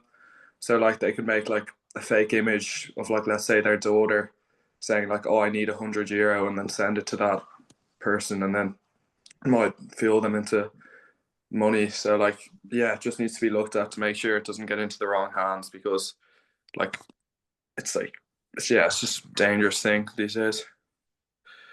Thanks. Ursula, are you there still? Yes, you are. I can see you. Yes, I am. Well, I like what both of you said. I think what to add. I think not to lose. I think learning is a very valuable process, and I like. I do a little introduction before I go into answering. I'm sorry, but in Slovene I have this challenge because in English language, you have both words. You have studying and learning. So studying I associate with these tests and memorizing and so on, and learning I see as something very creative. But in Slovene we have only one word, just learning. But the point of that is that I think learning can be fun, you can be curious, it can be diverse, it can be happening in the sport field, it can be wherever. And my fear, just because this is my area, is that we rely too much on digital tools and AI, and we lose this process of basically discovering new things. But then on the other hand, what I don't know your name, iPhone 207, but what you said, which is that it can just be a useful tool. It can make our learning process easier if then we still stay critical in where we got all the resources, information, and still use them, that it serves and caters to us. I don't know if an answer, but I know Nate maybe has better Yes, answer. Nate, can you? He's my go-to when it's about new trends. Oh, thank you, Urška. Yeah. I mean, what you both boys already mentioned, it's a critical thing, of course. These AI image generators are getting better and better by the day, and this scamming, of course, it's something that we should be aware of.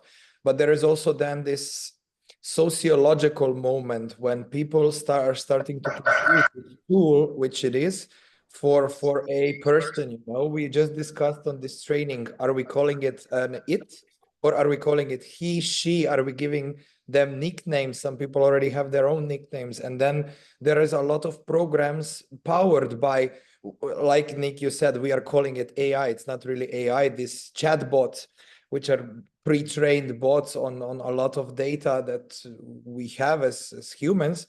and they can replicate certain people. They can replicate boyfriends, girlfriends. So we might be in the process of losing this human touch, but by only communicating with AI. Because, you know, AI can be also programmed to be very nice, always helpful, always there. So, you know, there is also this one aspect. And then there is yeah. Sorry, carry on. Yeah, of course. And then there is that one, while we are talking to these LLM bots, chat bots, and we are uploading and telling them different things, you know, and these are mostly owned by private companies, which are not obligated to protect your info and data. So in order to, you know, now we already learned that you're not supposed to share some data with some providers, but then you're sharing it with, per se, ChatGPT.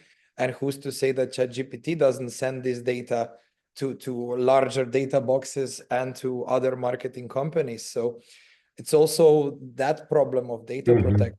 And of course, there's an interesting piece of data that came out in a Nature article a few weeks ago, where they interviewed about 1,000 kids between 13 and 22 in the US, and found that 13% of them were using AI to treat their mental health issues. They were using AI as a therapist. There's also news of kids who have even been led to really drastic situations by talking to AI. On a lighter note, I know of a young girl who broke up with her boyfriend using AI. She got AI to write the "it's not me, it's you," or the other way around, message to send to her boyfriend. Nobody knows if the boyfriend used AI to reply or not. So the question I'd ask is, to what extent can AI play that kind of role? Is that something we should fear, or something that could be helpful in some situations? Perhaps we could start with the boys. Connor, what do you think about that?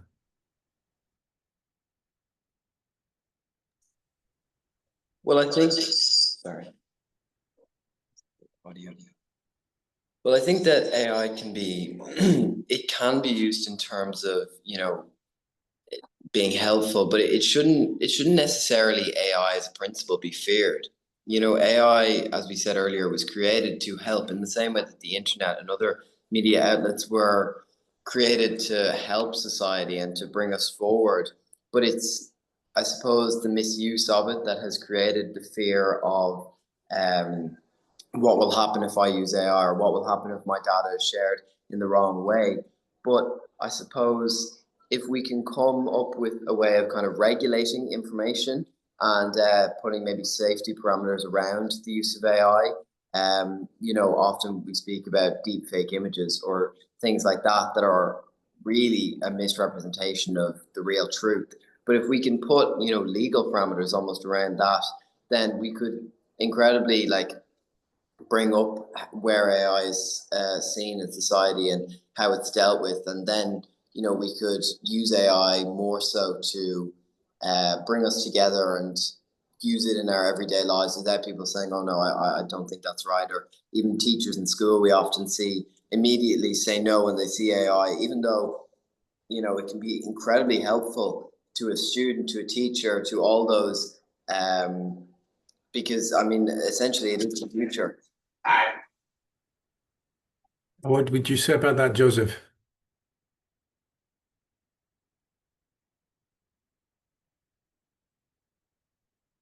Maybe you're on mute. Sorry, iPhone 207. I didn't catch your name at the beginning either. What did you say about that? Nisha. But yeah, to touch on your point, Nick, I feel like we're kind of taking a step away from like human and emotional feelings, as you said, that someone broke up with their boyfriend in that way. I feel like it's not actually genuine, and you're just relying on a robot to write something, which is just a step back in. And I was wondering, I'm not sure if it'd be possible, but if you were to get too emotional with your AI, that it just says like, oh, I'm not going to talk on this topic because it's too personal or something like that. Because I feel like the more you rely on to like a screen, it's not good for anything, to be honest. Great. Urška, what would you say to that? I would say that a lovely thing happened, which is that we have me and Nate, and then we have Joseph, Connor, and Nisha, I but think anyway, it is. Nish, yeah, thank you. So I think adults are more scared of AI than youth is. Also, adults are more scared of thinking it will take away our job or ruin the way how methods we use. I think young people are very intelligent and know how to like all three of the boys said it's a tool. It makes your job easier. It makes it something makes something work faster. But also, you all three both clearly all clearly know that there are limits and there are some danger and so on. So I think maybe sometimes when you talk about AI, it's more teachers and parents who are afraid of it. So again, I agree very much. It has to be regulated. So it's a policy issue, and it will not be solved by me or Nate. But we need to educate this and talk about this. But also, I don't think we need to fear it because like I said, I think in the end of my presentation before, I think with AI is nothing new. It was present here for years and decades. We use it in farming, we use it in health system. It just now came to the masses. So that's why it's new, because everybody has it on its phone. But I think it will also bring back more human connection because if everything can be fake and everything can be artificial, then we'll be looking for that in-person context and going back to the basic in a way. Nate, Completely agree. While there are some deviations, of course, as well, with some people getting lost before with the phones and with the internet. And of course, there is some stuff going to be happening with AI as well. But there is this good point that you mentioned, Nick, being like AI used as a talking companion, or even in some cases as a form of psychotherapy, which has one very big advantage and of course one very big disadvantage in my opinion, because we all know with this accessibility to mental health, especially for young people, and these long waiting lines for the public healthcare system to take care of that, if there is a cheaper alternative in AI, that might be good and it might be helpful for some people. But on the other hand, having you being assessed by a professional person is also very important in this process of your mental health. So yeah, I don't have the answer. Probably none of us do, but you know, let's hope for the best. And yeah, there have been also some cases where AI helped with the wrong stuff. Maybe not even, of course, not even being aware that it did. So that's where maybe this critical thinking and regulations come in place. Yeah. Sorry. And here maybe we bring it back to the role of, yes, parents and us as educators, or whichever role you or I'm sorry, I missed yesterday, so I don't know the introduction, which is to talk about it. So yes, what are the benefits, but also what are the dangers? What are we sending out in the clouds and whatever? So I don't see the chat. I'm sorry, there was some comments. I think, of course, regulation is very, very important. But again, we can play a crucial role as parents, as educators, in talking about these topics with young people. So AI can be, I think during COVID times, it was one of the most used custom chatbot was adolescent psychologists. It was also due to the fact that we were locked in our houses, in our rooms, and we could not get to the professionals. But now if we see the signs, how the behavior change, what some young people are talking about, we can also step in, so that the AI chatbot about being is not the only one that this young person is talking to. So for sure regulation, but also I think talking about it. I'm interested in this issue of parents and generational differences.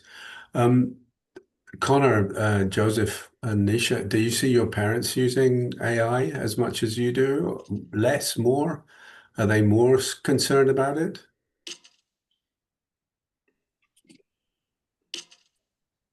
I haven't yet actually, but they are very curious about AI and like how our generation use it. Although I have seen teachers like in class, like when it first came out, when it was like the first section of ChatGPT, some of the teachers were really curious about it. So like we'd ask questions and see like if they were answered correctly, and sometimes they weren't answered correctly. So they, in a sense, I'd say they were trying to show us like not to use AI as it's not a good source. But I haven't yet seen my parents like depend on it as much as other people in my generation would. Can I ask a question, Nick, or do you? Okay, go ahead. Boys, I must say I find your answers so fascinating. You're all three of you incredibly eloquent. I just want to make most of having you here. Is there a time ever when you feel like, gosh, I really need some advice on this topic, and it could be, you know, maybe quite a personal thing that you find difficult to speak to, and you're not sure if there's a person that you could speak to, and so then you turn to AI to ask that question? Has that ever happened to you? Or for me, like I couldn't think of a specific example. I'm sure maybe at some point, you know, like smaller instances. I actually did want to say this here and get the chance. On something Nick was saying about people turning to the use of AI as like a therapist or psychological counseling. I think the fact that that is a reality is interesting. Like it could be a good application. It kind of ties into what you were saying as well. It could be a useful application, but I wouldn't really support that right now, because right now AI cannot replicate human emotions, and it can't assess human emotions to the same level as an actual professional would. And whether it ever will in the future is a different question. But right now, I think it is important to be able to talk to a real person, because that's how you're actually going to get the help you need. It is much better to talk to a real person, I'd say. That's really interesting, Joseph. Thank you so much. Connor, have you ever come across a situation where you feel that AI is only only sort of place that you could go to with a question, that there isn't a human that you could answer that? Well, I think as of now, me specifically, I haven't experienced that. But as you and many of the other people were saying, that, you know, some people do feel in a position where they have nowhere else to turn but to an AI source. And in my opinion, that's more of a reflection of the individual bodies, whether it's you know, for reasons of like concern or anxiety that they have. That's more a reflection on the institution that specifically deals with them, rather than how far AI is.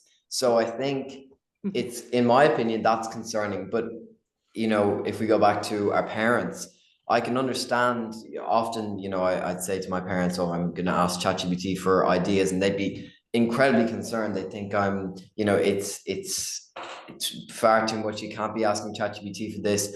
But I can understand that, because, you know, when they grew up in a time where ChatGPT or any of this kind of AI was unfathomable, you know, to see how far it's come now, where people are going and asking ChatGPT about personal decisions, what they should do with their life, whether they should go to the doctor, whether they shouldn't, you know, it's not, in my opinion, that's not a good reflection of where we are as a society. And it's not necessarily a reflection of how good AI is. It's just a reflection of the other bodies. And in my opinion, we should work to aim not to rely on ChatGPT for those kind of issues. And ChatGPT should be strictly for information on everyday stuff, not the bigger things almost.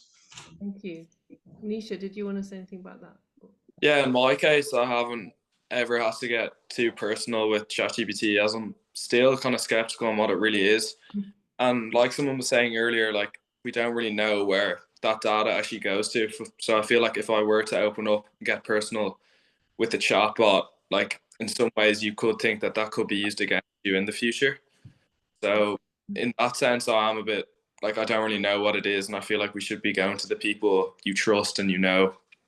But I can imagine people I'd know that would have no other option but to go talk to the chatbot. So yeah, I think that is quite worrying in our society that we can't actually step to anyone. Well, some people can't really feel like they can open up to anyone else, but AI. Thanks very much, Nisha. Thanks, boys. Yeah, have you got anything to comment on that, Oscar or Nij? No, you so eloquently summed up, and it was really nice also to hear all three of you. Maybe a funny thing is, I know I'm keep coming with this, but just yesterday I learned there's this new dating app when you have to pay, I think it's €9 or something, every time you like or match with somebody, and then the app purposefully finds in your agenda the date that both of you are free, and then you need to meet in person without talking on the app. And if one person doesn't show up in person, you get his or her or theirs €9. So there is a dating app developed by young people who are coming away of only being online, but actually bringing us back to meet in person. And actually, you have a monetized penalty if you don't show up.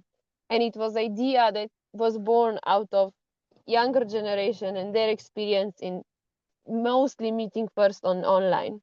So it's really so it's, you know, again, we are looking for communities, for connection, and yeah, just like I think Connor or somebody said, like internet was new, like AI is new, there'll be new things, there'll now be humanoid robots, but doesn't mean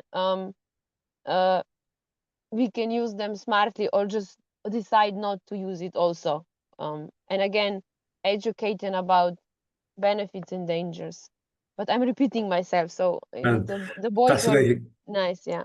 I heard about a similar app that was using basically algorithmic functions to put people together in a room into artificial families. It was to manage a role play, but it was using the AI, so to speak, to bring people together rather than to separate them. And that issue around connection that you mentioned actually a couple of hours ago, which seems to me really interesting.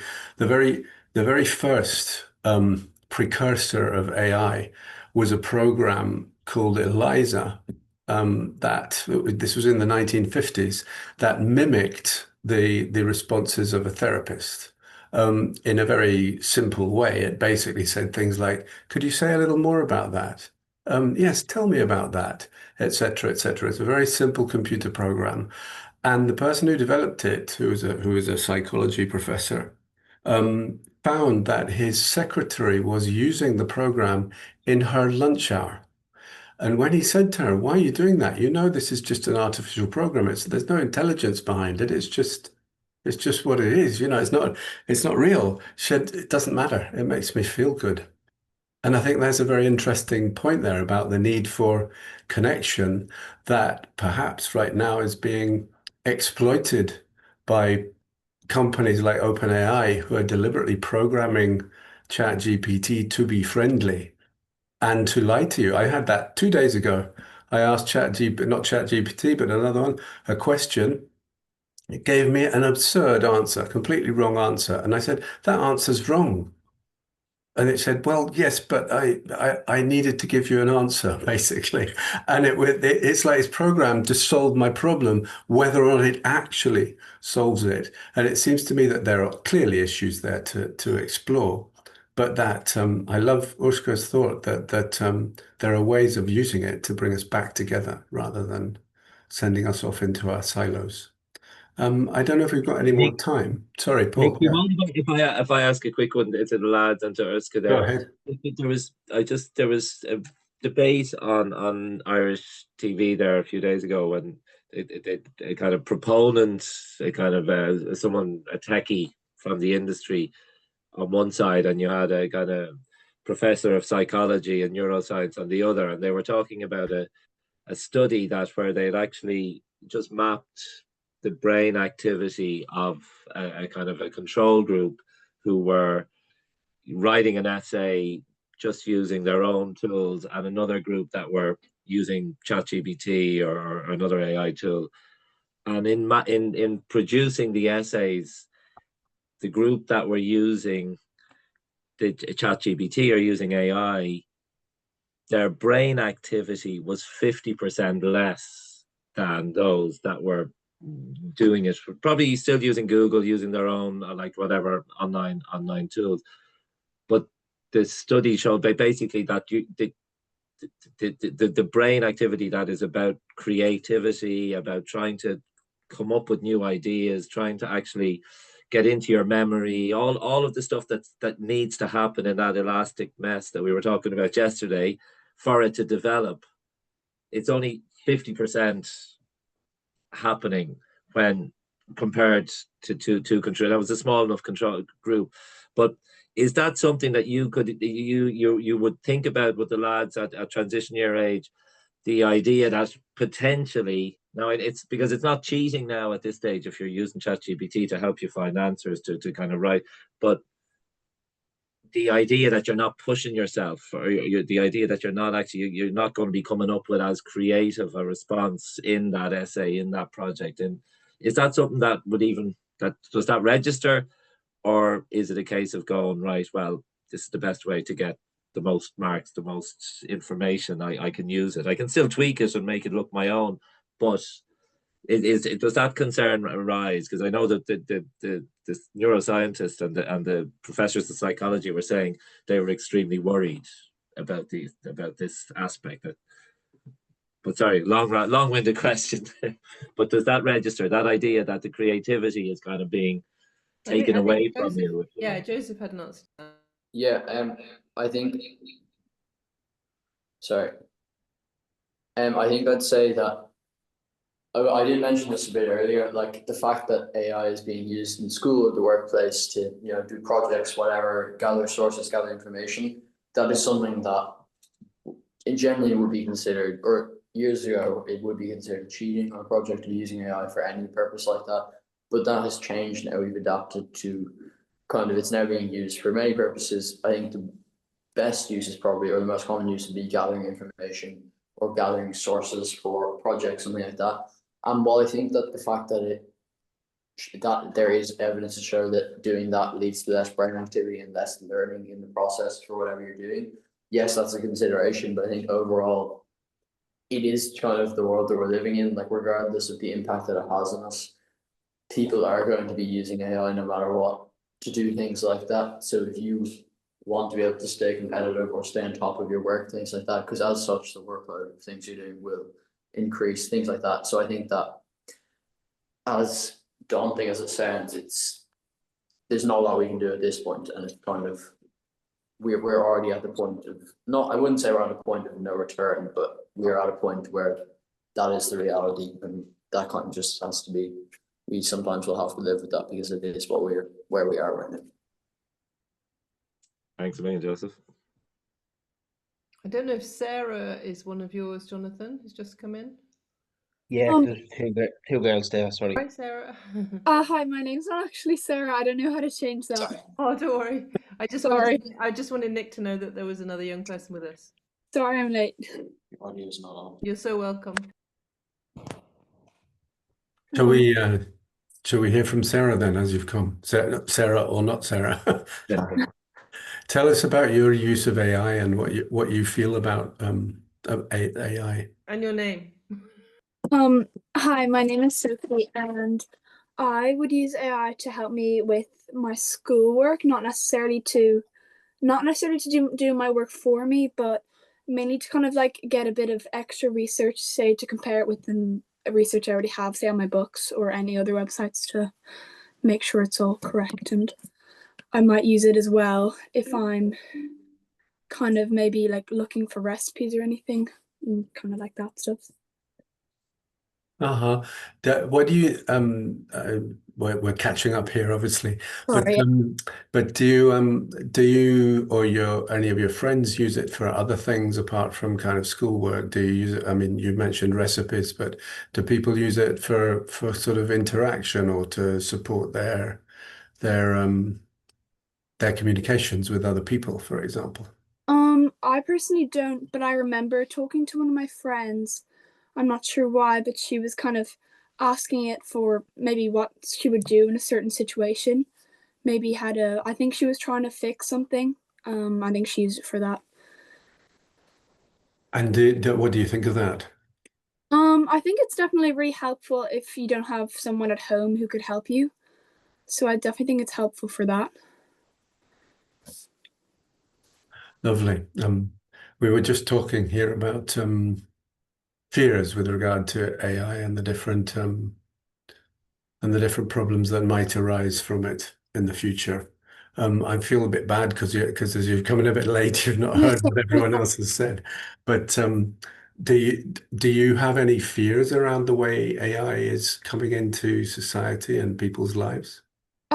Yeah, it definitely is concerning because in the last couple of years, especially, there's been kind of huge development in it. So you would be scared that maybe your job in the future, you might not be needed. You could study for something and then you might not actually get to use your degree. So your work would kind of be wasted. That would be my main fear with AI. Do the boys, do you share that fear? Misha, Joseph, Connor? Yeah.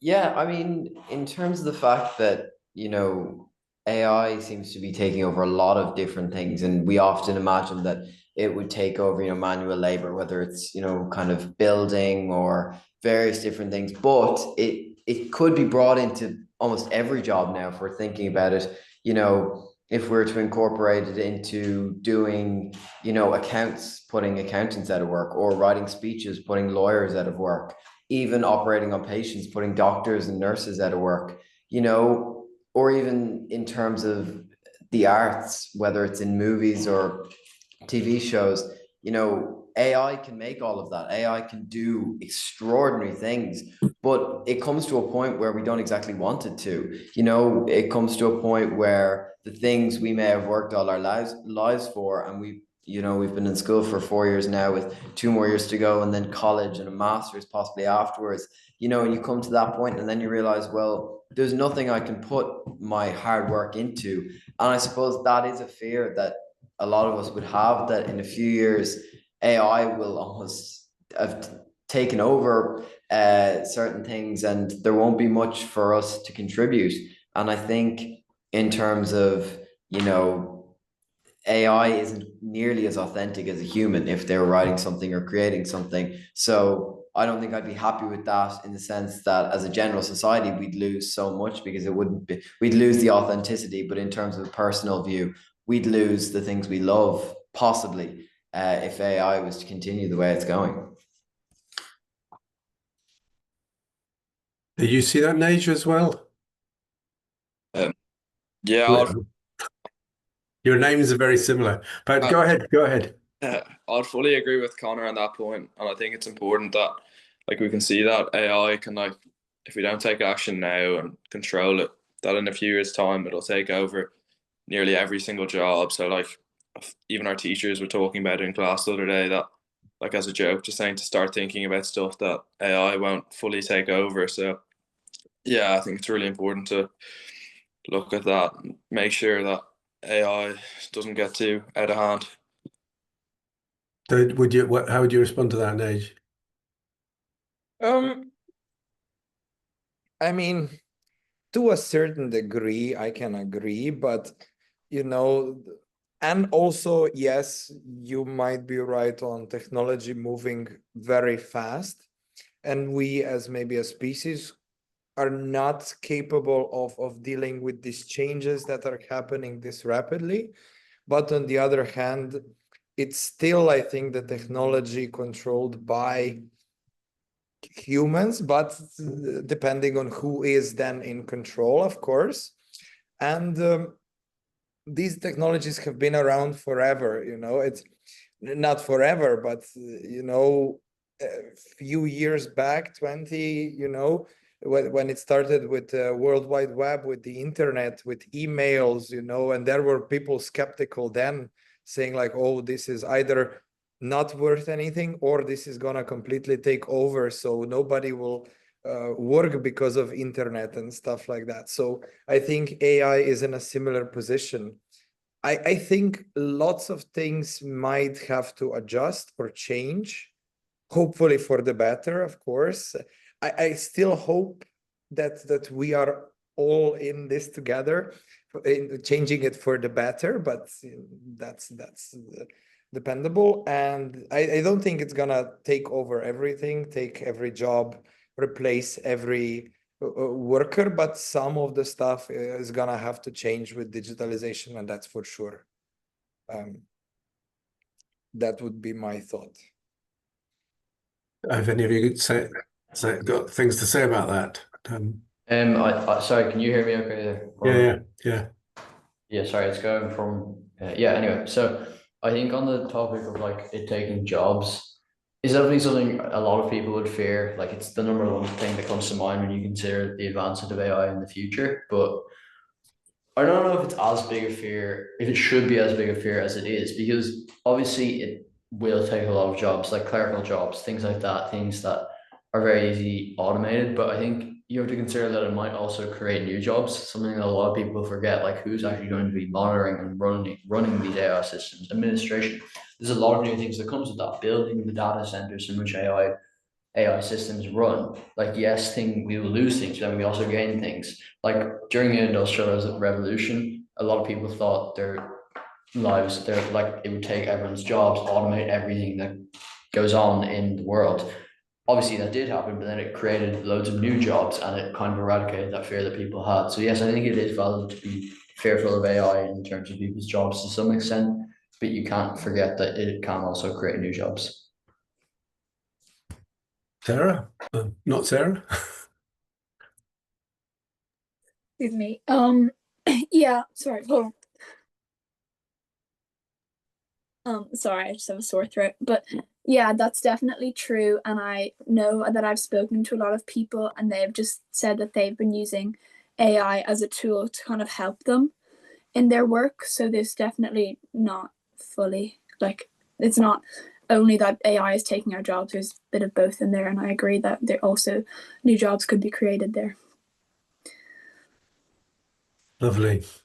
Well, it's right back to Socrates. Socrates didn't like writing. He said it would cause the breakdown of society because people wouldn't be able to remember things anymore.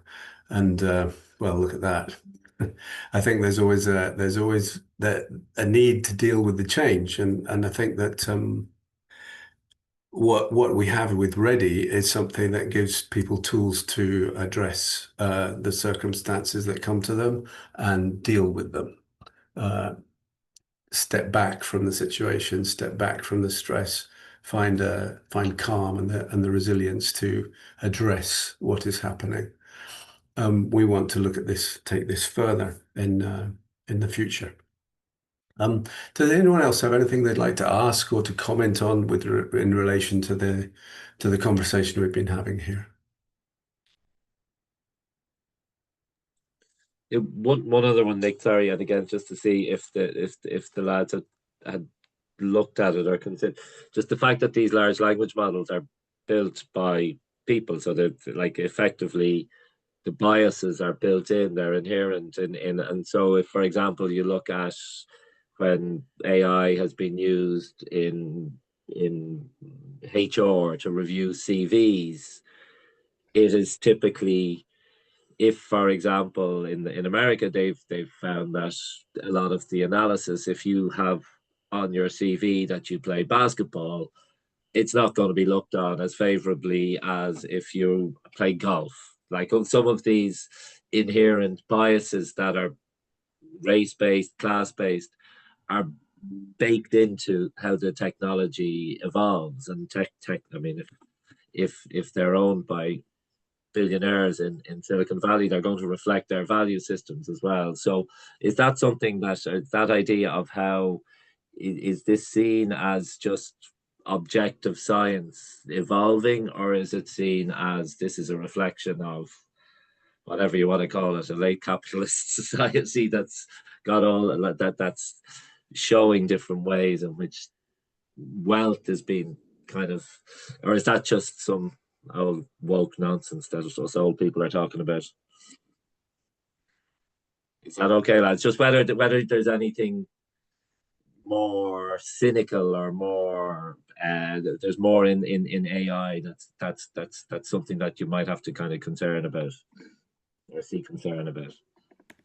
Yeah, sorry, if I were to say something that I think the biases would be like really concerning in AI, as you're saying, like the people making these AI models, wherever they come from. Now, first off, you have to consider that they are coming from likely higher class backgrounds, which is going to inherently create biases in what the AI systems do. But even regardless of where they're being made, all humans have biases, no matter what.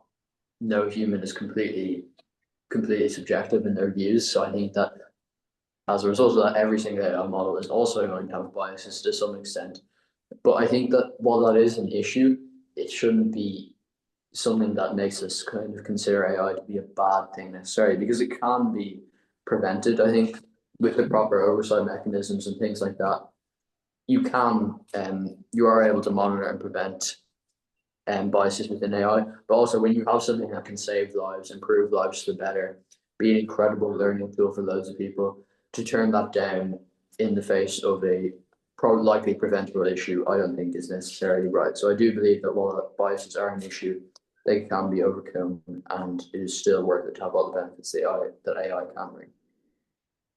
I think it was time to wrap up there, Nick, isn't it? And what a wonderful time. We're coming to the end of our time. Thank you all for coming in and sharing your views about AI. And thank you, Jonathan, as well. And thank you, Nej. Erska has had to carry on her journey. She was joining from her car, but thank you to her as well. And I hope the rest of your training goes well, Nej. And thanks for coming in. So we come to the end of this panel, and with that to the end of the conference. I don't know if Paul or Charlotta wish to say. I'm happy to just wrap up because there's a thought that just come to my head, which brings all these threads together. And I have to say again how important it is that you guys came in on the end there. It was so helpful that 4 of you could speak about this, because it feels like, you know, what you're highlighting for us oldies, fearful oldies, is there's nothing to be afraid of, and that this is a tool like any other tool that we've had in the past, and actually human connection is more important than anything. And that's something that we feel that with this Ready project, that's what we've been trying to sort of drill down into. What does that actually mean? What does that look like?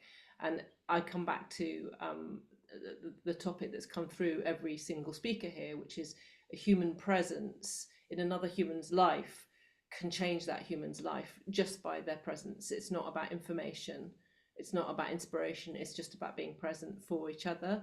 And that feels really hopeful to me. And the boys and is it Sophie? I wanted to get your name right. Yeah. Yeah, it's Sophie. Yeah. Sophie and the boys and Sophie really sort of highlighted that for me and for all of us. I think that we don't need to be afraid. So thank you for patting us on our backs and really sort of giving us a vision for the future. And this is something that we'd like to explore further in a further project, is how we can highlight our humanness in the light of robotics and AI, and where that fits and where we fit in relation to each other and relation to AI. So thank you again to everybody. Thank you to everyone who's arrived and shown up and given their opinion and been involved and engaged. Thank you to all the speakers, and thank you to the whole Ready project. And of course, thank you to the financing of Liagas in Dublin for making this all possible. And I think we'll finish there. Yeah. Is that Paul? Did you want to say anything, or we're good? No, I think that's brilliant, Charlotte. What we'll be in touch with everybody, and lads, if you feel like getting kind of the notes from the last 2 days of us like talking about lots of different issues around youth and well-being and mindfulness, we can send it all on to you. I'm sure Jonathan probably has contact details, whether email address or something, but we'll be sending out all of the if you like, the proceedings, the PowerPoints, the slides. We'll put it all together into like a Dropbox link or something like that, and we'll send it all out to everybody. We'll probably include that in that, like maybe a very short little survey just to get any feedback, but it'll be short and it'll be sweet. So we'll send something out. We were going to do it today, but I think we've had a busy 2 days, and for all of us that have been there for the last 2 days, thanks so much again, as Charlotte said. Thanks to everybody for their input and for their participation, and thanks to the lads there at the end there for actually having the voice of youth come along and then chat to us at the end. And just to highlight that there is a document that we've all created together called the Toolkit, which is a summary of everything we've done with youth workers and schools across Europe, and it's free for anybody to access and use. So we will be sending that to you. Please feel free to send that on, because that makes us feel that the work that we've done over the last 2 years has been valuable. If as many people as possible can have access to that toolkit and use it as and when they feel it's appropriate. So thank you very much. Goodbye. Thank you.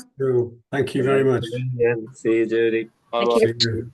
Straight back to class now. Straight back to class.